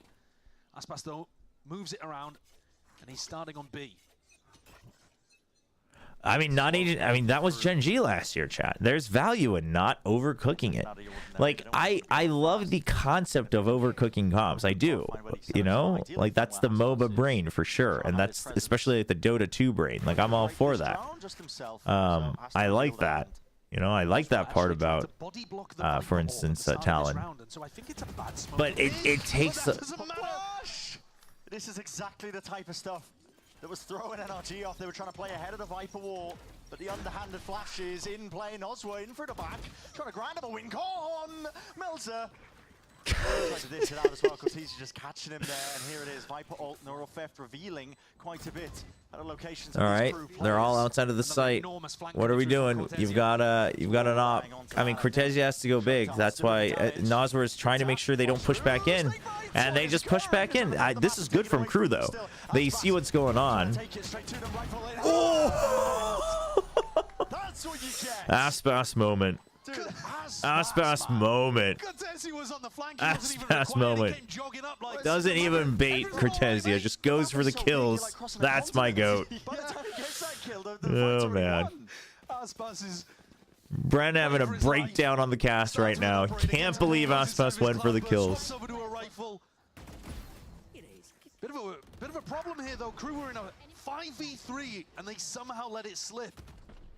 But yeah, what I'm saying is like you can get creative, but like you gotta make sure generally you're not swapping too many things, or maybe you only have a creative thing for like 1 or 2 maps, and even that is like stable enough that you don't feel that it's a one-off, right?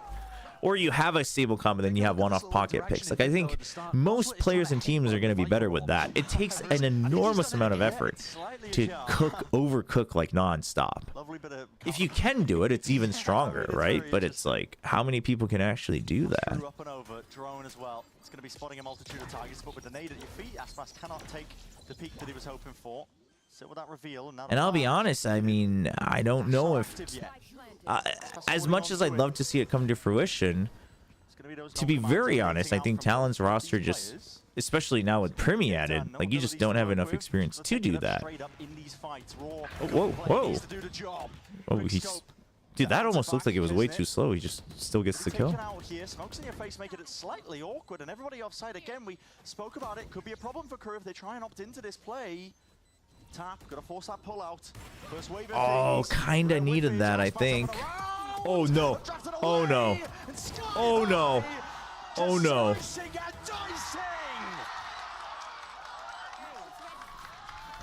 What an insane ace from Aspas! He's going for the retake with his operator. He's barely able to hold angles for the rest of his teammates. Having to wait out. Dude, he is on a mission. Dude, what is that? And then when he does, dude, he's just a drone. Draining down all hell. What an ace. Oh my gosh, and that's big. Dude, that was... He played for the win, I can't believe it. Average Aspas moment. Yeah, I mean, these are the moments you want to see when you're watching Aspas.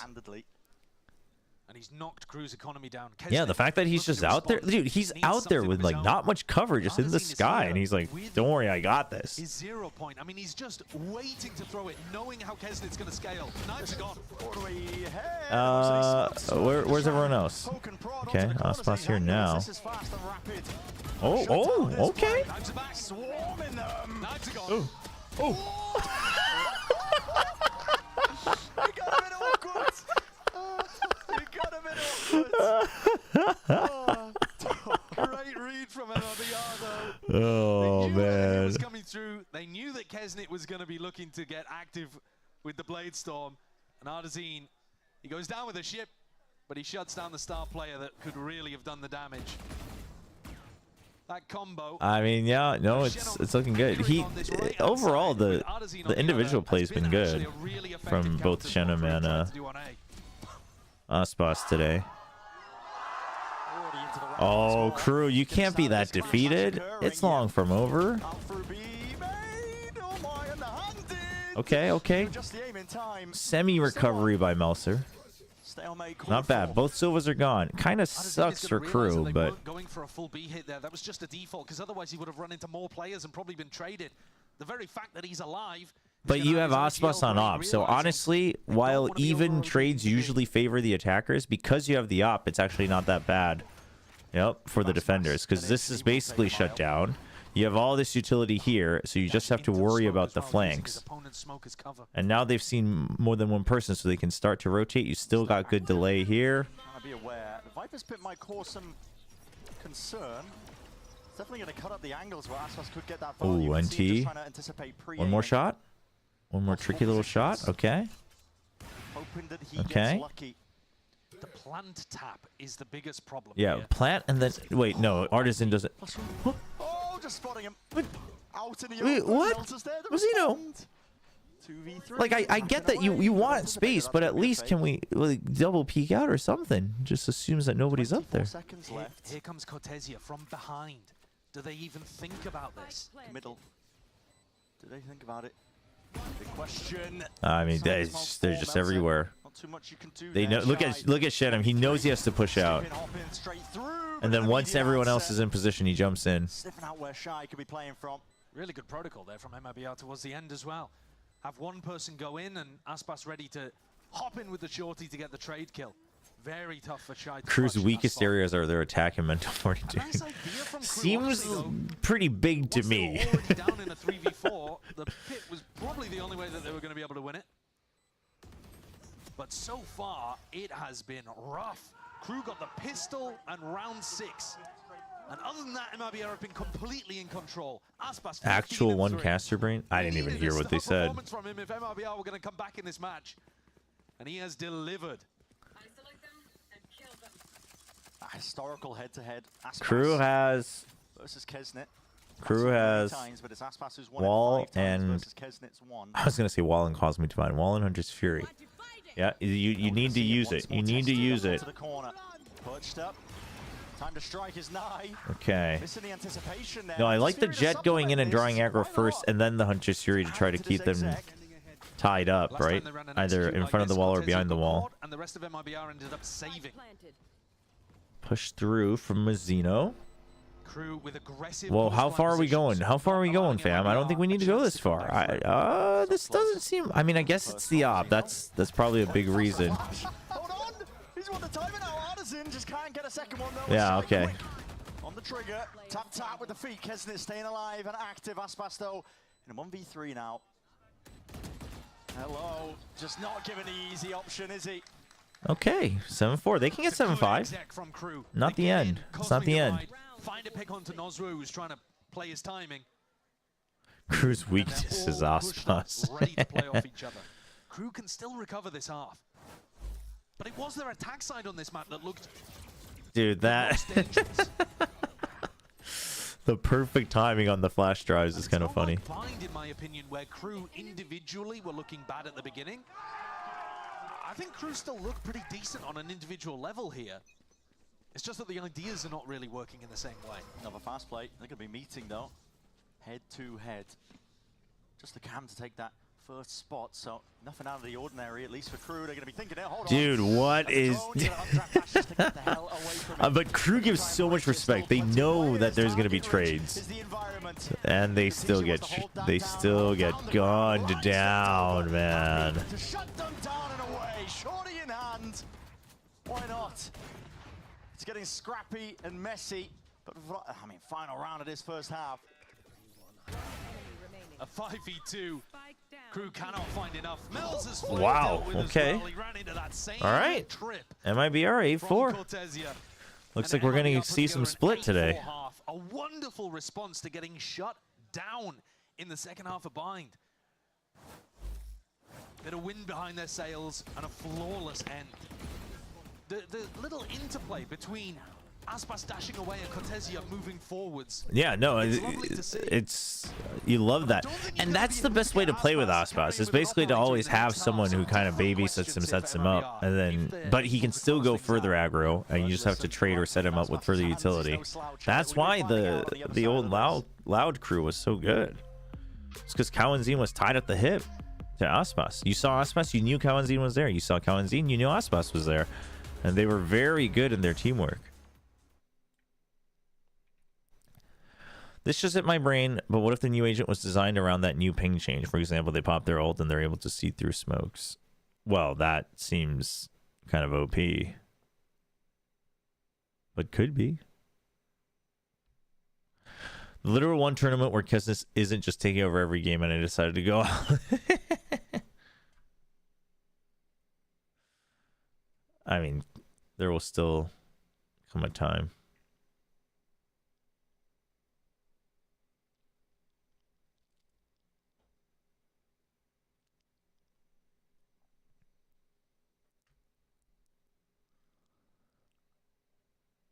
That was the guess behind Teo before he was out because he had sunglasses. Oh, that he might like get vision, X-ray vision. MIBR doubters in shambles. They're waking up every match they play.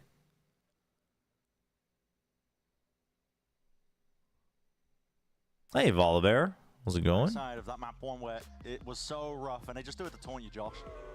The G's added into the back. I mean, I don't even know the name of that one. This is how we peel back the curtain. What? He doesn't know the name of Tactibear? Yeah. What? Oh, KRU need a pistol here, and they've been good on the pistols. If they want to be able to get back it's into 17-4. a couple important things to go well. Man, well, somebody's carrying this game, that's for sure. Like, if this is the real starting positions for MIBR, this looks like a hard read on KRU going fast A. Careful you don't press the S key. Yeah. That's 3 players on a precarious position.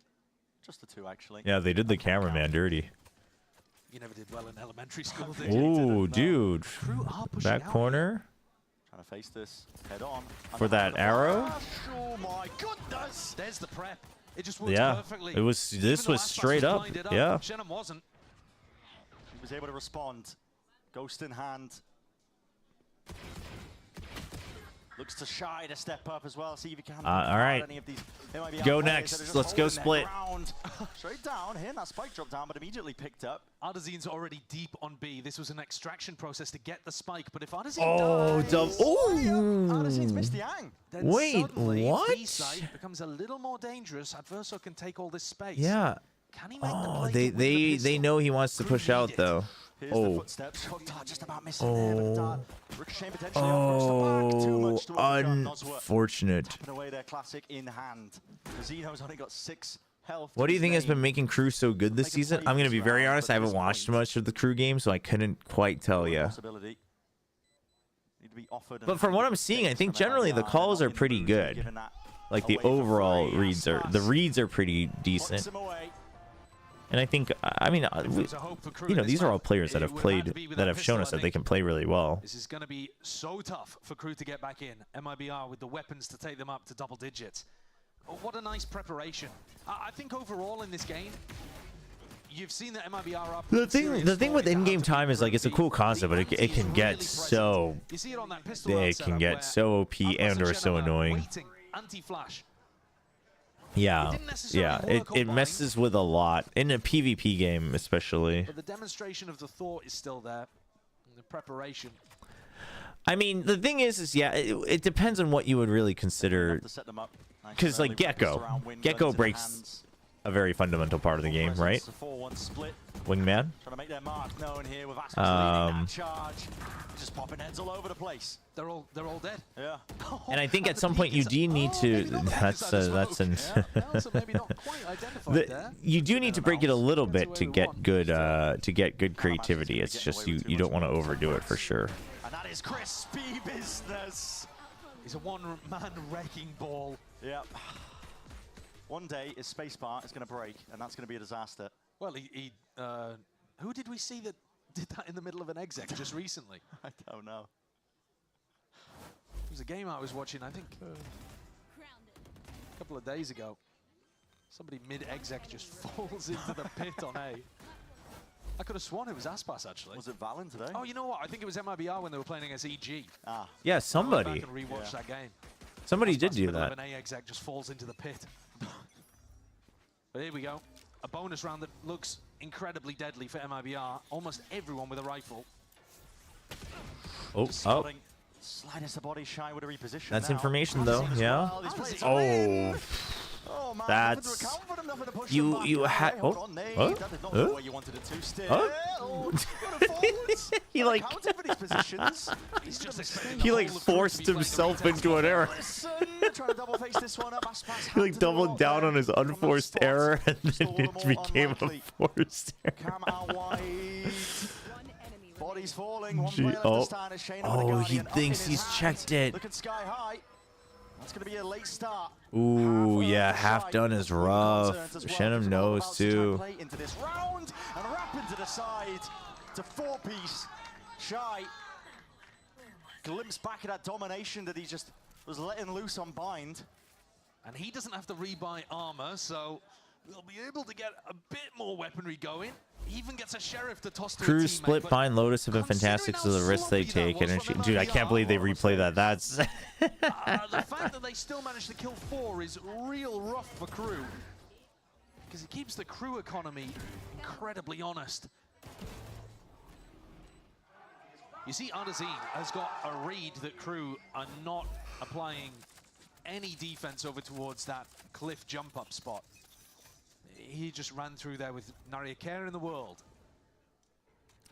okay. Crew wanting to get some map control, except you have no exit, so Shy just needs to live Do they have forever. a clue about this? Doesn't look likely. Ooh. Wait a minute. Ooh. Attacked onto Shy. There's no way. Attacked onto it. Just Yeah, Shy's like, I don't want any of that. Trying to work the map as well. Well, that's unfortunate. Good pick from Melser, though. Flash in his face. Okay, no, we're not all leaving mid, are we? Okay, you want to rotate safely. You've given up on mid because of that early cyber cage. See, that one cyber cage here breaks mid for MIBR a little bit. Before Cortezia can even get much done. It feels quite individual here from MIBR. Yeah, it's almost like the plan has gone to pot. At this point, looking for any sort of opening. There's only Okay, Aspas being tagged. So this is going to end with a bit of an A split, but I can't really tell whether Aspas Crew- or Cortezia is going to be the player that Yeah. goes for the split. Surely at the same time. Surely Aspas waits here, and then you... Oh, no. Cortezia's already through. Ah, unfortunate. Okay, he takes space of heaven, though. That's good. And he's able to trade out his gun. Cortezia did a great job of being able to pick up 3v4. early. You've got this space. Fell, made all the difference, and Aspas needs to get that kill. That's huge. The timing is big. So now they have to re-clear this, but also potentially vents. And then now they want to fight backside. You've got someone watching your flank. And that is a lovely one. Didn't see it from his perspective. I don't think they know where Nosword is, but wrangle that shot together. 2 versus 3. if Nosword gets a kill, he has Hunter's Fury. Advantage. Possibilities for them. And now just the one once more. Shanum tries to stand up to them, but rifle in hand can't do too much more. Well, There's a lot of aim diffing going on in this round. Yeah. Adverso in particular with the Guardian does an incredible job of being able to outplay Aspas. You think Aspas is invading just because Bren's casting, just to make Bren go crazy? And he's in a post plant with Soverall. It would become very tough. Brazil has to thank Bren for his comments. Great round from Adverso. Yeah, holding tower was kind of big. If not holding tower, I would have actually liked them to all be backside and ready to fight here, but kind of put the pressure back on. But then obviously it wouldn't be planning for you, so. Long way to go yet though for KRU. Still 4 rounds behind, but the money looking tight. Great chance for them to rack up a few more, even that gap. Deep line, so you can go for the rotate. There you go, even if you don't push out fully. Now they drone, they're going to push out even further. That's good. Throw in a drone or go for a Great from KRU. Great so far. You can already go and stack. I would have waited. He's active.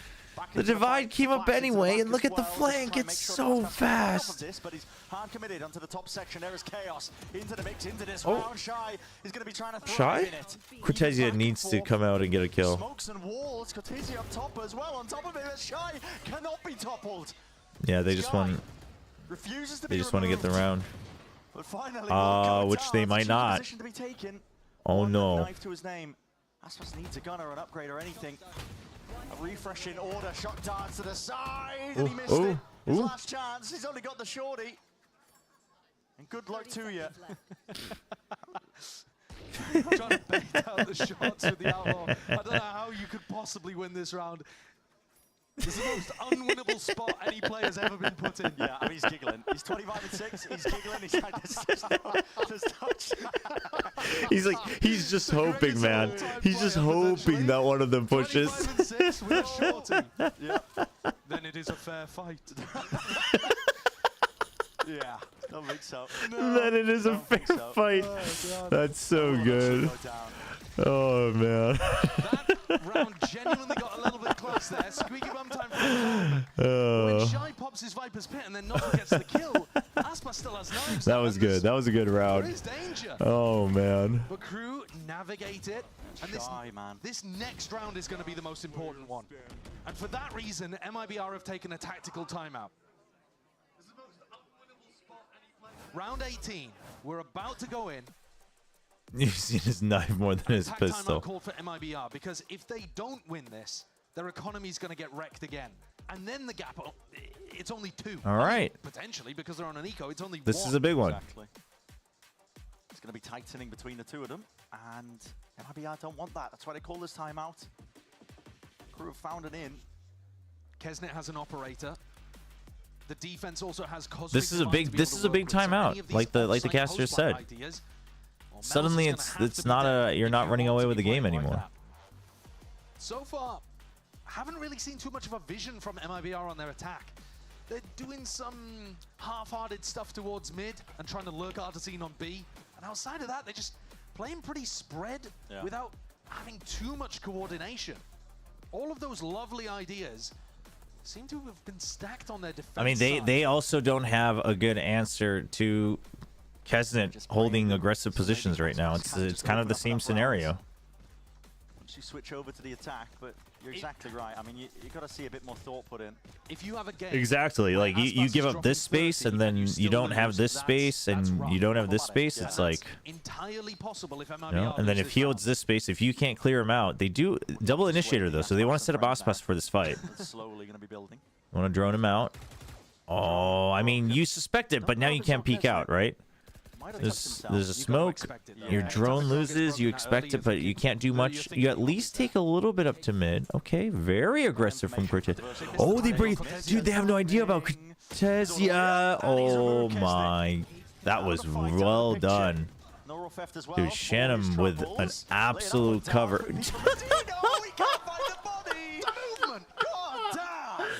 Aspas's movement is just Dude, what in the world? Dude, no, man. found the timing on a really fast mid play. The rest of the players on MIBR baiting for him. Oh, man. Drawing the attention. Wiggling through the air for Aspas as well. And Shy left. He's been amazing on the defense. Bind. Here on Abyss, he's been good too, but this is about as unwinnable as Aspas with a shorty in a 2v1. I'm going to take him out. Well, there's a lovely strat coming out from MIBR. Yeah, no, that was a good one. Impact coming out of a tag timeout. Yeah. We were talking about how important that one was. I mean, the overall call to check for the op and then slow push up to pinch it, it's good. But then the setups for Cortezia is huge. It's a little bit of a Jira. Little bit of a Jira. I think you can give that a Jira Aspas. Yeah. A little bit of a Jira. That's okay. And look at the emotion difference there. Instant timeout by KRU. Yeah, all the crew points. That's right, chat. Let's go, MIBR. You guys try to keep quiet that the Gamba was open. Try to get away with your free Chobra points. That was an eco swing round for them as well. MIBR. Yeah, no, I mean, they set up Cortezia well, but he capitalized on it even better. Sometimes in a game, it can come down to 1-2. I want to watch a game from the coaching booth once. And the economy swing in one direction or I feel like it probably makes it so much more intense because it's so small and it's all dark and. That's the major difficulty. Like you said, because the money is. KRU will be able to scrape together something potentially. Are you staying up until Pacific? Probably. I mean, I might take a nap, but I'm not streaming until then, though, just so we're clear. Take care of, some errands around the house, tidy up a little bit, walk the dog. But might take a nap. Actually, no, I'm not watching EMEA Americas tonight, later tonight, because I have to cast tomorrow. So yeah, maybe I do stay up, and then as soon as Pacific's over, I just pass out, sleep well, then go cast Pacific. Then we do 24 hours of Valorant. Yeah. The kind of thing you're expecting when KRU's economies. Now we just re-hit 8. No, they're just the ops down. They go straight for B. Time to start paddling. Oh, Cortezia. That's an easy one. Oh, dude, he is woken up, man. And that was realistically one of the only chances. There was a world where it was a no-help ace. Oh, man. But MIBR going away with a really easy one here. And they get up to 12. Yeah. I actually used to be pretty dope with the yo-yo, actually. But he's so confident and so aggressive. One of the things you'll note when he's on defense is he loves walking up, taking space, pushing. And he tucks himself into the corner, relying on his excellent aim to be able to pick up 3. Potential final round here. MIBR are going to look to close and get up to 13-7. Aspas at 28 You love to see it. Love to see the confidence. He's got the potential to drop a 30 bomb to get him across the line. And KRU, last chance. Again, just B. No money for an op. It's just a fast hit. Sights over towards B once more because it's been where the success has lied. Okay. They respect the double smokes. They respect the toxic screen. Once more, Adazine. Now, KRU's going to be ready for a mid-lurk, though, right? Oh, Shannon with the op. It might not even matter. Look how easily Adazine is getting up here. In through the back, Melter. Lot to be asked for of this guy. Good lock. I mean, good bunkering down from Melzer. And just like that. The timing not working out for Shannon. He missed the timing on both of them. That's rough. That's funny. Not on the defense. Yeah, KRU's economy is stressed. They're not going to be able to afford it. What a play by Melzer, though. Coming out of the tag timeout from Atom. Oh. Atom Yo-yo tricks for fun, chat. Maybe I should get another yo-yo. Melzer's tucked underneath the bridge and then swings back out. Tanked a ton of damage in that position, by the way, but was able to catch the timing onto Adazine and Aspas. Adazine thinks it's free. He's been doing that since round 1. It's part of their game plan. I mean, 28-8-2, man. Ooh, okay. Another timeout. They really just want to win. I mean, this is a slow burn towards potentially the tail end of this map. A lot of room to talk about it. I mean, Fill the tech pause with yo-yo tricks. There you go. Yeah. Trying to come up with solutions for this one because it has been back and forth. No, yo-yo tricks are fun. Now you guys have got me thinking. How much are yo-yos these days? So Frod may have realized, okay, clearly We gotta get like a. We gotta get the ones with the lights though. The ones that light up when they spin. So then, what's the adaptation? Is that going to open up mid? Does that mean we can go for a fast A exec? And Atom has to try to preempt the plan that Frod is currently cooking up. Does that mean something fast from KRU? Rip the initiative away from this Brazilian team. Chad, apparently there's a brand of friggin' Still a gigantic task for KRU to get back into this map. a baby brand called Yo-Yo. Just seeing like a bunch of different walkers and carriages and cribs and obviously them calling that timeout. They are feeling that pressure to a degree. They want to try and close this one out here and now before the money gets too bad, before give KRU too many more. no, it's like anywhere from $2 to $7. Okay, for like a basic yo-yo. Quick peeks over towards Yeah, MIBR is too scared of A. They have not done anything with A main, so KRU's rotations are getting faster and faster. Like Kesnet wasn't even fully set up, and you're already rotating over. But the way the spike is right now, I think by 40 seconds, if Kesnet doesn't show up here, or if Kesnet dies, they re-explore A. I think that's the goal here. Oh, actually, would Cortezia go in this deep though? Maybe not. Maybe it's a fake. It's a fake. So KRU has the read that I had, but it's okay. KRU doesn't. Yeah, KRU doesn't want to deal with it. That helps a decent amount. So these guys now just need to hold this line. Just this line. Just this line, Melser. Just the line. Just hold the line. Thankfully, Shy gets the trade, but you lose the position. Shenham needs to go for multiple. Oh no. Okay. I mean, okay. But Aspas? Oh, Adverso. Okay. Oh no. Oh no. Absolutely ridiculous. Truly ridiculous. The new IGL stepping up to close Damn. out 2 and force us to go over to split where he'll be picking up his raise. That was a good round setup though, and KRU got ahead of it enough. KRU got ahead of it enough. That was a good fake. I liked that fake. Hey Tron, oh, we've been relatively good. YouTube chat trying to sneak in a couple things here and there, but and showing that they can hack. all right, all you guys that try to sneak into KRU for some free points, freaking 5 rounds into the game, get wrecked. Twitch chat, that's what I say. We are gonna have so many sick, aggressive moments from the double duelist potentially from Adazine and Aspas against that defense that has normally been so great from KRU. No, this map 3 should be good now that both teams should have woken up. Because the culmination of this elimination game is going to be occurring on the other side of this. All right, we got predictions up.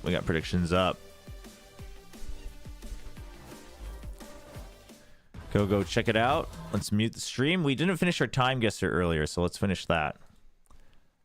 All right, so this is Korea. Yeah, yep, you're right. It says Myeongdong, which is an area in Seoul. The fashion is definitely old school. We're carrying things around. Okay, this guy's just chilling. Yeah, we got the scarves on our head. We're selling. Okay, yep. Oh, this is, man, what year would this be? Honestly, I don't even know. Let's get to Korea first. I mean, the thing about Korea though is that they'll like have area names in their shop names. Like you'll have like the Gangnam Dentist in not Gangnam. You know? That's the thing about Seoul. Who do you think wins map 3? I mean, I don't know. I was a pretty big MIBR believer coming into kickoff, but KRU has convinced me to believe in them as well. So now I'm a little torn. But after that performance, I'm thinking maybe MIBR. The momentum favors MIBR, I think. Looks like a modern-ish picture, but it's black and white. Well, by modern-ish, you mean like not like the 30s and the 50s, right? Aspas is plus 31 in the first 2 maps. Chat, that's actually insane.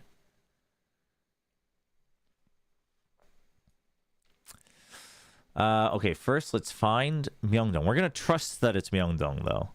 So Myeongdong is where all the tourists go. Myeongdong, there's actually more foreigners than there are Koreans in Myeongdong because everyone's there shopping. It's a great place, though. Lots of street food, although a little bit overpriced these days. Wait, where exactly? What the... Dude... This being in English is wrecking with my brain.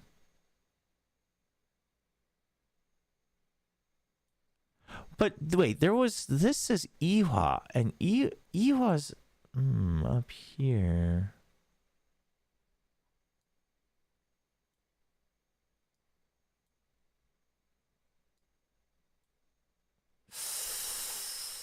Huh.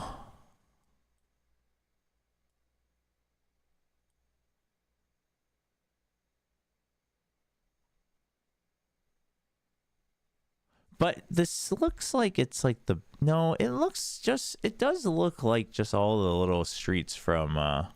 You can flip the language?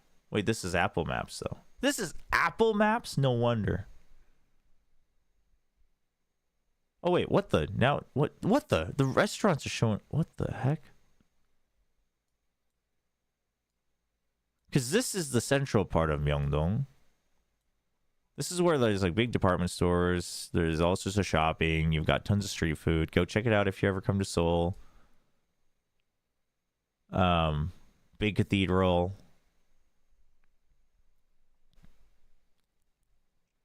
Yeah, I'm gonna guess it's still one of these back alleys. Although, no, because there was something Utsuro here somewhere. No.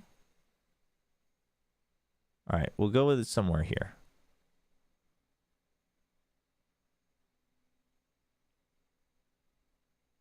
I do think it's closer to here, though.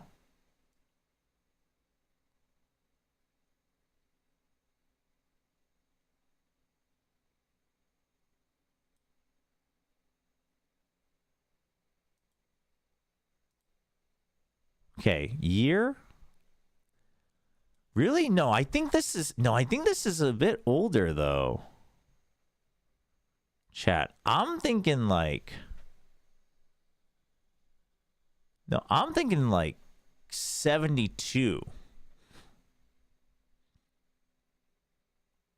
I'm thinking 72. I know, some of you guys are saying... Wait, why? What's going on? Why are we asking for mods? Chat, behave. Behave yourselves. No, chat, this is further back in time. Oh, well, we were both kind of... It's right in between. Oh, it was literally in the center of Myeongdong. I should have just trusted my gut. Damn. Okay. Right in between. All right, this is the daily. Last daily. The finish line. Is this on purpose? Is this like a play on words? Like finish? Oh. Dude. Oh, it is. It is a play on words. Finland. Visit Finland. .fi. Oh, look at that. See? Okay. So it's, do we have a city anywhere? Any sponsored cities? What's going on here? It's like a marathon where you have to piggyback people? That sounds intense. I don't know my Finland cities, to be honest. Even if I saw it, I probably wouldn't know. You think 2000s? Oh, what kind of cameras we got? We got like a little pouch. We got mini digital cameras. Okay, 2000s for sure. 2000s for sure. They've got the, you know, extending zoom lenses, right? We got a little Nokia looking phone here.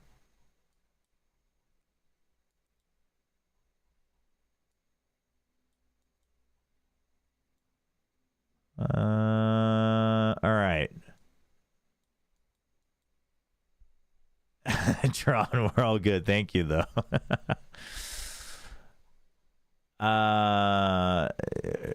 Ooh, this looks, there's a lot of trees. There's a lot of trees everywhere, though. I'm gonna guess it's not Helsinki. We're gonna go with like,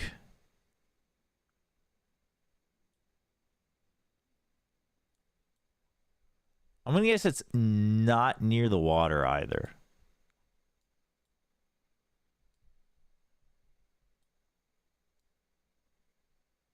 I don't know.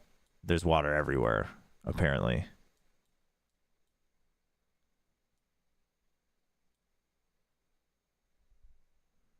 Southern Finland? Okay, we'll stay with southern. Let's go with like here. And then I'm going to go with 2000. I'm going to go with like 2005. Oh, so close. Holy. Okay, well, not southern. Wow, this is, well, would not have imagined it was this far up north. Not that I know anything about Finland. A couple crossing the finish line at the annual Wife Carrying World Championship. I read about this. I don't think it was Finland, though. Oh, maybe they traveled the world. Maybe it rotates. Sankajärvi. Yeah, no, it's actually cute. No. Yeah, no, that's actually kind of sick. 2006, though. I was spot on with 2005. Okay. All right. What's my final score, chat, for our dailies? 44,000 out of 50K? Not bad, not bad. Not bad, chat. Not bad. All right, what do we got? What do we got on Split? Job here, honestly, crew. We've seen both of these teams play. Yeah, I saw like an article on it. Split this season, but personally, going to compete next year. I gotta work out. I gotta work out if we want to compete. My wife's late, but I am just not in shape at all. The problem is I probably can't finish the race on my own, even if I'm not carrying my wife. Shut down the double dive when Artazine, while IGLing, by the way, has looked so marvelous on the attack raise. Big questions, and honestly, I'm hoping for that carnage, a clash between these players. How's the doggo doing? Oh, yeah, she's okay. Some of her, you know, stats are showcasing signs of potentially getting worse again in the future. But you know, she's 20 years old, so it's very up and down. So yeah, it definitely has. Well, here we go. Slow, steady to begin, but not quite through mid. That's Artazine leading the charge. Trailblazer inside the smoke. There will be no safety. All right, nobody snuck in this time. Predictions are over.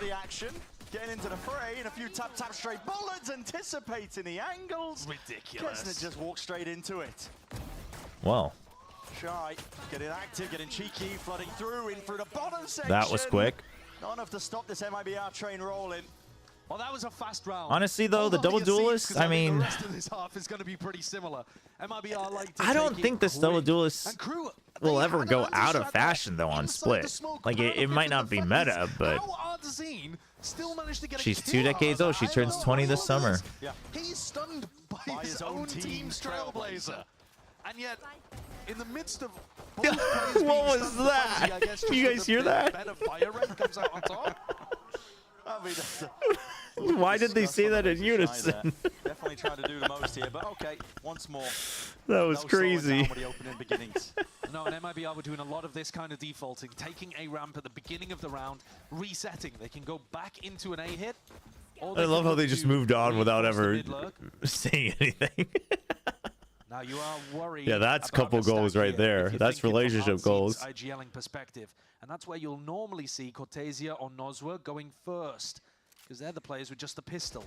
Instead, it's both of the duelists just looking to power their way into. I mean, the Stinger going forward, I'll take it. I'll take it because it's the duelist. Potentially about these players here. Will anybody else be coming out of the woodwork to try and help this one out? Aspas fast forwards and good awareness. Just knows that he has to clear that. Yeah, waits for Artisan to also check elbow. Hit that's coming through onto this side, and this is whoa, whoa, whoa! Wait, what's the gameplay? Yeah, they're running them down. I mean, there are spots where I think a lot of teams would be cautious to dash the Phantom into the A site. Aspas is like, no, I'm just better. I'll just do that. I'll just do that. I'll simply win the fights. So Mel's has left alone. Just he was the win. sole player left to guard B, and he witnessed his brethren fall across the map. MIBR with no losses are going to be able to stand a get chance really against either nice of these bonus teams. buy. I think so. But I think it, you know, that matchup would very much depend on. I actually think. Play in Shy and play in Mazzino. That's what I was hold on. I might not want to. From anybody else that was playing around there, but Bite my tongue here. And it might be awkward timings and Yeah, I think SEN would have a better time against KRU, to be honest. Just because of the mentality, the mental game, but I think that matchup, no matter which team it is, it depends heavily on both teams' condition, I think. No Utah being thrown out at the beginning of this, though. Happy to walk up behind the wall. I think SEN should. Oh, it would be a best of 5 too. I think SEN should be favored for sure.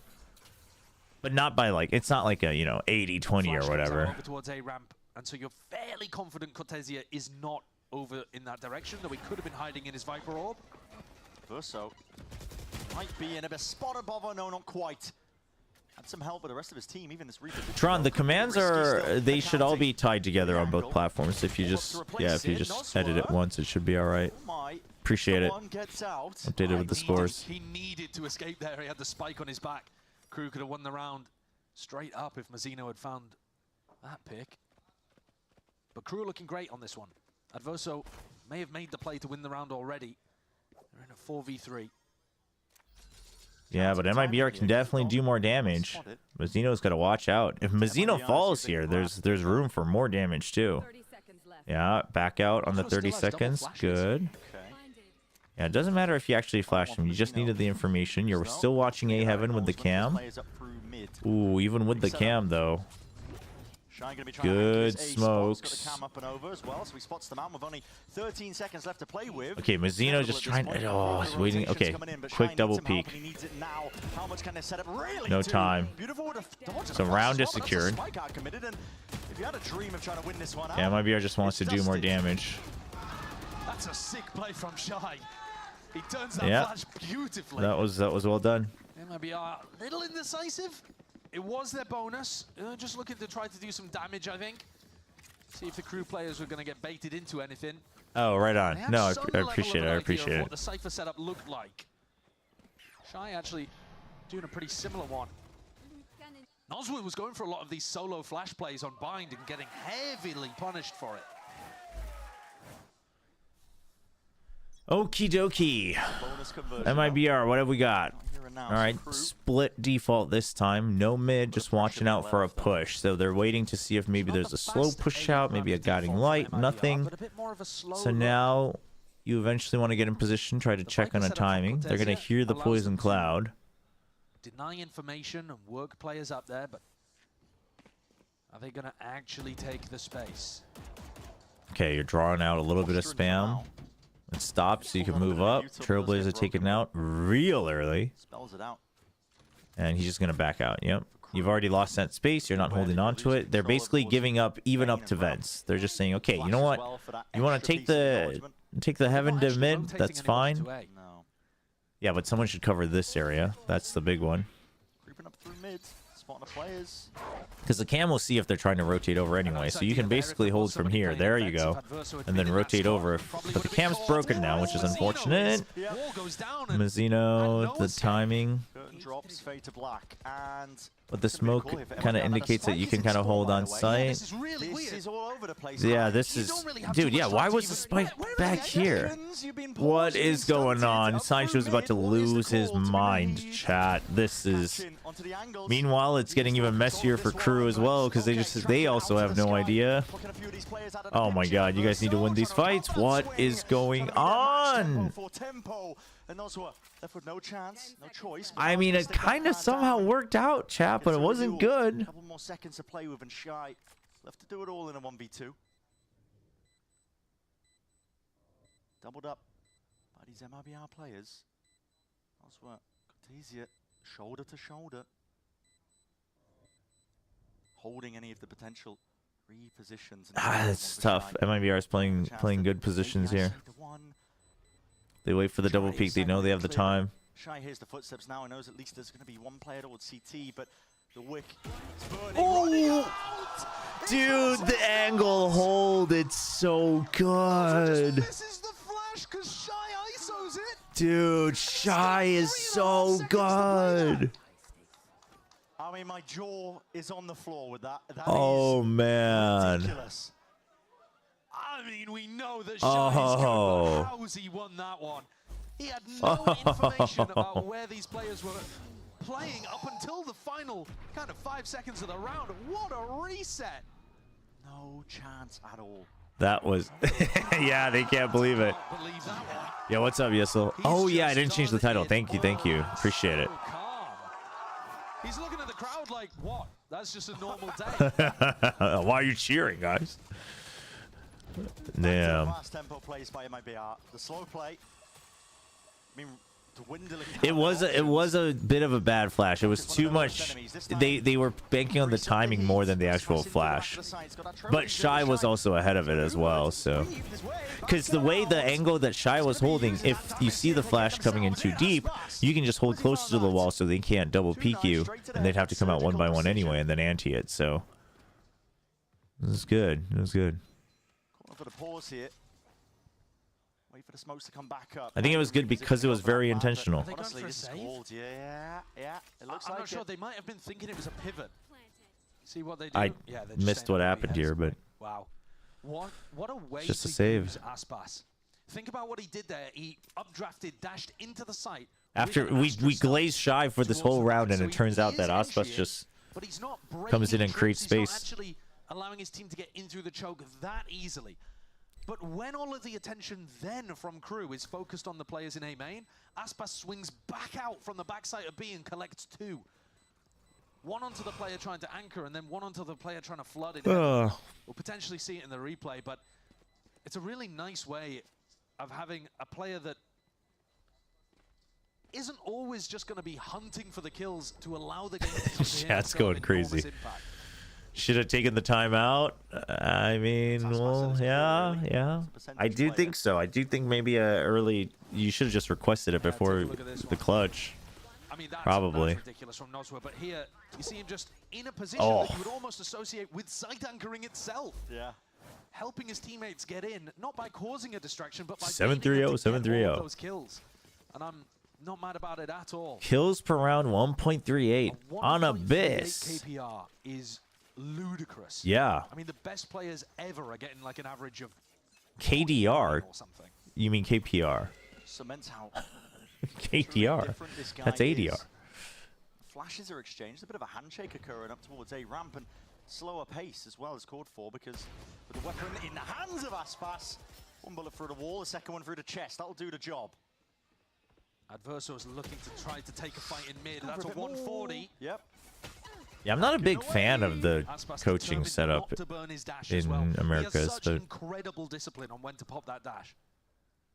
Honestly, I could go for more sleep, but I'm probably not going to get more today until after Pacific's over and just pass out. Wasted moments. And part of the MIBR game plan is to do these squeezes through mid and A ramp so that you can't really play vent against them. I mean, they're in the same situation again, where filling Heaven now, you've already making your choice of just watching Heaven, but it's not a good spot. So I get the mentality of you wanted to fill the space, but especially with the econ, but oh, dude, the movement's just so very intentional. This is a 24-hour stream. No, not today. Today is a 12-hour stream, basically, right? Well, longer, but I'm also not streaming the whole time. We're gonna cut off the stream. But today is Americas, then break, then Pacific. Then I'm not doing EMEA upper finals and Americas lower finals because I have to cast the next day. But starting with the cast of Pacific lower finals on Saturday, then it's a full round of. No, I'm taking a break in between chat. Might as well. I mean, I would like to not go insane, chat. I think that might be good for my future health, no? Although probably what I will probably do to wind down is probably try to cut out some time to play Path of Exile 2 anyway. So you could argue maybe I should just stream it anyway, but no, the timeout's here now. The timeout's here now. It's all right. No. Suspiciously colorful mushroom. It's all right. It's all right. We got the timeout. We'll see what kind of adjustment. Oh my god, I forgot your old never mind you needed. This should be the favorite half for MIBR. Uncalled for. I see what you're trying to do. You're trying to bait me into streaming the whole day. No, I see it. I'm not gonna do it. No, I see what you're trying to do. No, I'm not offended. It's no. Like you said, it's the fast ramp take, which just makes it so uncomfortable to burst of the play around. It looks like they are putting. You're unironically worried. I was gonna say, if Addison's the one taking it, he has a showstopper to take the fight. What are you worried about? I mean, to be fair, chat, even when you're younger, you shouldn't do like. You generally shouldn't do it. We all do it, especially if you play games. But like, it's generally just not good for your brain health at any age. It's just you don't really feel the impact when you're younger. Only the Viper spotted. Yep. As you were about to mention. All right, what did KRU do during this timeout? The trip. That's kind of big. It's a big check. Spread back out. Yeah. And then they. Time has been an issue. What was Melzer doing? he just turns his back the whole time. I mean, I guess you had Mazina watching for you, but. And then they re-cleared ramps off of the first screen, and then they hear all this util come out. Okay, guiding light to check if anyone's gone in off of that. Nobody has. You still called Keznit just in case, but like trust in your guiding light, my guys. Like, can we trust in our guiding lights if we were gonna do that? Like, what? We're so. What is going on? Okay. Keznit did actually get one. That's crazy. Well, there wasn't really. I mean, now surely we wait, Mazzino. Sure. Okay. Okay. Okay. Kinda worth it. Making it look like he's gonna try to pop out of that smoke. They don't even care. And Nosworth comes up with the goods. Yeah, he allowed Aspas to die. Not holding Evan the first time, but instant on the trade and shuts down Melzer before Melzer. If they are uber long streams, you definitely should hop on a call. We were on with TMV earlier, but he's weak. You know. The young age of 27 can't even watch 2 best of 3s of Valorant. Age is not everything, chat. I'm just saying, you know. Frod's happy about that one. Yeah. Needed his beauty sleep. Right back into round 8. Slower beginning again. So not too much action is going to be missed. Okay, okay, new screen off of the okay, making it look like we want to push out mid. All right, yeah. MIBR is like, all right, what you guys doing? Oh, they're actually not gonna push out of mid. Okay, interesting. But they're gonna push out of A with a Bucky. He's kind of getting it, but they haven't had a great. Whoa, Artisan. truly leading by example to get information. That was crazy. You like straight up went into enemy territory to break the trip on your own. And then he went through the toxic screen. We'll be going down. This is where issues lie. Again, listen, it hasn't. The angel IGLing method. I respect it. Well, it's a buck. It's a buck. Brendan and I were thinking the same thing. That was a little scary. This is like, dude. The drop down, going forward versus right there into the corner, and Kesnet meanwhile taking names in other areas of the map. That was up through heaven. Immediately going to take that reposition. This is. Why is this happening? This is just ridiculous, man. Shy, he's been so consistent, but Shy, you had everything you needed. Can Kesnet and Adverso get rifles? I don't think so. They're prioritizing speed.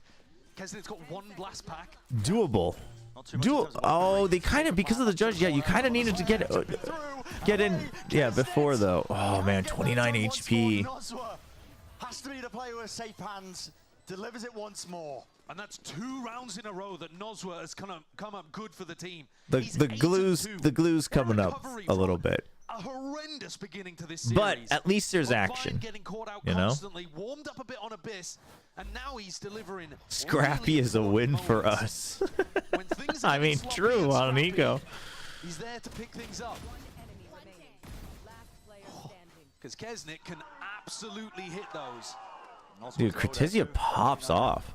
KRU need this one. They absolutely need this one. They're down 6-2. They just need KRU, yeah, they still haven't fixed that, huh? That's always been the KRU way. Adverso would love to just fighting more when they're tilted. You know who else used to always fight more when they were tilted? KRU. They don't do that anymore, though. And you see KRU, the adjustment that they've made is they to just much more heavily fold over A main, so Adverso's and play back scared. is kept safe. No, RQ played well this kickoff. I really should give them more credit. But chat, you have to understand that while everyone is giving them credit because everyone used to be down on RQ and they finally see the light, I've been seeing the light for the past 2 years. So I have higher expectations. Backing away here, 50 seconds left to play with in the round. Every time KRU has lost to a Brazilian team, Aspas has been on it. That is actually, it is a very fun storyline and stat. Worried about mid control though. KRU have got their backs to multiple of these angles, and the pack I mean, of MIBR, these players are now going to start to like KRU, like make up our minds on how we want to hold this A site, dude. The KRU just can't figure out how we are going to hold on to the A site. There's a lot to do for Melzer, but just oh boy, it's just Kesnet time. Okay, okay. Oh man, that could have been so beautiful. Oh no way. Oh. Dude, what is going on both teams? He doesn't have time, man. Almost crossing it and hopping around the corner. 4 seconds. You got to stick this one. Kritizia knows it. Shy, leaving it into the 1v1. Chances on chances, barely a shot. Oh, I mean, you know what? Let's just have KRU run it down every time and leave Shy in a 1v2 or a 1v1. That seems to be the win, Con. The pillar that KRU can rely on whenever needed. Defense side, Shy is there for them. Jeez. Red Bull clutch comes through. Odyssey, how has he got that entry? It's absolutely absurd. And we tilt, but we drag them with us. It's not a bad game plan. And the operator to try to make it happen. Another back in 2022 to 2023, Kesnet would literally just swing because he didn't think. Yeah, no, seriously. Yeah, that was the KRU way where they're just like, Kesnet was like, I'm done with this team. We can't play the map. I just have to win. We saw what he did with the Blade Storm. Be making another go of things fast. Ramp take. Lines up and around. That's a dash active. Okay, this time, faster rotates, except Aspas is even faster. Oh, where'd the Viper go? Where'd the Viper go? Oh my god. Dude, how is he anticipating his team's cleaning up behind him, and now a quick maneuver and a pivot. Out through mid and away. It's a joy watching this guy. He's outrageous. Dude, what in the hell? Open B site as well. The call. He is beating all the allegations today. Like, what the hell, man? Every time he's got blades, man, he just gets multi-kills, creates space, becomes the bait. Oh man. Into the top section of B Heaven, revealing it, but dropping down. He can't bait if Brett is casting. Shy's got too little health. If Shy was healthier, I think I would have said there was a world. Yeah, the call was right there. Just up top, and not enough life to survive that. It's an onslaught of bullets. Heard you on TMV stream. You really woke up at 6 to watch Americas. Well, it's, you know, the first match was who goes to Masters Bangkok. I wanted to catch the top 4 of all the regions, but tomorrow I can't do tomorrow's streams for EMEA and Americas because I have to cast the next day. But we'll watch the rest of them for sure. The grand finals of every region. Visible as well. The rest of crew just couldn't pay attention to him in the midst of all of that, and he's done it. He's given them another outrageous round to knock Crew's economy and take 7. It's genuinely unbelievable at times. And the fast ramp takes. They have not failed MIBR so far. Any answer from Crew? Well, they're going for something different this time, right? We'll push out of mid. Going for a bit of a flank retake. I mean, yeah, you needed to, like, your holds on A just aren't good enough. I mean, quite frankly, even this run, it wouldn't have been good enough. MIBR is just, you know, trying to play smart and not go into areas they don't have information. Retake could be possible. Still, the pit's going to be another problem to deal with. Whoa, whoa, whoa. Okay, okay. Too many bodies. That's all right, though.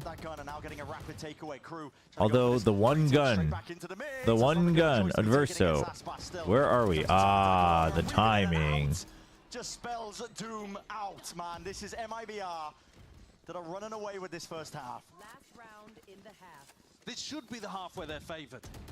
MIBR with so after the 24-hour stream, it's the end of an era? What do you mean the end of an era? There's no tournaments for 2 weeks. We'll probably do some VOD review, make some YouTube videos ahead of Masters Bangkok, VOD review some challengers of different regions, maybe watch a couple days. I'm not going to watch every day of Challengers Korea. I don't want to get in the cycle of just being stuck in constant live watch partying because I want to make YouTube videos. Crew are struggling. This is their chance at Bangkok slipping away from them. That's what these teams are playing for. Yeah, some PoE. Maybe some Baldur's Gate 3. Maybe we return. Maybe we make a little bit of progress in Baldur's Gate 3. Yeah. Like every time in between like leagues and tournaments, we'll do some other games and VOD reviews and such. These players almost lining up. Adverso is doing good work out towards mid. All right, Osmos. Tactical adjustment from Crew pays off here. That fight over towards A main, it works, and Adverso it does work. I mean, they were giving A main for free, Atom's done what he can in terms of and then like not making up their mind if they wanted to fill heaven or not for A. 4th round for Crew. Makes it Road to Radiant, the ever-giving tree. Pistol round, you're back into it. I could stream that forever, chat. Down, gives that timing. Double faced up. Spike in the open. Shanem's got a lot to do. Double face. Good discipline towards the end. So I started Remake again last night. Final Fantasy VII Remake. Yeah, I might try to get back into Rebirth at some point too, but like JRPGs are so long. Until I finish, if I'm gonna play another long RPG, I should probably finish Baldur's Gate 3 first. Can you play Hitman but normally? Why? What does Sideshow do on Hitman? What? To keep their heads above water, they are barely treading water in this map. So close to drowning.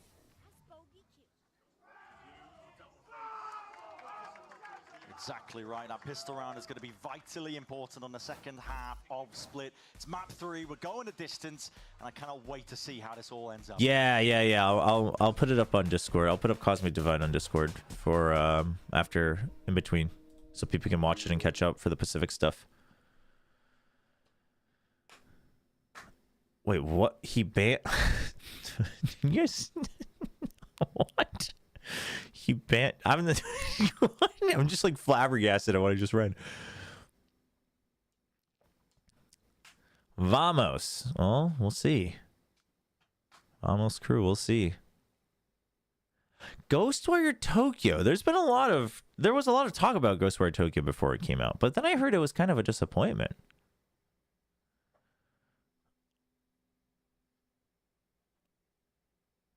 There's no way that was the reason. Bell, there surely had to be something else.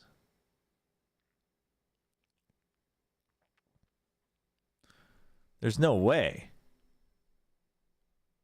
Do you get burnt out quick on Valorant casting it and watching it? No. I mean, there is a balance. I would say there's a balance. It's not that I get burnt out on watch partying it. I just don't want to be stuck just doing live streams at the mercy of live match schedules, right? Because those aren't fixed times, right? Because matches can go a long time, and then, you know, there's always going to be more matches, but then, like, you know, then your main content in the offseason is just to watch all of those games, and there's other things I want to do with content, like even just within Valorant. So I don't want to get caught in that trap. Not that that's a bad thing. I think if you want to do that, like, it's good, and there's so many matches, so it's good. And I enjoy watch partying, but I wanna have a little bit more agency on, like, the time that I put in and what I'm doing, if that makes sense. Shayna has got to be careful of this one.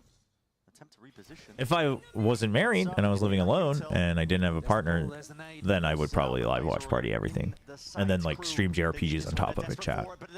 But what the wait? Artisan just silence. He gets 2. Just right from the setup, Artisan knows exactly what's going on. The prep work, the anticipation. Crew just fed themselves in, like you said, meat grinder. They tried to get through a choke point, and MIBR had every piece of utility ready and waiting for them. Brutal, because now we've actually seen that a few times in this series, where MIBR have had the perfect response. The prep. If you stream Dota once a week, you might be able to learn the patch after 7 months. Crew then deciding not to force. They didn't get enough kills. But I think as a fan, you can get burnt out if you try to, you know, unless you like really deep on the strategy and whatnot, and like talent scouting and whatnot. There is, I think as a fan, there is a little bit too much. You have to really intentionally pick and choose what to follow and just kind of have a tie to it. This is where the squeeze is occurring. But for instance, during the off season, I wasn't watch partying any tournaments because I didn't want to get burnt out. Because sometimes the off season quality is a little hit or miss. Obviously, this off season was great, as we just watched Shy again do damage. But you know, being at the mercy of that schedule of like, oh, there's tournament this week, so I have to be streaming all the matches, etc. Like I thought that would burn me out a little bit during the off season. So, you know, I caught up on matches that people said were good or that I thought was good, or I saw highlights, or, you know, I'm keeping up the scores and comps and stuff like that. But that was kind of an intentional choice during the off season. So trying to find the answers, running into brick walls. The push over towards screens didn't do too much. MIBR just flipped, took full ramp control. And even though they didn't clear Shy very well, and you could say it got a little dangerous, at the end of the day, they're in full control of all of these angles. All right. Crew, can we run it back? It's been Shy. And all sorts of guns on the other side. Ooh, okay. Starts with Kesnet. Has Kesnet returned? Has he said, screw it, I'll win? The answer that they were looking for. It's an opening. And a cut in noise just to really make sure that you suddenly watch LCK instead of VCT Pacific one day. Would be a good curveball. Maybe forcing a reaction out of them. It's a bonus at the end of the day. Yeah, Adverso was calling these really slow Denji would have a field day in chat. Yeah, waiting for it because they don't have any information on A main. You wait for it. They eventually walked into it. Now they have even less information. But Crew, like, you have the numbers advantage no matter where you go. Let's not run it down until 25 seconds, shall we? 50 seconds. Crew. Dwindling down into the round, but Crew are in the driving seat. Really nice snake bite. Oh my god. Nate actually missed there, okay, yeah. Just by a bit of a spamming through the main choke point. Yeah, where did that nade go? Yeah. Waiting out the full duration of that smoke from Shenum. He didn't have another one to be able to throw down for Nozwa. It's nice to see Crew being calm and patient despite the fact that it is getting a bit desperate for them. All right. They're not rushing things. You just got to take it. This is probably going to be an all-timer of a series from us. Let's check. Yeah, because he was what, plus 31 in the first 2 maps, which is crazy, by the way. For a couple of exits. Yeah, and more so than that, he actually Would Faker? Oh, this is actually an interesting question. Would Faker be better at Valorant than Aspas is at League? You don't want to die to the spike. Oh, what do you guys think? Like Faker is pretty goated at every game he plays. He's not going to get a chance to. Wait, no, that's at. Oh. Okay.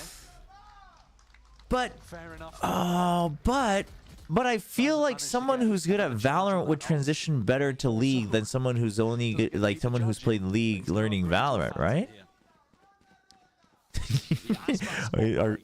Our lone Crew fans in YouTube chat are celebrating because Crew finally played slow while they're losing. Got that fantasy team up with Nozwa, a player he wanted to play with last year. Yeah, he did. Well, how much time are we giving them though? On a team together. Like it has to be timed, right? Like let's say we give them each a month. Who gets better? Or are we just thinking if they swapped careers? If they swapped careers, honestly. Look at what he's been able to do with them. Brought MIBR back up to that. Oh, that's tough. Like Faker is the true GOAT, but I just think Aspas' situation is easier. Maybe I'm underestimating Lee too much. Maybe Aspas also just hates reading tooltips. I don't know.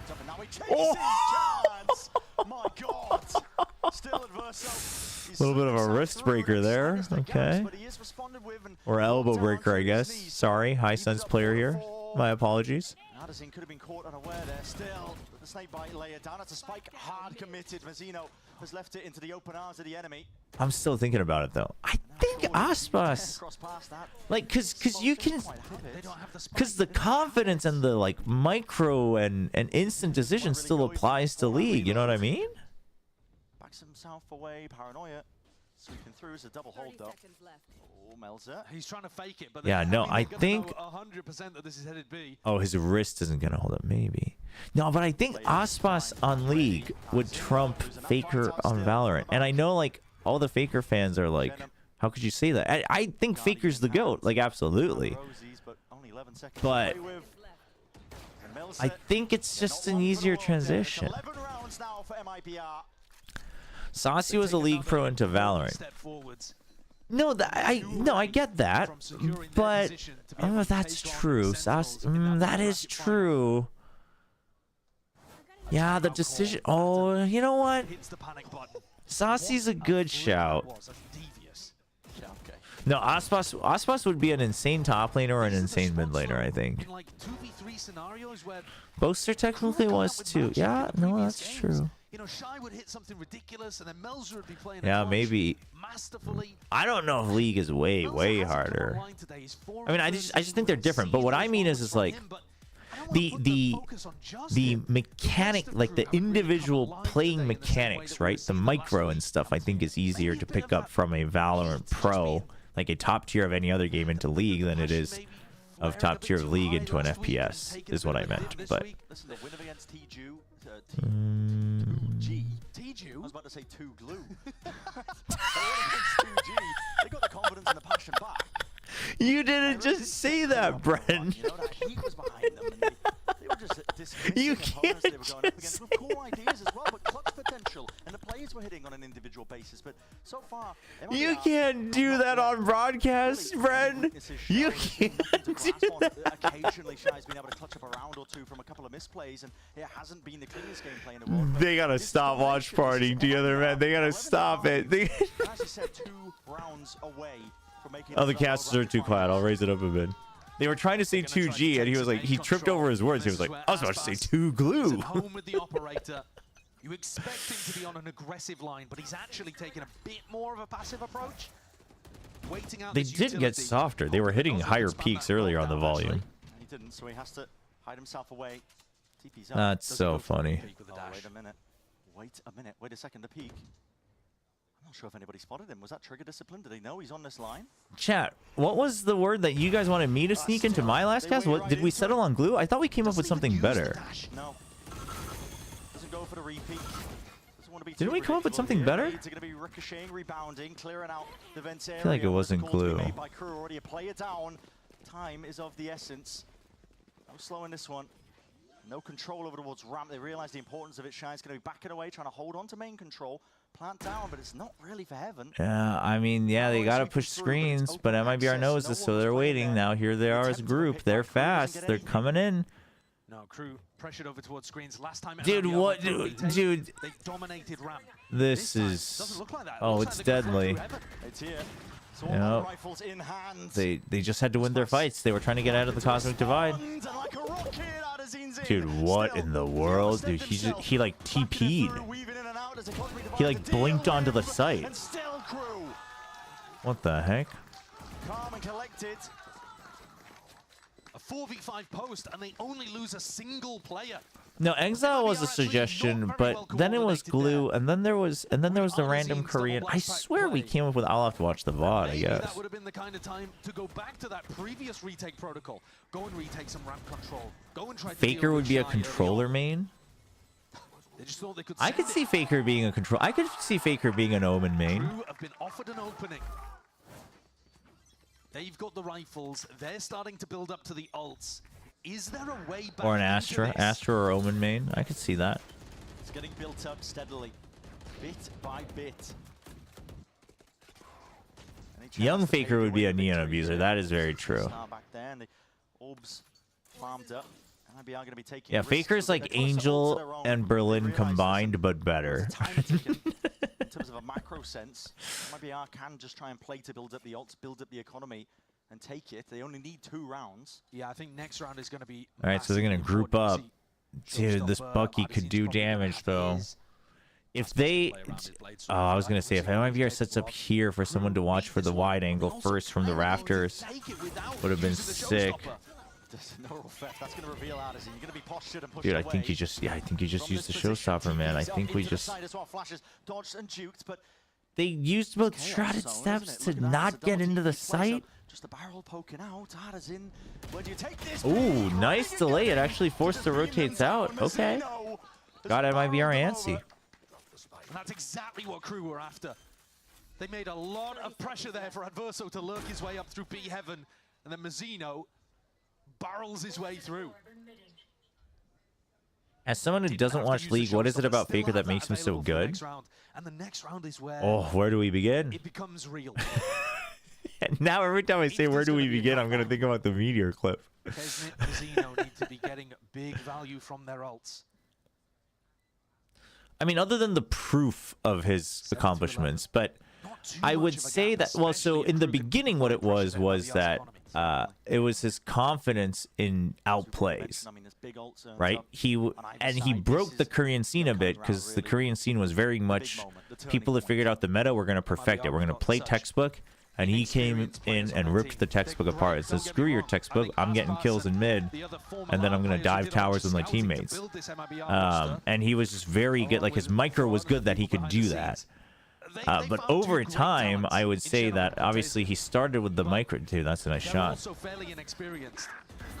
But over time, he grew into an amazing team player and a leader, where it's his ability to create opportunities, I would say. So the decision making, right? Still, we'll see it. It's his ability to always look for a win condition rather than playing not to lose, in my opinion. War chest is filled to the brim for KRU. So damn important with the money. But he's also creative.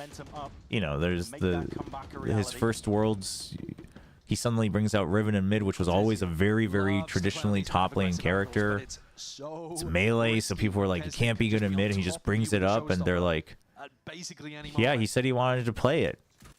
And so he played it, you know, like stuff like that. Like, they choose to do internet, there's the danger. I think he's always looking at the maximum thing his agent can, or his champion can do for the team. Like, he's grown as a team player in that aspect, which makes him really good. Majority of them over towards B, but there's no cancel call. All eyes up towards heaven. Impossibly high game IQ, flexibility on mid lane role, crazy ability to survive and outplay ganks, unparalleled luck with his career. I mean, yeah, all of that combined for sure. Wait, what just happened in this round? We were talking about Faker. I totally missed this round. takes up the position. Chad, you guys gotta stop distracting me. I actually like watching Valorant. You know, I actually like to talk about the match on screen. I know that's not always popular with every watch party. Oh, what the? Oh my gosh. Oh, where is he gone? Oh. No chance to. It's a Red Bull clutch. And we need damn. to see that step up from Melzer. He was drifting towards the bottom of the scoreboard, and he still is, don't get me wrong. But moments like that is what the team needed. Faker has 5 championships. Ronald has 5. That was a nice clutch. That was a nice clutch. KRU's waking up. KRU's waking up. MIBR started with the momentum, but KRU's waking up, chat. Where you push 4 players super heavy through B main, and you have 1. Dude, that was kind of crazy because we heard the Red Bull sound off of the Red Bull clutch graphic, and then he was holding a drink, so it almost, in my brain, subconsciously, it just tied the two together. It made it, I thought he like opened the can for a split second. That was crazy. Friggin' America's broadcast playing tricks on my mind. KRU have fully got the read that if you pressure mid early on and then go over towards B. Hey, Melanify. Welcome, welcome. Hello, hello. Who would you consider to be the Faker of Valorant? Well, nobody yet. 3 rounds in a row for KRU. No answer from MIBR. I mean, Aspas, I guess Aspas is in the running, but not really, because like he had, obviously he broke out onto the scene with great success individually, but not as like he was so close yet so far as a team, right? So it's like just can't let it slip. It's still a bit of an uphill climb for KRU. I think part of it is also we don't have teams that are retaining their rosters for long enough to really build that up. I don't think, I mean, obviously eventually there will be like a one or more goats in Valorant, like over time, like time will tell. Obviously we have candidates like Leo, but I don't think anyone's had the same like path or story or impact as Faker, right?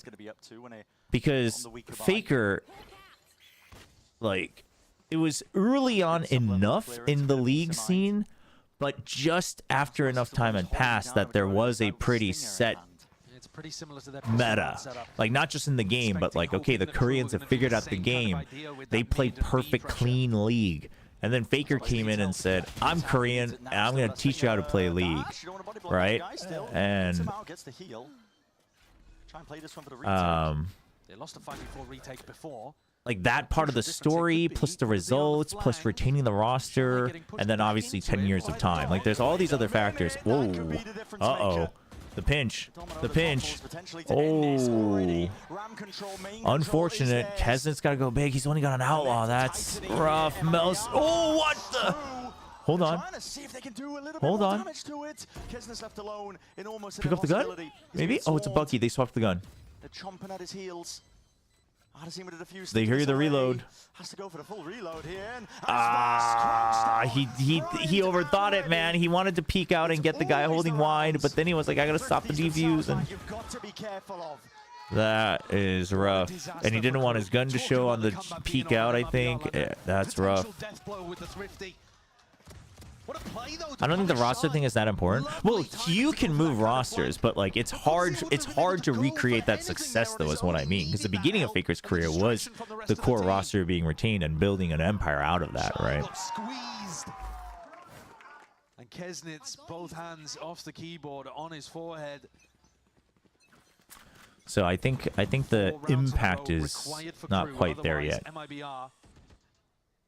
Have a date with destiny, and but I think, honestly, though, I think unless Aspas can achieve more success in terms of actual results, it will probably be one of the rookies that we've seen in the past, like, year, from last year to this year. That's my thought. They can catch that reposition. Cortesia might be going for. Aspas is looking for Well, right, but I think that's the fact that Faker won with different rosters like over the year, like course of 10 years is the really impressive part. But I think the impact, like just the shockwave that he and T1 created was very special, and I think that will be hard to find in any sport or game. Oh, dude, he's gonna get everybody. He's gonna take everybody out. Dude, oh well, nope. The curse was too good. But they don't check. Okay. Okay, Shy. Okay, Shy. Answering back, but straight back down into the fight. Ardazine repositions in a way. He's brought it to that one. They heard the ropes go all the way. But not happening. Oh, Crew playing a little. Yeah, I would say so far Aspas is still the strongest GOAT so far. Obviously, you know. We'll see in the. I mean, I guess it's been what 4 years now, so I think it's okay. The standard Crew playbook. But yeah, the faker of something is very hard to achieve because the situation has to allow for it too, I think. Spike down and still manages to get off it to counter that B anchor. Valorant doesn't even have a dog yet. We can't look for faker. Damn, what are you trying to say? All right, Crew, bring us back. Let's set the record and play overtime until T1 DRX. I'm down for that. I'll stream all the way if that happens. Can you imagine how many rounds would we need if we need to stream? Oh my gosh, it's already past noon? This has been going for a while. Wait, the first match was so quick. How are we? What? The heck? No. Because Aspas holds B, and because Cortesia holds mid, they can have a 3-player stack on A. It's all about if Ardazine. My go for Valor will always be Carpe. I can't blame you.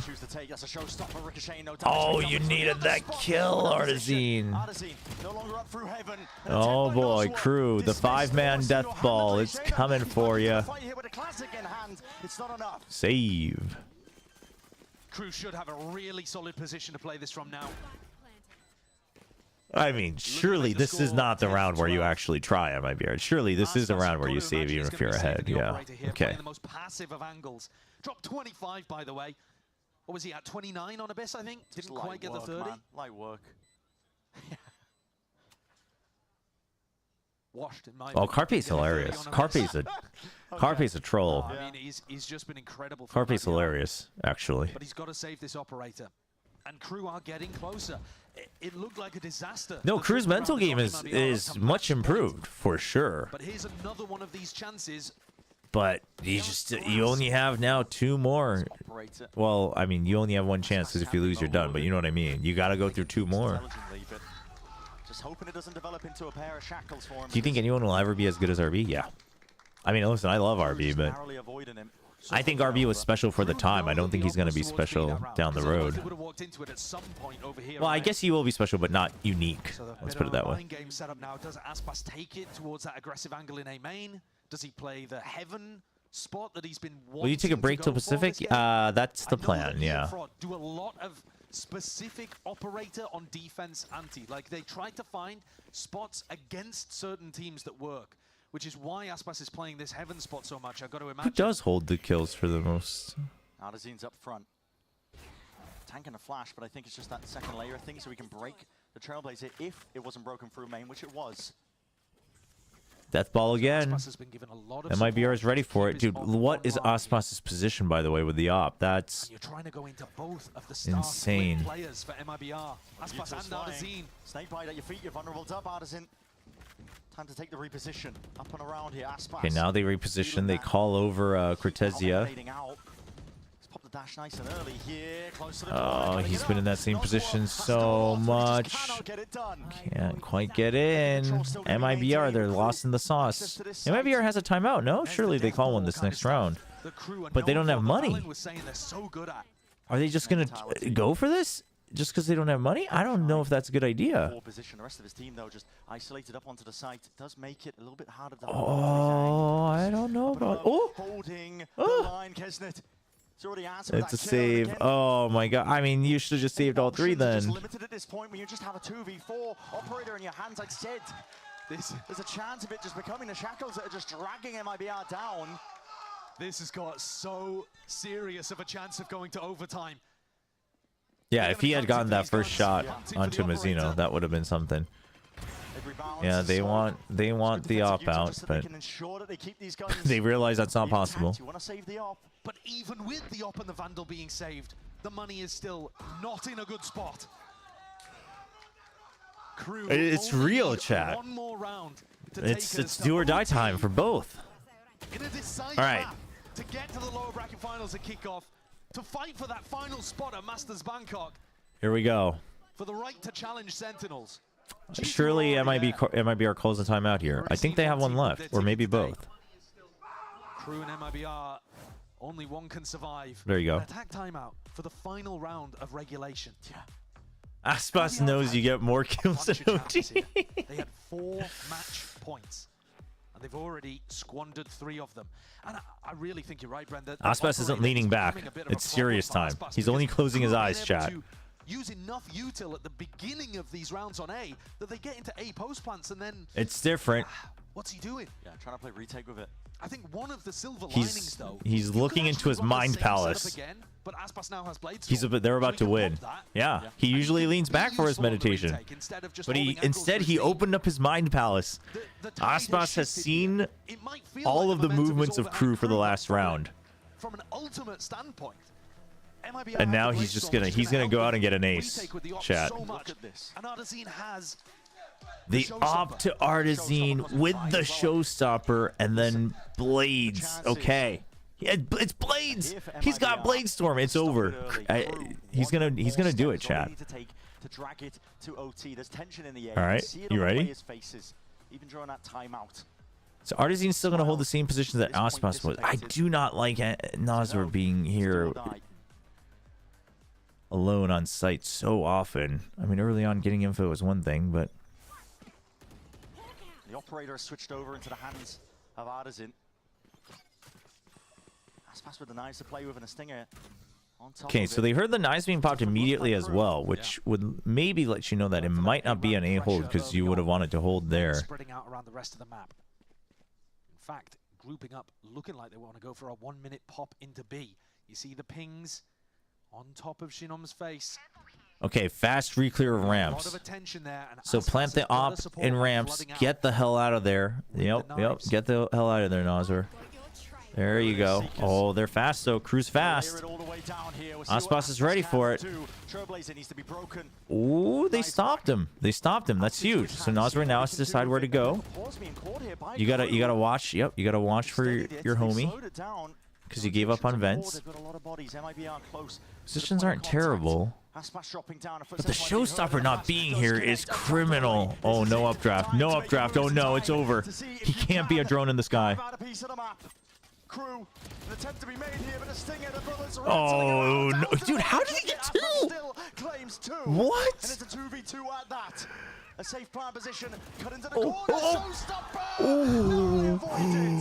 Oh, that was cinematic. Adverso is barely clinging on, the nade rebounding. Okay. But a bit of calm What do we do here? We got nothing. Oh my god, you have 1 blast pack. Early snake bite just to make sure they can't peek out. Lies on this. Heard the gun swap. Adverse is so low though, he can't close the gap. Oh my gosh. MIBR. Double peek from both sides. Oh no. Oh, that was a good setup. I love it. I love the peek from here and here just to spread out the angles. That was good. It was very smart. That was a good setup.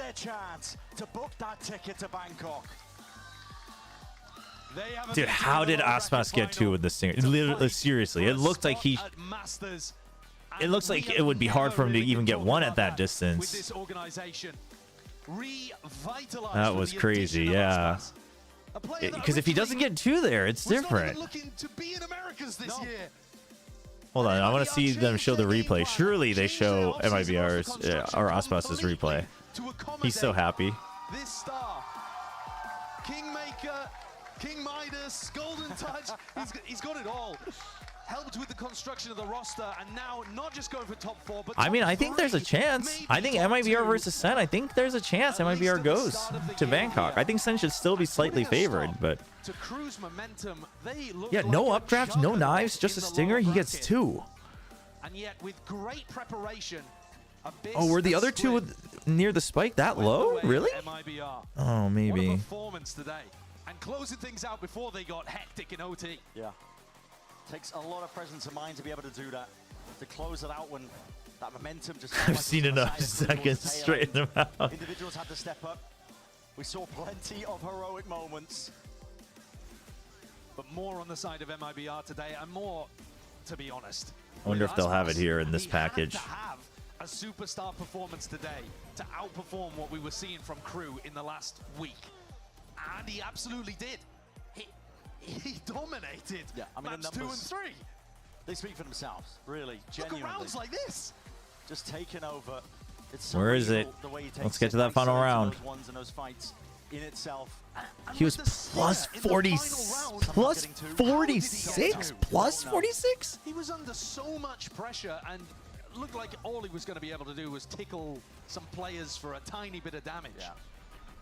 What the There's those final hell? 2 kills with the stinger, setting up his team to win a 2v2 retake. Wait, did they show it? I missed it. I was looking at chat. Ah! MIBR are a team to watch, and we haven't said that ever.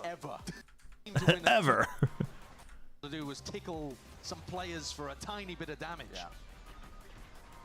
Oh yeah, they were just too low. Dude, they were just too low. Yeah.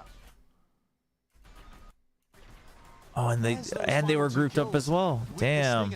Setting up his team to win a 2v2. Stood strong. Damn, GG well played. They have the potential to take down any team, right? Yeah, they were just too low. That's unfortunate. That's giga unfortunate. This is a great sweater, actually. That's a great sweater. But they couldn't quite convert it into a full bracket run this time, like they have done in the past to make it into champs now in 2 of the years. I mean, absolutely as well. And there's still chances, as we said. I mean, listen, today is all about MIBR. They've earned that spot, that chance to fight genuinely, because it's not quite the spot to Bangkok yet, but it's one. I mean, I think, honestly, it's not crazy to think that MIBR would go to Bangkok. I don't think it's crazy, but I think SEN, it's a best of 5, so I think SEN should be able to power through it, but. Thank you, gentlemen. Great cast on the day. I am joined by Cortezia as MIBR take down KRU. No, chat. We're gonna listen to the interview and then we're gonna check out the VLR page and then we're hopping off. Overall, I want to get your thoughts on that series. It was Why does Verizon's new V logo look like the Netflix logo? So much in your favor. Vamos começar com o geral, né? Você achou que ia ser 3 mapas?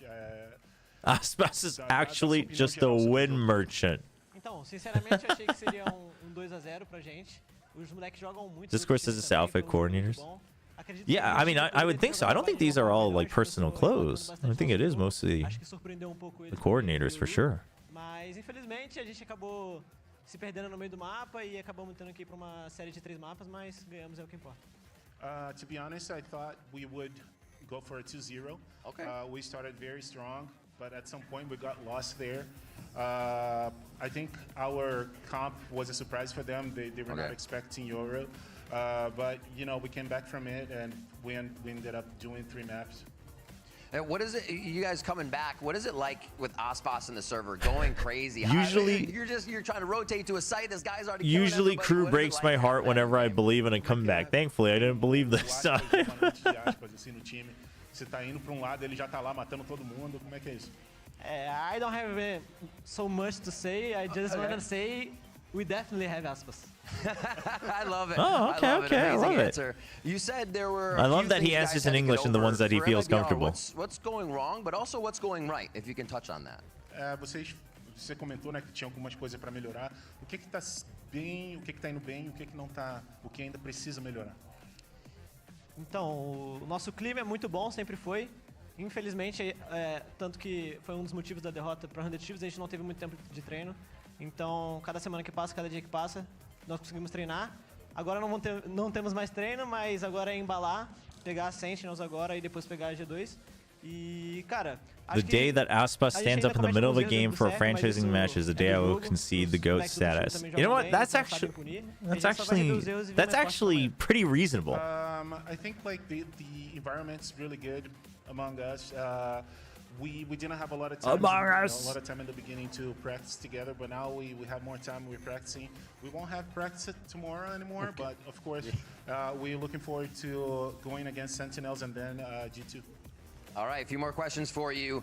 Your first BO5 on the VCT Americas stage is coming up. Is this your first BO5 ever? And how are you feeling? Are you ready? You prepared? O melhor de 5 vindo aí para você. É o seu primeiro da vida, assim? Você já passou por isso? O que você está sentindo? Yeah, I played BO5 before in my life. Like the last year in Red Canyons, I played the final of the Tier 2 Brazilian.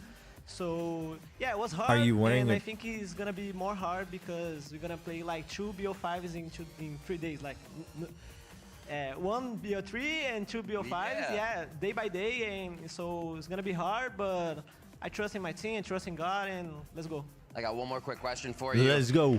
This could be, if you take down SEN, going to your first international. What's that mean to you?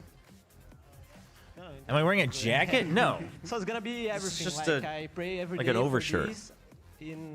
I think now I have a good thing to like go and maybe meet some new country. So I'm excited, and I hope this happens. I don't know. Amazing. Let's hear it one more time for Gortezia. That's good. That's a good interview. Take on SEN. Thank you so much for the interview, my man. We are not done yet. For the day. Wearing jeans around the house. I mean, if you were, I don't think it's, I don't know. Wearing jeans around the house isn't weird, but if you're like intentionally always changing into jeans, it's a little weird, I guess. In today's matchup specifically, this comp you two are playing on Split. First of all, congratulations. Thank you you. won an insanely close game. And I want to come first to you, Fraud, and sort of talk about this comp, because playing the double dive, the raise, and the jet. Why teams played a lot is this breeze? Not so much now. What's the decision to go to this comp in today? I think the stage of Valorant right now, all right, the meta is pretty balanced out. Chat, I mean, and this is actually a pretty cool segment that they do, but I didn't realize they do this. Okay. Wait, wrong game.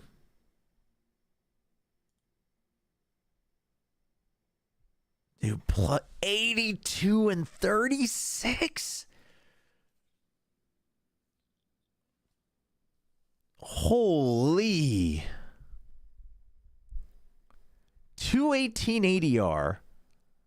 14 and 4. This is a...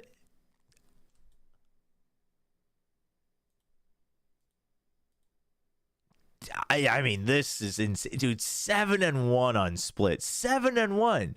You can't even say. I mean, Artisan took 9, so I guess he did go out and take more fights. But like, you can't even say that Artisan was just, you know, baiting for him.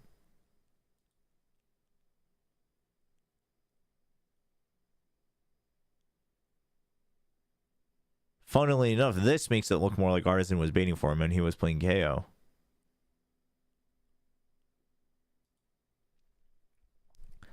Dude, this is crazy. Yeah, and this is without overtimes. That's like insane. This is insane. This has to be. Yeah, this has to be some kind of record for sure. Is it worth watching G2 versus SEN if I missed it? If you're not a SEN fan, then yeah. If you're a SEN fan, it's probably a little bit sad. But SEN didn't. I don't think SEN played like bad. I just think G2 played really well, and it forced SEN to look worse.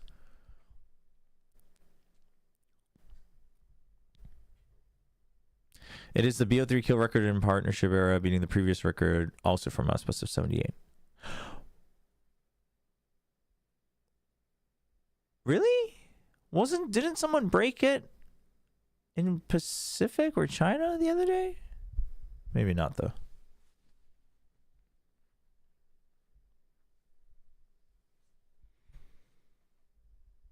Yeah, no, this is crazy. This joke about Meteor dropping 90 on Talon over 3 maps. Osmos made it a real... No, this is like an insane stat line. 331, 24-13, 90% KSD, 210 ADR, 4 and 2K first kill for death. 370, 29 and 9, mind you. Over a 3.0 KD. Over a 3.0 KD. No assists, not that it matters because it's only 2. 90% KST. Again, that's also crazy as an 88% average. 238. And then 3-1 first kill for Seth. That's crazy. Crazy.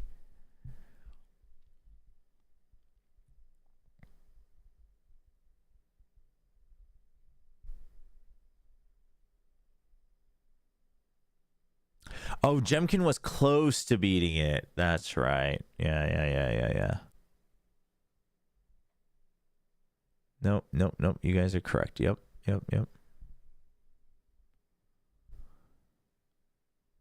What's his kills per round? I mean, 82 over...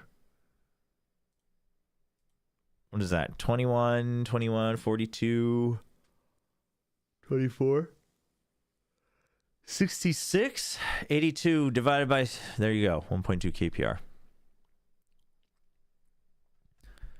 Yeah, no, that's crazy. That level of consistency over 3 maps is insane, actually. Wow. I mean, what do you do? What do you do against that? You can't. That is insane. Chat, watch out for the flashbang. That's crazy. Yeah, no, he's him. No, Aspas. Nope. If anyone was doubting again, if anyone was trying to sneak in allegations, it's gone.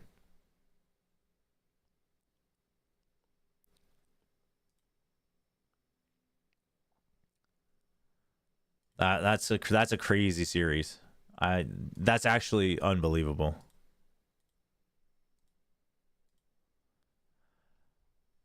Well, chat. That's gonna be it for us.